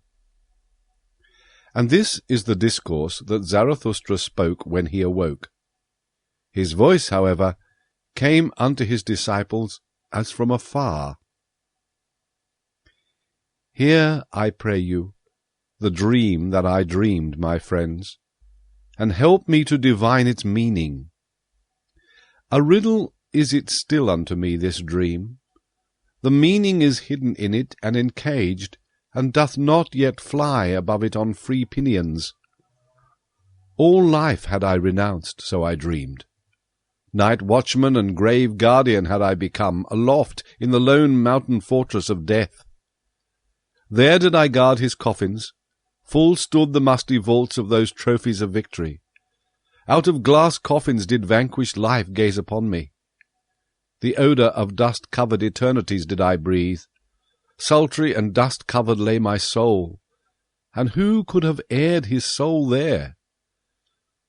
Brightness of midnight was ever around me, lonesomeness cowered beside her, and as a third death rattle stillness, the worst of my female friends. Keys did I carry, the rustiest of all keys, and I knew how to open with them the most creaking of all gates. Like a bitterly angry croaking ran the sound through the long corridors when the leaves of the gate opened. Ungraciously did this bird cry, unwillingly was it awakened. But more frightful even, and more heart-strangling was it, when it became silent and still all around, and I alone sat in that malignant silence. Thus did time pass with me, and slip by, if time there still was. What do I know thereof? But at last there happened that which awoke me. Thrice did there peal peals at the gate like thunders, thrice did the vaults resound and howl again. Then did I go to the gate. Alpa, cried I, who carrieth his ashes unto the mountain? Alpa, Alpa, who carrieth his ashes unto the mountain? And I pressed the key and pulled at the gate and exerted myself, but not a finger's breadth was it yet open. Then did a roaring wind tear the folds apart, whistling, whizzing, and piercing, it threw unto me a black coffin. And in the roaring and whistling and whizzing, the coffin burst open and spouted out 1,000 peals of laughter, and 1,000 caricatures of children, angels, owls, fools, and child-sized butterflies laughed and mocked and roared at me. Fearfully was I terrified thereby. It prostrated me, and I cried with horror as I ne'er cried before. But mine own crying awoke me, and I came to myself. Thus did Zarathustra relate his dream, and then was silent, for as yet he knew not the interpretation thereof. But the disciple whom he loved most arose quickly, seized Zarathustra's hand, and said, Thy life itself interpreteth unto us this dream, O Zarathustra. Art thou not thyself the wind with shrill whistling, which bursteth open the gates of the fortress of death? Art thou not thyself the coffin full of many-hued malices and angel caricatures of life? Verily, like 1,000 peals of children's laughter cometh Zarathustra into all sepulchres, laughing at those night watchmen and grave guardians, and whoever else rattleth with sinister keys. With thy laughter wilt thou frighten and prostrate them, fainting and recovering wilt thou demonstrate thy power over them. And when the long twilight cometh and the mortal weariness, even then wilt thou not disappear from our firmament, thou advocate of life. New stars hast thou made us see, and new nocturnal glories. Verily, laughter itself hast thou spread out over us like a many-hued canopy. Now will children's laughter ever from coffins flow. Now will a strong wind ever come victoriously unto all mortal weariness. Of this thou art thyself the pledge and the prophet. Verily they themselves didst thou dream, thine enemies. That was thy sorest dream. But as thou awokest from them and camest to thyself, so shall they awaken from themselves and come unto thee. Thus spoke the disciple, and all the others then thronged around Zarathustra, grasped him by the hands, and tried to persuade him to leave his bed and his sadness and return unto them. Zarathustra, however, sat upright on his couch with an absent look. Like one returning from long foreign sojourn, did he look on his disciples, and examine their features, but still he knew them not. When, however, they raised him, and set him upon his feet, behold, all on a sudden his eye changed. He understood everything that had happened, stroked his beard, and said with a strong voice, Well, this hath just its time. But see to it, my disciples, that we have a good repast, and without delay. Thus do I mean to make amends for bad dreams. The soothsayer, however, shall eat and drink at my side, and verily I will yet show him a sea in which he can drown himself. Thus spoke Zarathustra. Then did he gaze long into the face of the disciple who had been the dream interpreter, and shook his head. Redemption. When Zarathustra went one day over the great bridge, then did the cripples and beggars surround him, and a hunchback spoke thus unto him. Behold, Zarathustra, even the people learn from thee, and acquire faith in thy teaching. But for them to believe fully in thee, one thing is still needful. Thou must first of all convince us cripples. Here hast thou now a fine selection, and verily an opportunity with more than one forelock. The blind canst thou heal, and make the lame run, and from him who hath too much behind couldst thou well also take away a little. That, I think, would be the right method to make the cripples believe in Zarathustra. Zarathustra, however, answered thus unto him who so spoke. When one taketh his hump from the hunchback, then doth one take from him his spirit. So do the people teach. And when one giveth the blind man eyes, then doth he see too many bad things on the earth, so that he curseth him who healed him. He, however, who maketh the lame man run, inflicteth upon him the greatest injury. For hardly can he run when his vices run away with him. So do the people teach concerning cripples. And why should not Zarathustra also learn from the people, when the people learn from Zarathustra? It is, however, the smallest thing unto me, since I have been amongst men, to see one person lacking an eye, another an ear, and a third a leg, and that others have lost the tongue, or the nose, or the head. I see and have seen worse things, and divers things so hideous that I should neither like to speak of all matters, nor even keep silent about some of them. Namely, men who lack everything except that they have too much of one thing. Men who are nothing more than a big eye, or a big mouth, or a big belly, or something else big. Reversed cripples, I call such men. And when I came out of my solitude, and for the first time passed over this bridge, then I could not trust mine eyes, but looked again and again, and said at last, "That is an ear as big as a man." I looked still more attentively, and actually there did move under the ear something that was pitiably small and poor and slim. And in truth this immense ear was perched on a small thin stalk. The stalk, however, was a man. A person putting a glass to his eyes could even recognize further a small envious countenance, and also that a bloated soule dangled at the stalk. The people told me, however, that the big ear was not only a man, but a great man, a genius. But I never believed in the people when they spoke of great men, and I hold to my belief that it was a reversed cripple who had too little of everything and too much of one thing.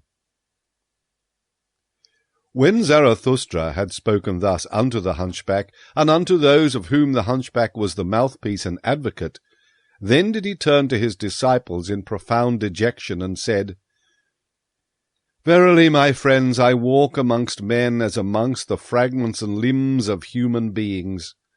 This is the terrible thing to mine eye, that I find man broken up and scattered about as on a battle and butcher ground. And when mine eye fleeth from the present to the bygone, it findeth ever the same, fragments and limbs and fearful chances, but no men. The present and the bygone upon earth, my friends, that is my most unbearable trouble, and I should not know how to live if I were not a seer of what is to come. A seer, a purposer, a creator, a future itself, and a bridge to the future, and alas, also as it were a cripple on this bridge. All that is Zarathustra. And ye also ask yourselves often, Who is Zarathustra to us? What shall he be called by us? And like me, did ye give yourselves questions for answers? Is he a promiser, or a fulfiller, a conqueror, or an inheritor, a harvest, or a ploughshare, a physician, or a healed one?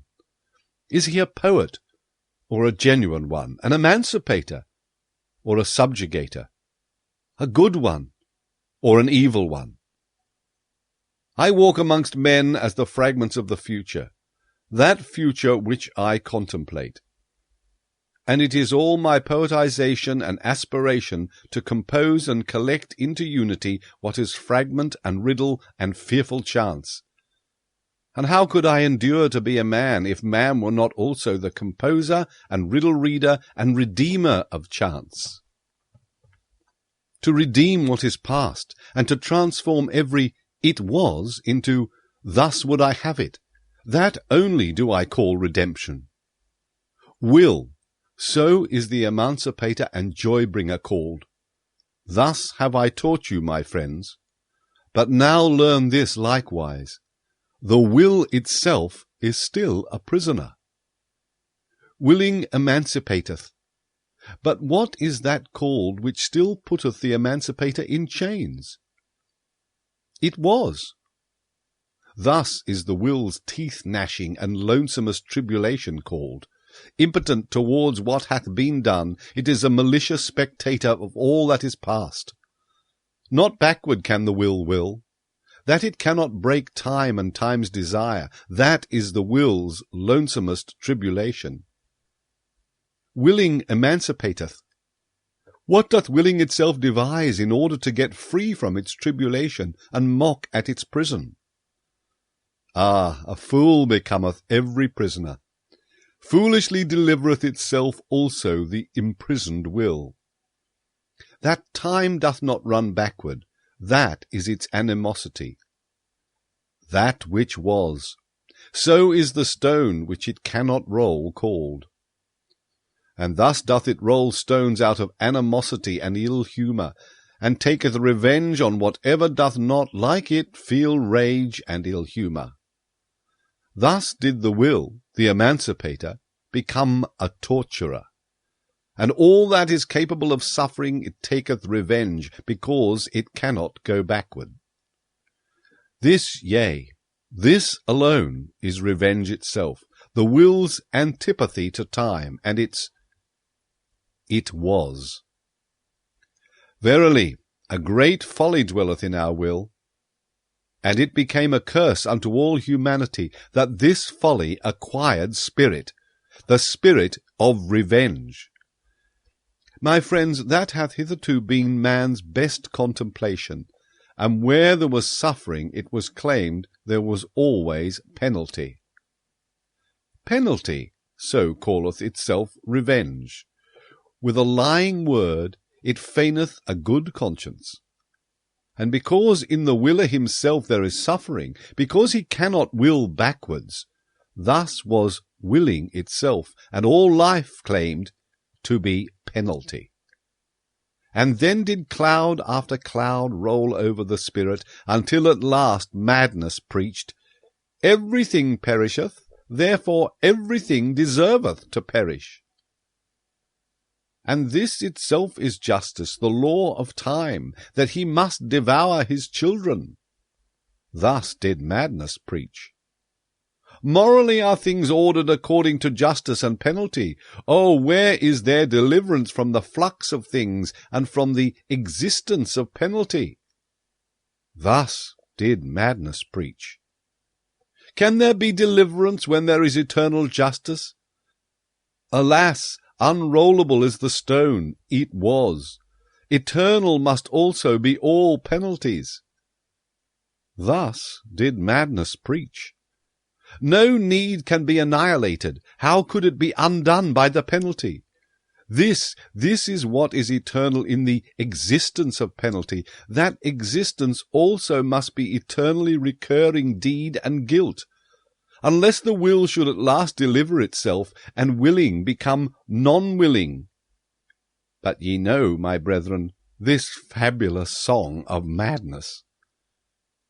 Away from those fabulous songs did I lead you when I taught you, the will is a creator. All it was is a fragment, a riddle, a fearful chance, until the creating will saith thereto, but thus would I have it. Until the creating will saith thereto, but thus do I will it, thus shall I will it. But did it ever speak thus? And when doth this take place? Hath the will been unharnessed from its own folly? Hath the will become its own deliverer and joy-bringer? Hath it unlearned the spirit of revenge and all teeth-gnashing? And who hath taught it reconciliation with time, and something higher than all reconciliation? Something higher than all reconciliation must the will will, which is the will to power. But how doth that take place? Who hath taught it also to will backwards? But at this point in his discourse, it chanced that Zarathustra suddenly paused, and looked like a person in the greatest alarm. With terror in his eyes did he gaze on his disciples. His glances pierced as with arrows their thoughts and arrear thoughts.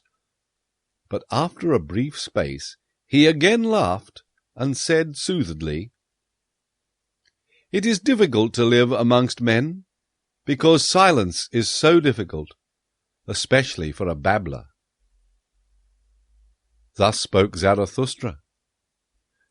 The hunchback, however, had listened to the conversation, and had covered his face during the time, but when he heard Zarathustra laugh, he looked up with curiosity, and said slowly, But why doth Zarathustra speak otherwise unto us than unto his disciples? Zarathustra answered, What is there to be wondered at? With hunchbacks one may well speak in a hunchbacked way.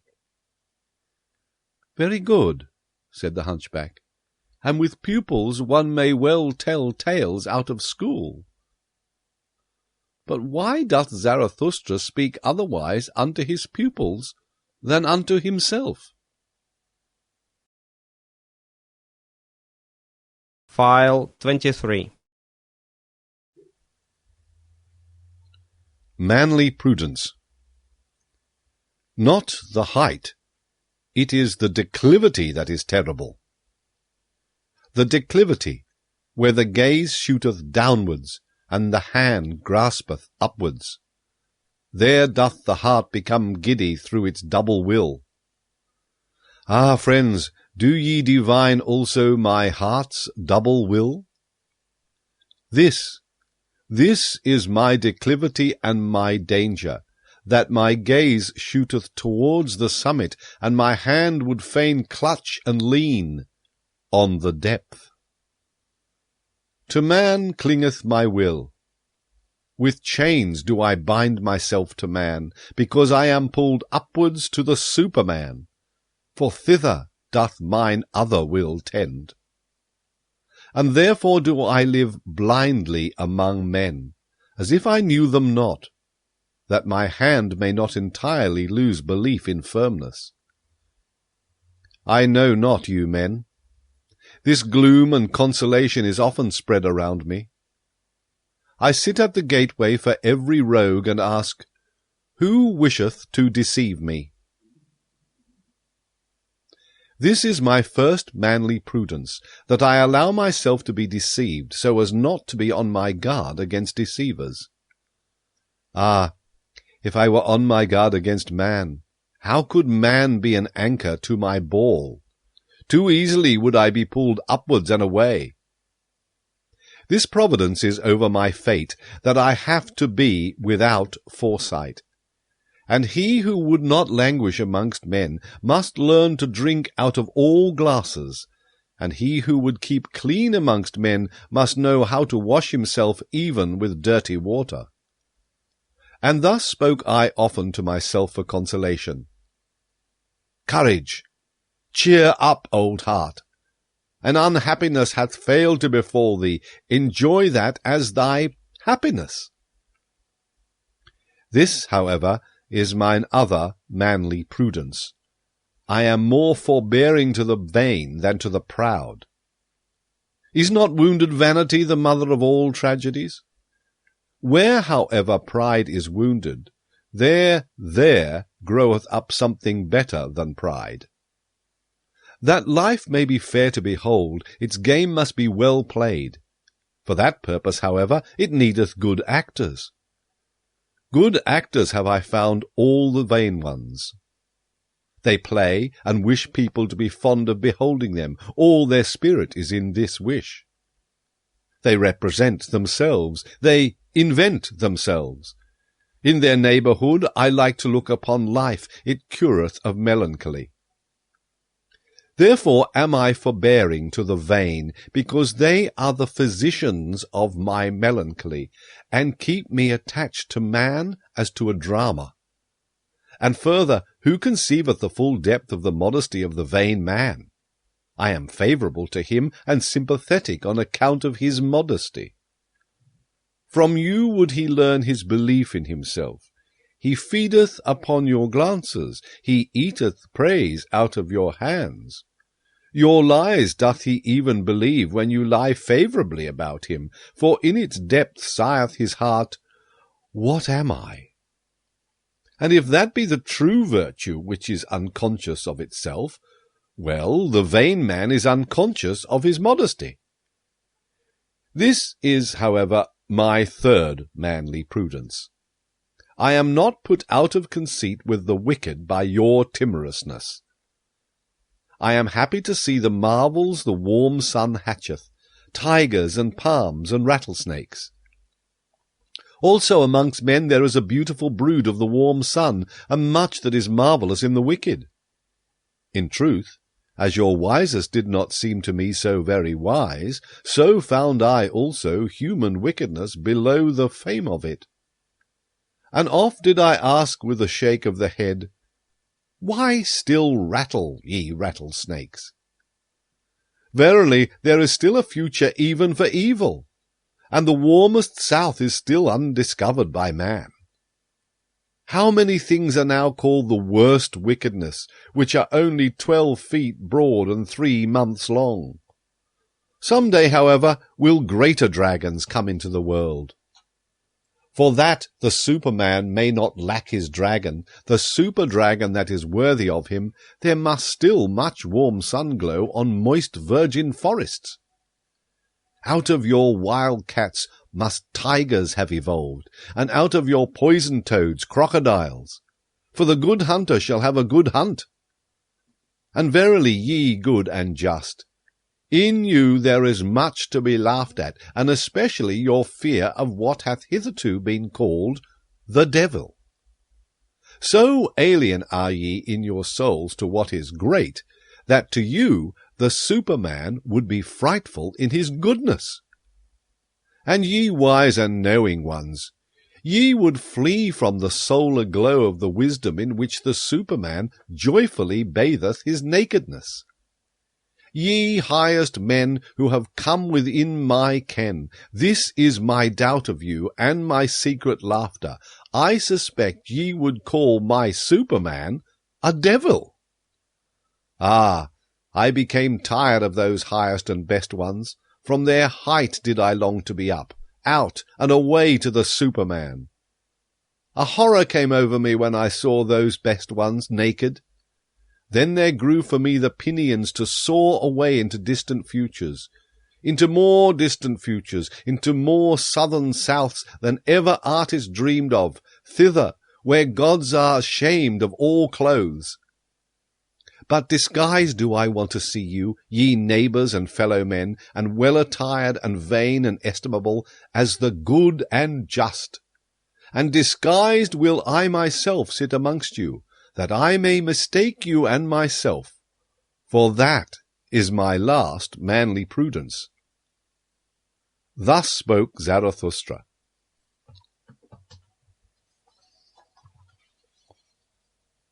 The stillest hour. What hath happened unto me, my friends? Ye see me troubled, driven forth, unwillingly obedient, ready to go, alas, to go away from you.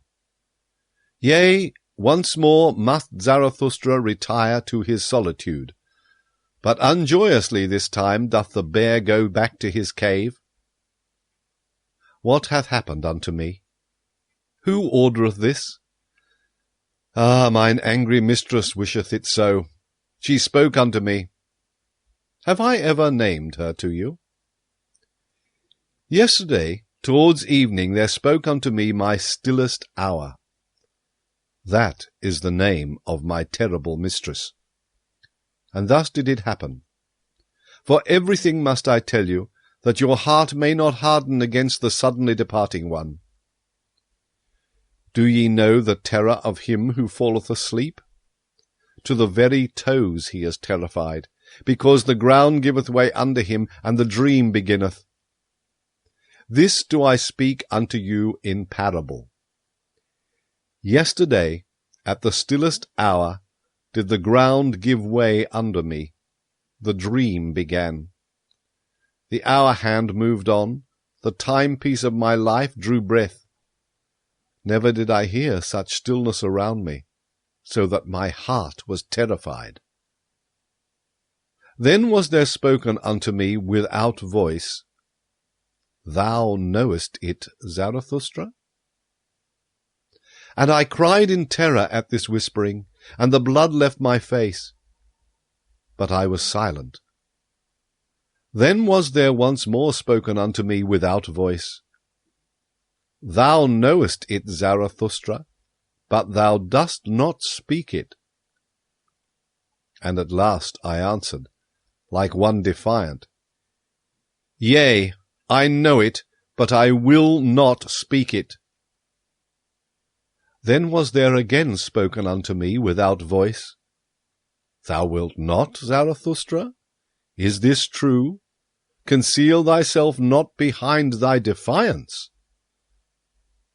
And I wept and trembled like a child, and said, Ah, I would indeed, but how can I do it? Exempt me only from this, it is beyond my power. Then was there again spoken unto me without voice, What matter about thyself, Zarathustra? Speak thy word and succumb. And I answered, Ah, is it my word? Who am I? I await the worthier one. I am not worthy even to succumb by it. Then was there again spoken unto me without voice, What matter about thyself? Thou art not yet humble enough for me. Humility hath the hardest skin.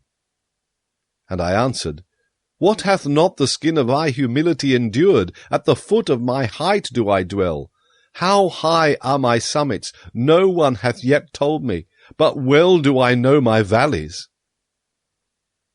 Then was there again spoken unto me without voice, O Zarathustra, he who hath to remove mountains removeth also valleys and plains. And I answered, As yet hath my word not removed mountains, and what I have spoken hath not reached man. I went indeed unto men, but not yet have I attained unto them. Then was there again spoken unto me without voice, What knowest thou thereof? The dew falleth on the grass when the night is most silent. And I answered, They mocked me when I found and walked in mine own path. And certainly did my feet then tremble, and thus did they speak unto me, Thou forgottest the path before, now dost thou also forget how to walk. Then was there again spoken unto me without voice, What matter about their mockery? Thou art one who hast unlearned to obey, now shalt thou command. Knowest thou not who is most needed by all? He who commandeth great things. To execute great things is difficult, but the more difficult task is to command great things. This is thy most unpardonable obstinacy. Thou hast the power, and thou wilt not rule. And I answered, I lack the lion's voice for all commanding. Then was there again spoken unto me as a whispering, It is the stillest words which bring the storm. Thoughts that come with dove's footsteps guide the world. O Zarathustra, thou shalt go as a shadow of that which is to come. Thus wilt thou command, and in commanding go foremost. And I answered, I am ashamed. Then was there again spoken unto me without voice, Thou must yet become a child, and be without shame. The pride of youth is still upon thee.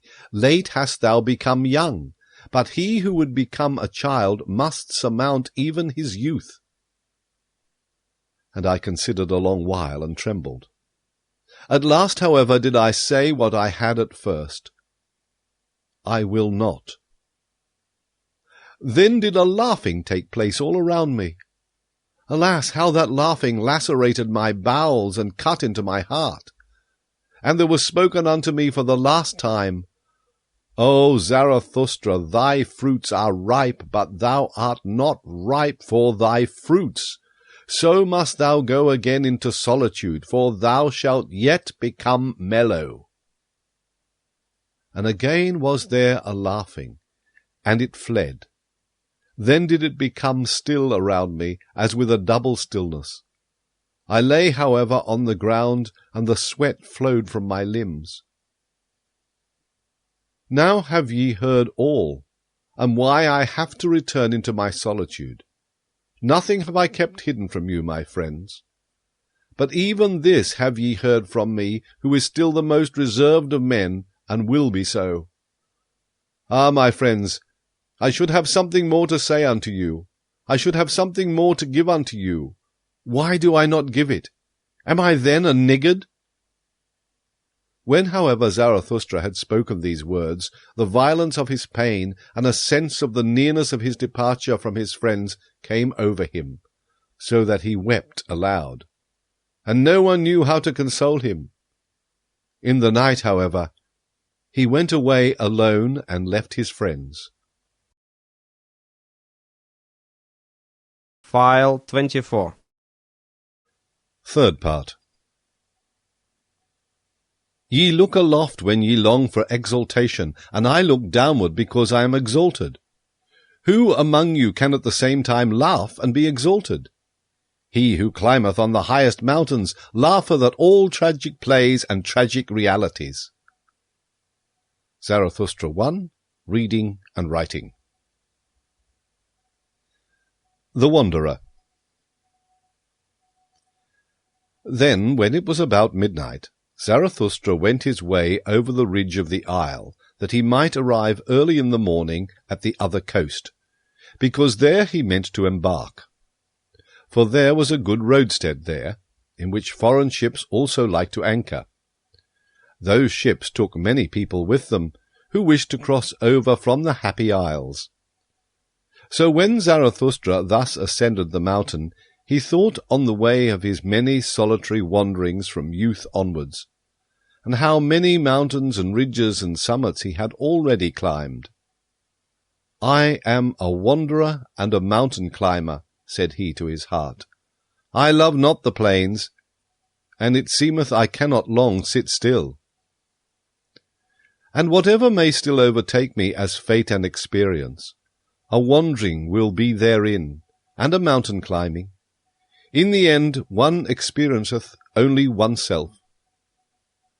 The time is now past when accidents could befall me, and what could now fall to my lot which would not already be mine own? It returneth only, it cometh home to me at last, mine own self, and such of it as hath been long abroad and scattered among things and accidents. And one thing more do I know. I stand now before my last summit, and before that which hath been longest reserved for me. Ah, my hardest path must I ascend. Ah, I have begun my lonesomest wandering. He, however, who is of my nature doth not avoid such an hour, the hour that saith unto him, Now only dost thou go the way to thy greatness, summit and abyss, these are now comprised together. Thou goest the way to thy greatness, now hath it become thy last refuge, what was hitherto thy last danger. Thou goest the way to thy greatness, it must now be thy best courage that there is no longer any path behind thee. Thou goest the way to thy greatness, here shall no one steal after thee.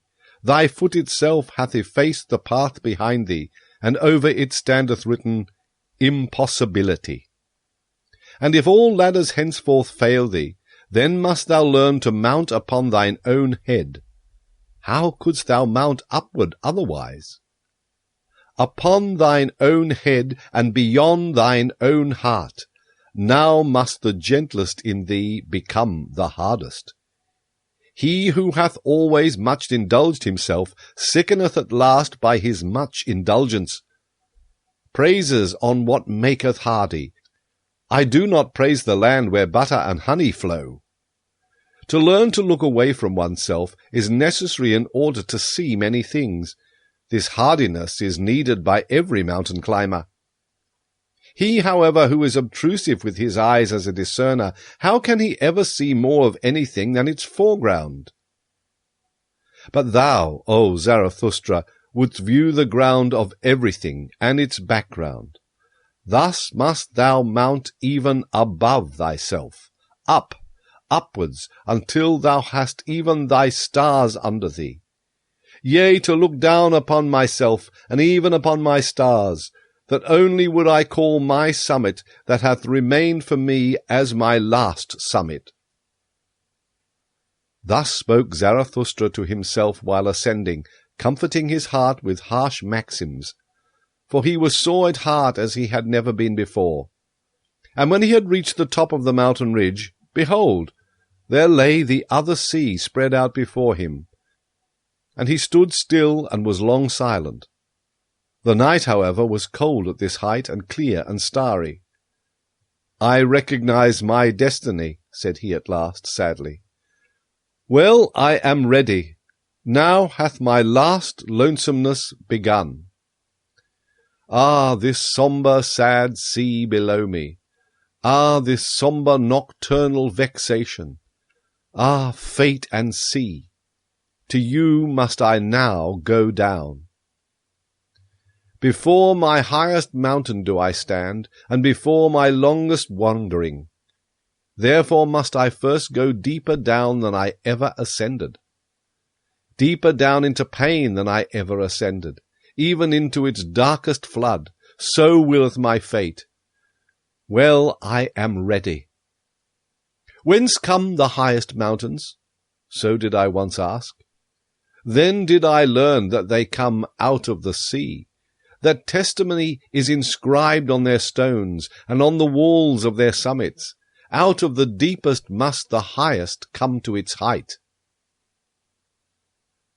Thus spoke Zarathustra on the ridge of the mountain where it was cold. When, however, he came into the vicinity of the sea, and at last stood alone amongst the cliffs, then had he become weary on his way, and eagerer than ever before.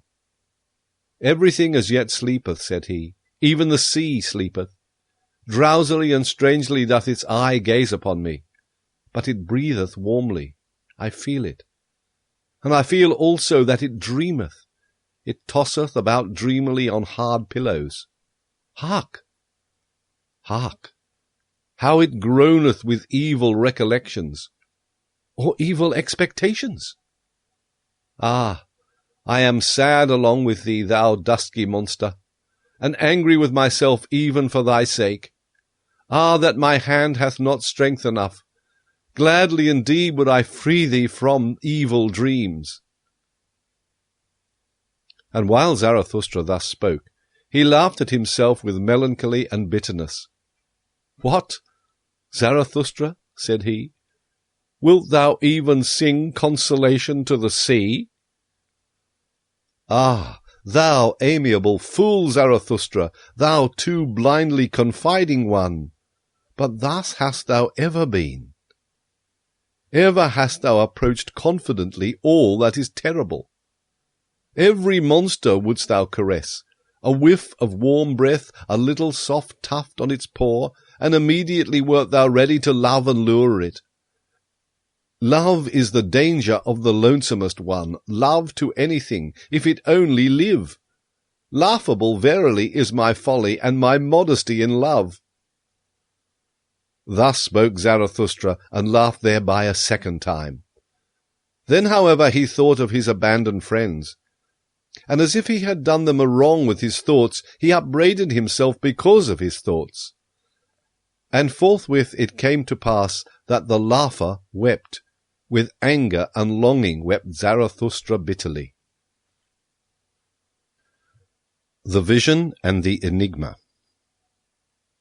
When it got abroad among the sailors that Zarathustra was on board the ship, for a man who came from the Happy Isles had gone on board along with him, there was great curiosity and expectation. But Zarathustra kept silent for 2 days, and was cold and deaf with sadness, so that he neither answered looks nor questions. On the evening of the 2nd day, however, he again opened his ears, though he still kept silent. For there were many curious and dangerous things to be heard on board the ship, which came from afar, and was to go still further. Zarathustra, however, was fond of all those who make distant voyages, and disliked to live without danger. And behold, when listening, his own tongue was at last loosened, and the ice of his heart broke. Then did he begin to speak thus: "To you, the daring venturers and adventurers, and whoever hath embarked with cunning sails upon frightful seas, to you, the enigma intoxicated, the twilight enjoyers, whose souls are allured by flutes to every treacherous gulf. For ye dislike to grope at a thread with cowardly hand, and where ye can divine, there do ye hate to calculate. To you only do I tell the enigma that I saw, the vision of the lonesomest one. Gloomily walked I lately in corpse-coloured twilight, gloomily and sternly, with compressed lips. Not only sun had set for me. A path which ascended daringly among boulders, an evil, lonesome path, which neither herb nor shrub any longer cheered, a mountain path, crunched under the daring of my foot. Mutely marching over the scornful clinking of pebbles, trampling the stone that let it slip, thus did my foot force its way upwards. Upwards, in spite of the spirit that drew it downwards, towards the abyss, the spirit of gravity, my devil and arch-enemy. Upwards, although it sat upon me, half dwarf, half mole, paralyzed, paralyzing, dripping lead in mine ear, and thoughts like drops of lead into my brain. "O Zarathustra," it whispered scornfully, syllable by syllable, "thou stone of wisdom, thou threwest thyself high, but every thrown stone must fall. O Zarathustra, thou stone of wisdom, thou slingstone, thou star-destroyer, thyself threwest thou so high, but every thrown stone must fall.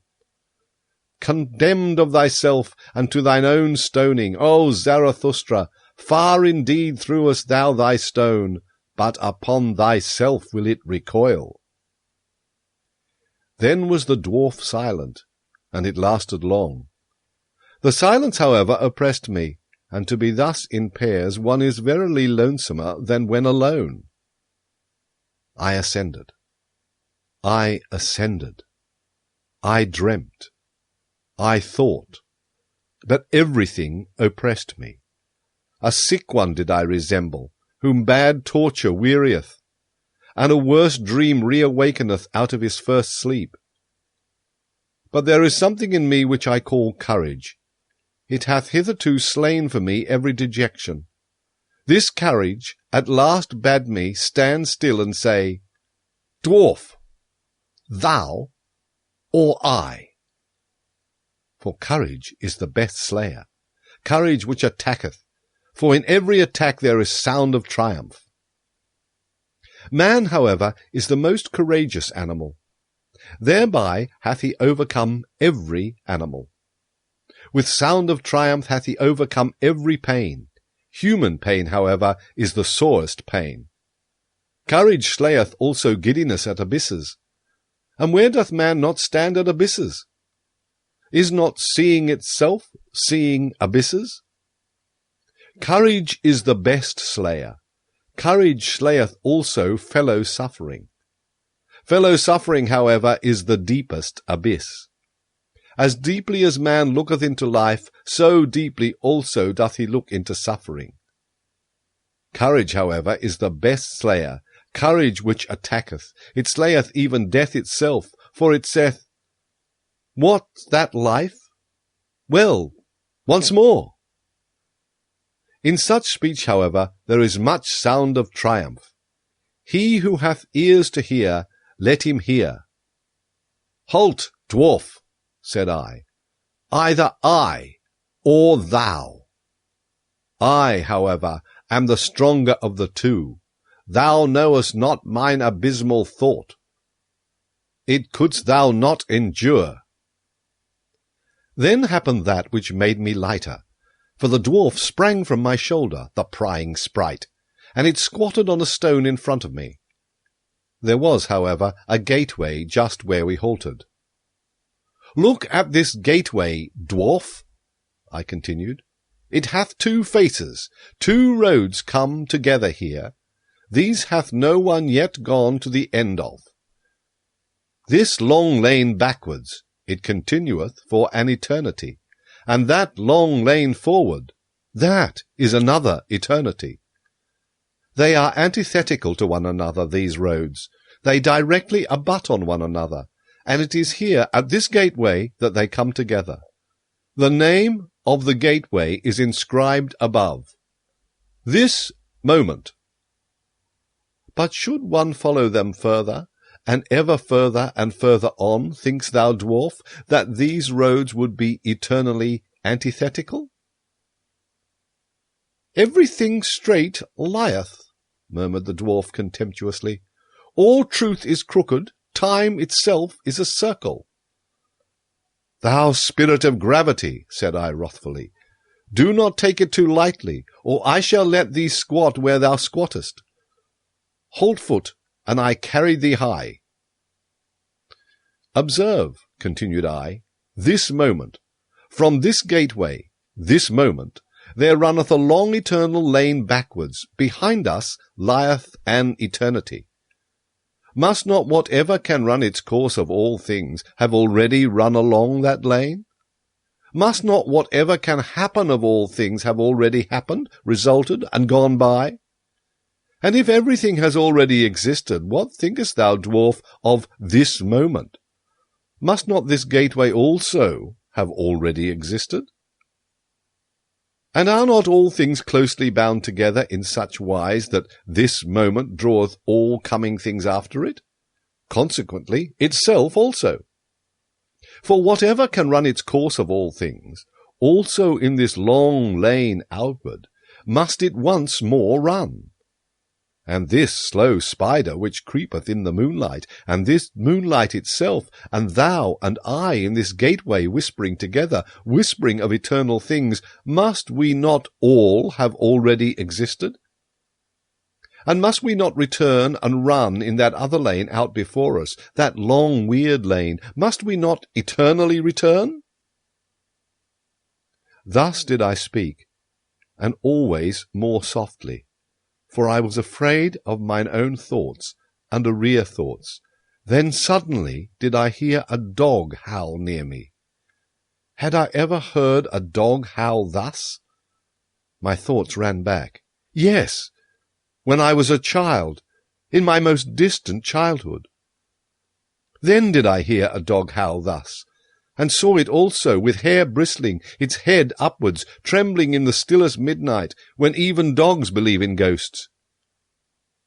So that it excited my commiseration, for just then went the full moon, silent as death, over the house. Just then did it stand still, a glowing globe, at rest on the flat roof, as if on someone's property.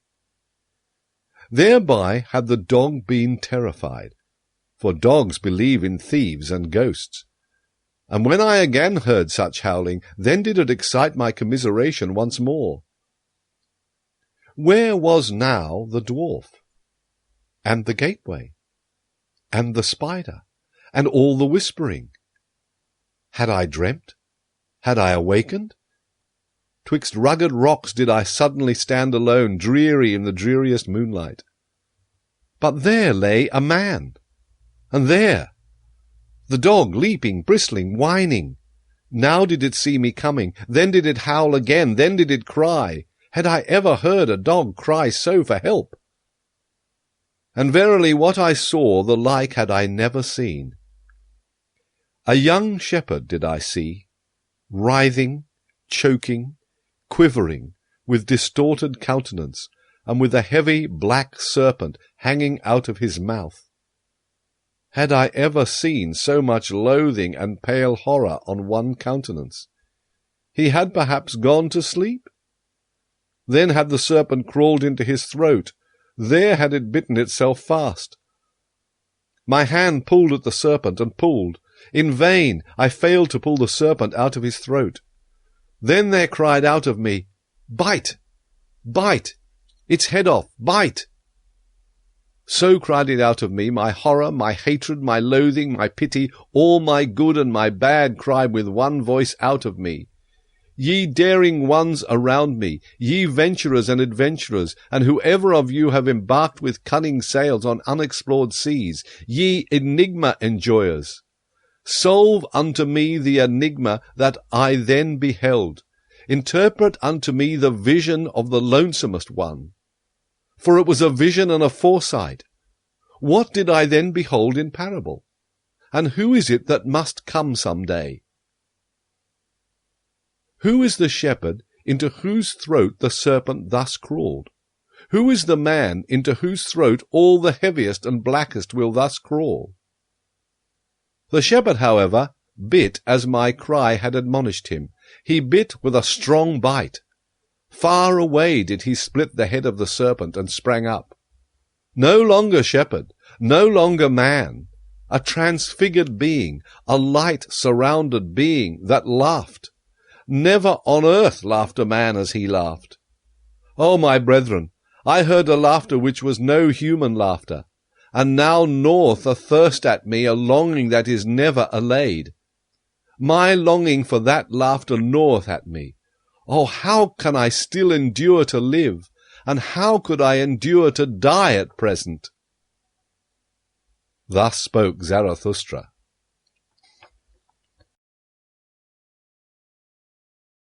File 25. Involuntary bliss. With such enigmas and bitterness in his heart did Zarathustra sail o'er the sea. When, however, he was 4 day journeys from the Happy Isles and from his friends, then had he surmounted all his pain. Triumphantly and with firm foot did he again accept his fate. And then talked Zarathustra in this wise to his exulting conscience. Alone am I again, and like to be so, alone with the pure heaven and the open sea, and again is the afternoon around me. On an afternoon did I find my friends for the first time. On an afternoon also did I find them a second time, at the hour when all light becometh stiller. For whatever happiness is still on its way twixt heaven and earth, now seeketh for lodging a luminous soul. With happiness hath all light now become stiller. O afternoon of my life! Once did my happiness also descend to the valley that it might seek a lodging. Then did it find those open, hospitable souls. O afternoon of my life! What did I not surrender that I might have one thing, this living plantation of my thoughts, and this dawn of my highest hope? Companions did the creating one once seek, and children of his hope. And lo, it turned out that he could not find them except he himself should first create them. Thus am I in the midst of my work, to my children going, and from them returning. For the sake of his children must Zarathustra perfect himself. For in one's heart one loveth only one's child and one's work, and where there is great love to oneself, then it's the sign of pregnancy. So have I found it. Still are my children verdant in their first spring, standing nigh one another, and shaken in common by the winds, the trees of my garden, and of my best soil.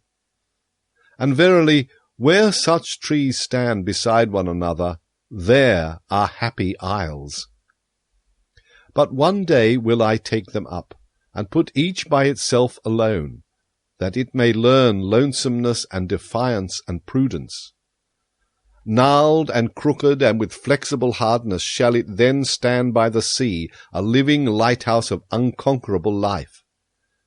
Yonder, where the storms rush down into the sea, and the snout of the mountain drinketh water, shall each of a time have his day and night watches, for his testing and recognition. Recognized and tested shall each be, to see if he be of my type and lineage, if he be master of a long will, silent even when he speaketh, and giving in such wise that he taketh in giving, so that he may one day become my companion, a fellow creator and fellow enjoyer with Zarathustra. Such a one as writeth my will on my tables, for the fuller perfection of all things. And for his sake and for those like him must I perfect myself. Therefore do I now avoid my happiness, and present myself to every misfortune, for my final testing and recognition. And verily it were time that I went away, and the wanderer's shadow, and the longest tedium, and the stillest hour, have all said unto me, It is the highest time. The word blew to me through the keyhole, and said, Come! The door sprang subtly open unto me, and said, Go! but I lay enchained to my love for my children. Desire spread this snare for me, the desire for love, that I should become the prey of my children and lose myself in them. Desiring, that is now for me to have lost myself. I possess you, my children. In this possessing shall everything be assurance and nothing more. But brooding lay the son of my love upon me in his own juice-stewed Zarathustra. Then did shadows and doubts fly past me. For frost and winter I now longed. Oh, that frost and winter would again make me crack and crunch, sighed I. Then arose icy mist out of me. My past burst its tomb, many pains, buried alike, woke up. Fully slept had they merely, concealed corpse clothes. So called everything unto me in signs, it is time. But I heard not, until at last mine abyss moved, and my thought bit me. Ah, abysmal thought, which art my thought, when shall I find strength to hear thee burrowing and no longer tremble? To my very throat throbbeth my heart, when I hear them burrowing. Thy muteness even is like to strangle me, thou abysmal mute one. As yet have I never ventured to call thee up. It hath been enough that I have carried thee about with me. As yet have I not been strong enough for my final lion wantonness and playfulness. Sufficiently formidable unto me hath thy weight ever been. But one day shall I yet find the strength and the lion's voice which will call thee up. When I shall have surmounted myself therein, then will I surmount myself also in that which is greater, and a victory shall be the seal of my perfection. Meanwhile do I sail along on uncertain seas. Chance flattereth me, smooth-tongued chance, forward and backward do I gaze, still see I no end. As yet hath the hour of my final struggle not come to me, or doth it come to me perhaps just now? Verily, with insidious beauty do sea and life gaze upon me round about. O afternoon of my life! O happiness before eventide! O haven upon high seas! O peace in uncertainty! How I distrust all of you! Verily distrustful am I of your insidious beauty, like the lover am I, who distrusteth too sleek smiling. As he pusheth the best beloved before him, tender even in severity, the jealous one, so do I push this blissful hour before me. Away with thee, thou blissful hour! With thee hath there come to me an involuntary bliss. Ready for my severest pain do I here stand, at the wrong time hast thou come. Away with thee, thou blissful hour! Rather harbour there with my children, hasten, and bless them before eventide with my happiness. There already approacheth eventide, the sun sinketh, away my happiness! Thus spoke Zarathustra, and he waited for his misfortune the whole night. But he waited in vain. The night remained clear and calm, and happiness itself came nigher and nigher unto him. Towards morning, however, Zarathustra laughed to his heart, and said mockingly, Happiness runneth after me. That is because I do not run after women. Happiness, however, is a woman. Before sunrise. O heaven above me, thou pure, thou deep heaven, thou abyss of light, gazing on thee I tremble with divine desires. Up to thy height to toss myself, that is my depth. In thy purity to hide myself, that is mine innocence. The God veileth his beauty, thus hidest thou thy stars. Thou speakest not, thus proclaimest thou thy wisdom unto me. Mute o'er the raging sea hast thou risen for me today. Thy love and thy modesty make a revelation unto my raging soul. In that thou camest unto me beautiful, veiled in thy beauty, in that thou spakest unto me mutely, obvious in thy wisdom, Oh, how could I fail to divine all the modesty of thy soul? Before the sun didst thou come unto me, the lonesomest one. We have been friends from the beginning. To us are grief, gruesomeness, and ground common. Even the sun is common to us. We do not speak to each other because we know too much. We keep silent to each other. We smile our knowledge to each other. Art thou not the light of my life? Hast thou not the sister soul of mine insight? Together did we learn everything.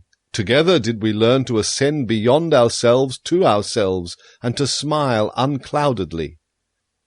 Uncloudedly to smile down out of luminous eyes and out of miles of distance, when under us constraint and purpose and guilt stream like rain.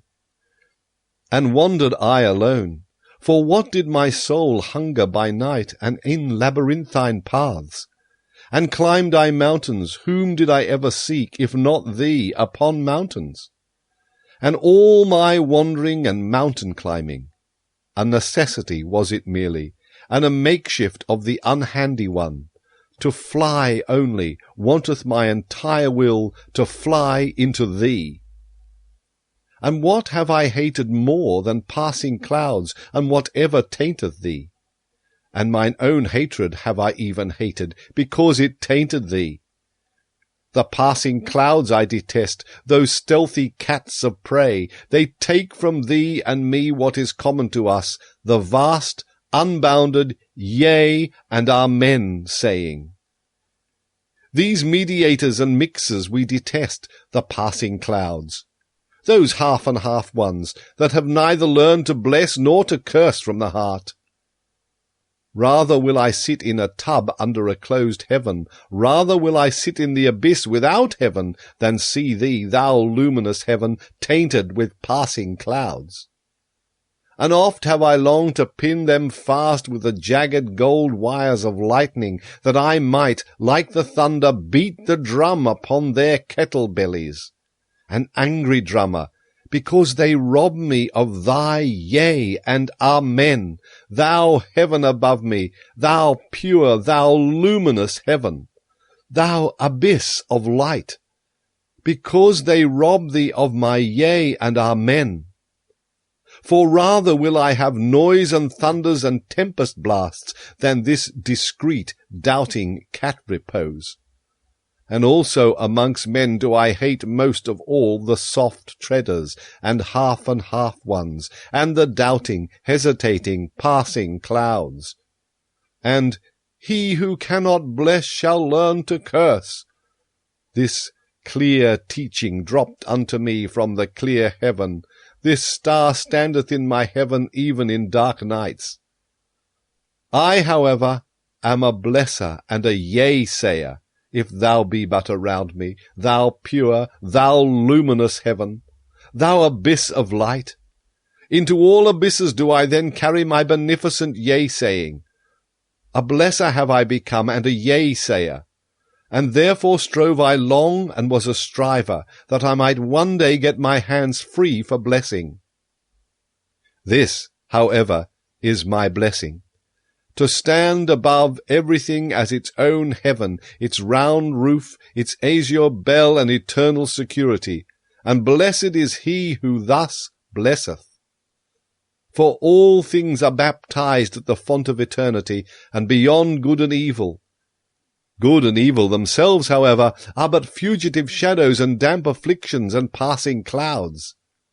Verily, it is a blessing and not a blasphemy which I teach that above all things there standeth the heaven of chance, the heaven of innocence, the heaven of hazard, the heaven of wantonness.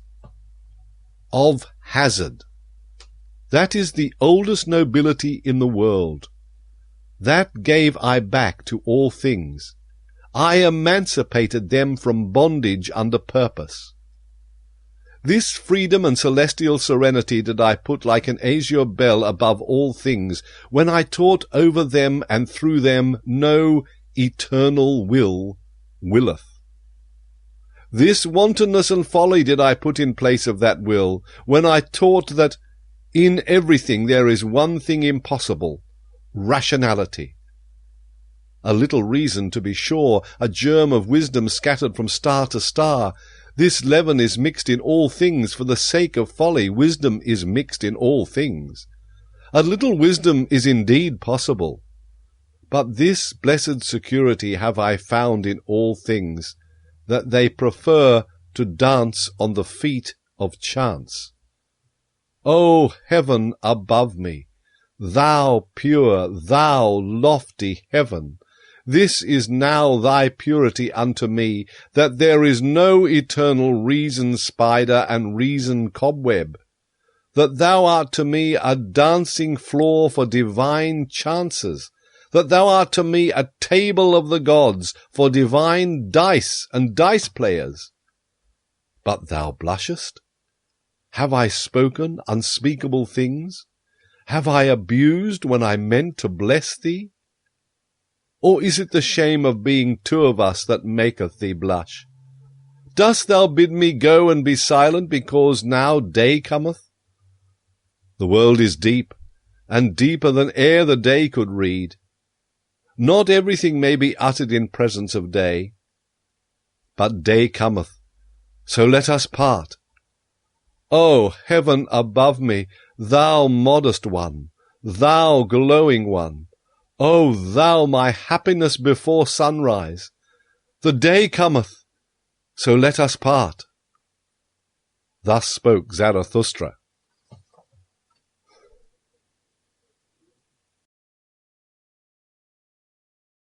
File 26. The Bed-Warfing Virtue. When Zarathustra was again on the continent, he did not go straightway to his mountains and his cave, but made many wanderings and questionings, and ascertained this and that, so that he said of himself jestingly, Lo, a river that floweth back unto its source in many windings. For he wanted to learn what had taken place among men during the interval, whether they had become greater or smaller. And once, when he saw a row of new houses, he marvelled and said, What do these houses mean? Verily no great soul put them up as its simile. Did perhaps a silly child take them out of its toy-box? Would that another child put them again into the box. And these rooms and chambers, can men go out and in there? They seem to be made for silk dolls, or for dainty eaters who perhaps let others eat with them. And Zarathustra stood still and meditated. At last he said sorrowfully, There hath everything become smaller. Everywhere do I see lower doorways. He who is of my type can still go there through, but he must stoop. Oh, when shall I arrive again at my home, where I shall no longer have to stoop, before the small ones? And Zarathustra sighed, and gazed into the distance. The same day, however, he gave his discourse on the bed-warfing virtue. I pass through this people and keep mine eyes open. They do not forgive me for not envying their virtues. They bite at me, because I say unto them that for small people small virtues are necessary, and because it is hard for me to understand that small people are necessary.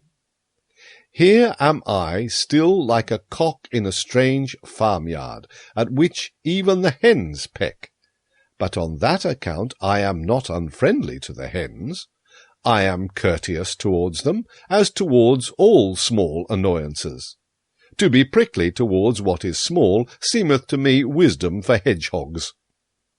They all speak of me when they sit around the fire in the evening.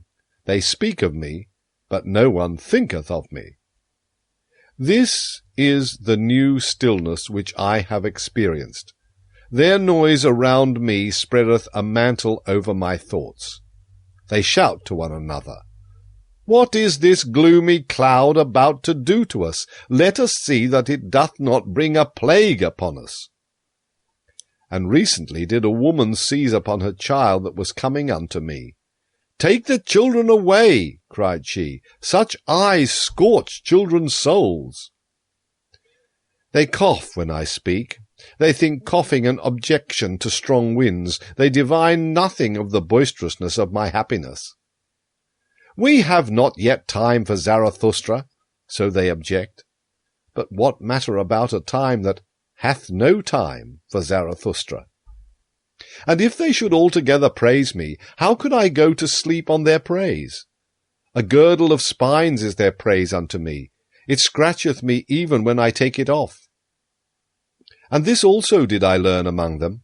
The praiser doeth as if he gave back. In truth, however, he wanteth more to be given him. Ask my foot if their lauding and luring strains please it. Verily, to such measure and tic-tac it liketh neither to dance nor to stand still. To small virtues would they fain lure and laud me. To the tic-tac of small happiness would they fain persuade my foot. I pass through this people and keep mine eyes open. They have become smaller and ever become smaller.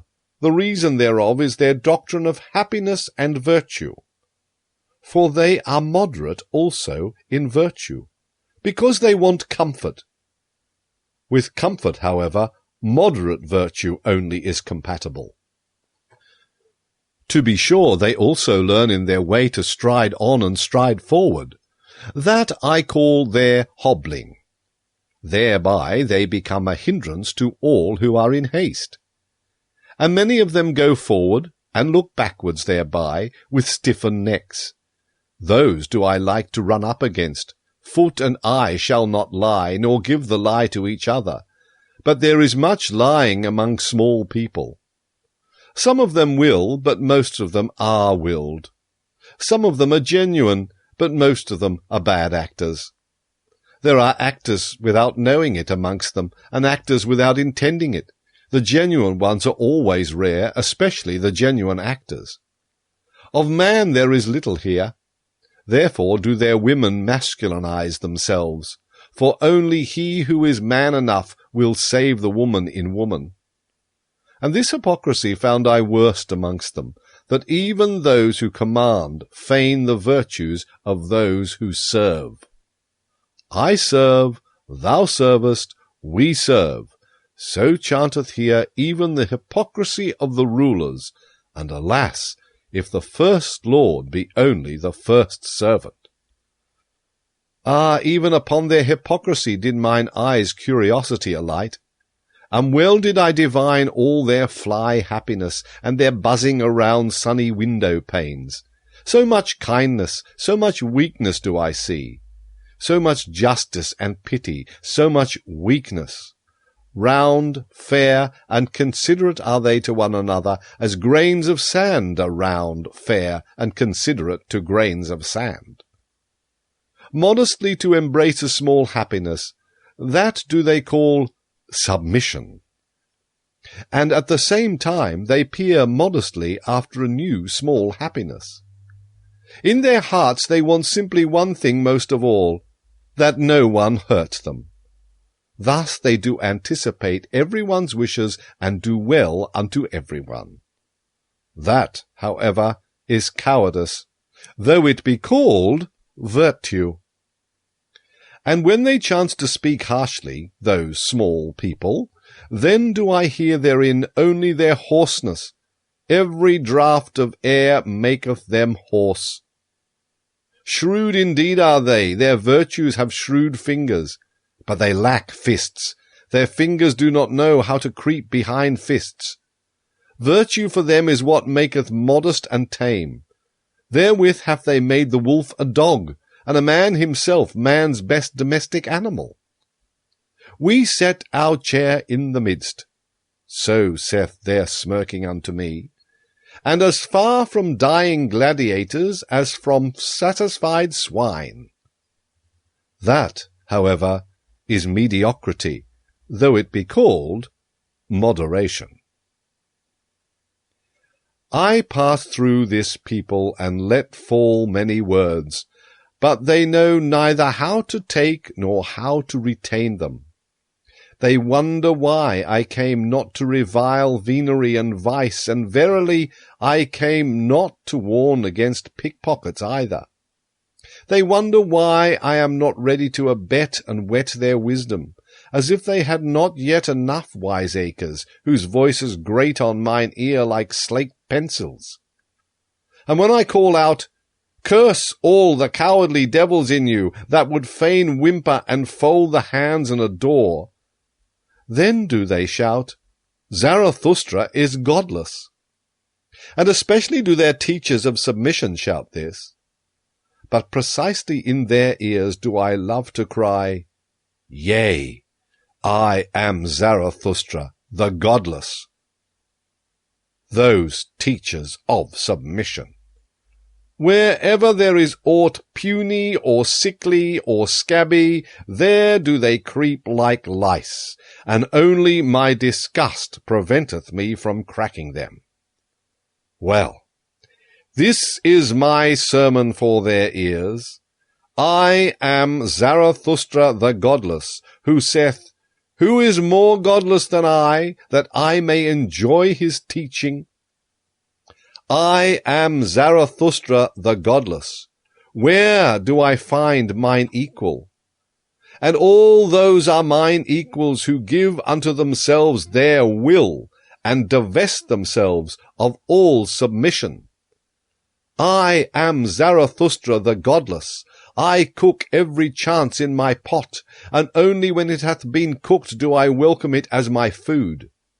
And verily many a chance came imperiously unto me, but still more imperiously did my will speak unto it. Then did it lie imploringly upon its knees, imploringly that it might find home and heart with me, and saying flatteringly, "See, O Zarathustra, how friend only cometh unto friend." But why talk I when no one hath mine ears? And so will I shout it out unto all the winds. Ye ever become smaller, ye small people. Ye crumble away, ye comfortable ones. Ye will yet perish. By your many small virtues, by your many small omissions, and by your many small submissions. Too tender, too yielding, so is your soil. But for a tree to become great, it seeketh to twine hard roots around hard rocks. Also what ye omit weaveth at the web of all the human future. Even your naught is a cobweb, and a spider that liveth on the blood of the future. And when ye take, then is it like stealing, ye small virtuous ones. But even among knaves honour saith that one shall only steal when one cannot rob. It giveth itself. That is also a doctrine of submission. But I say unto you, ye comfortable ones, that it taketh to itself, and will ever take more and more from you. Ah, that ye would renounce all half-willing, and would decide for idleness as ye decide for action. Ah, that ye understood my word. Do ever what ye will, but first be such as can will. Love ever your neighbour as yourselves, but first be such as love themselves. Such as love with great love, such as love with great contempt. Thus speaketh Zarathustra the godless. But why talk I, when no one hath mine ears? It is still an hour too early for me here. Mine own forerunner am I among this people, mine own cockcrow in dark lanes. But their hour cometh, and there cometh also mine. Hourly do they become smaller, poorer, unfruitfuller. Poor herbs, poor earth. And soon shall they stand before me like dry grass and prairie, and verily wearily of themselves, and panting for fire more than for water. O blessed hour of the lightning, O mystery before noontide, running fires will I one day make of them, and heralds with flaming tongues. Herald shall they one day with flaming tongues. It cometh, it is nigh, the great noontide. Thus spoke Zarathustra,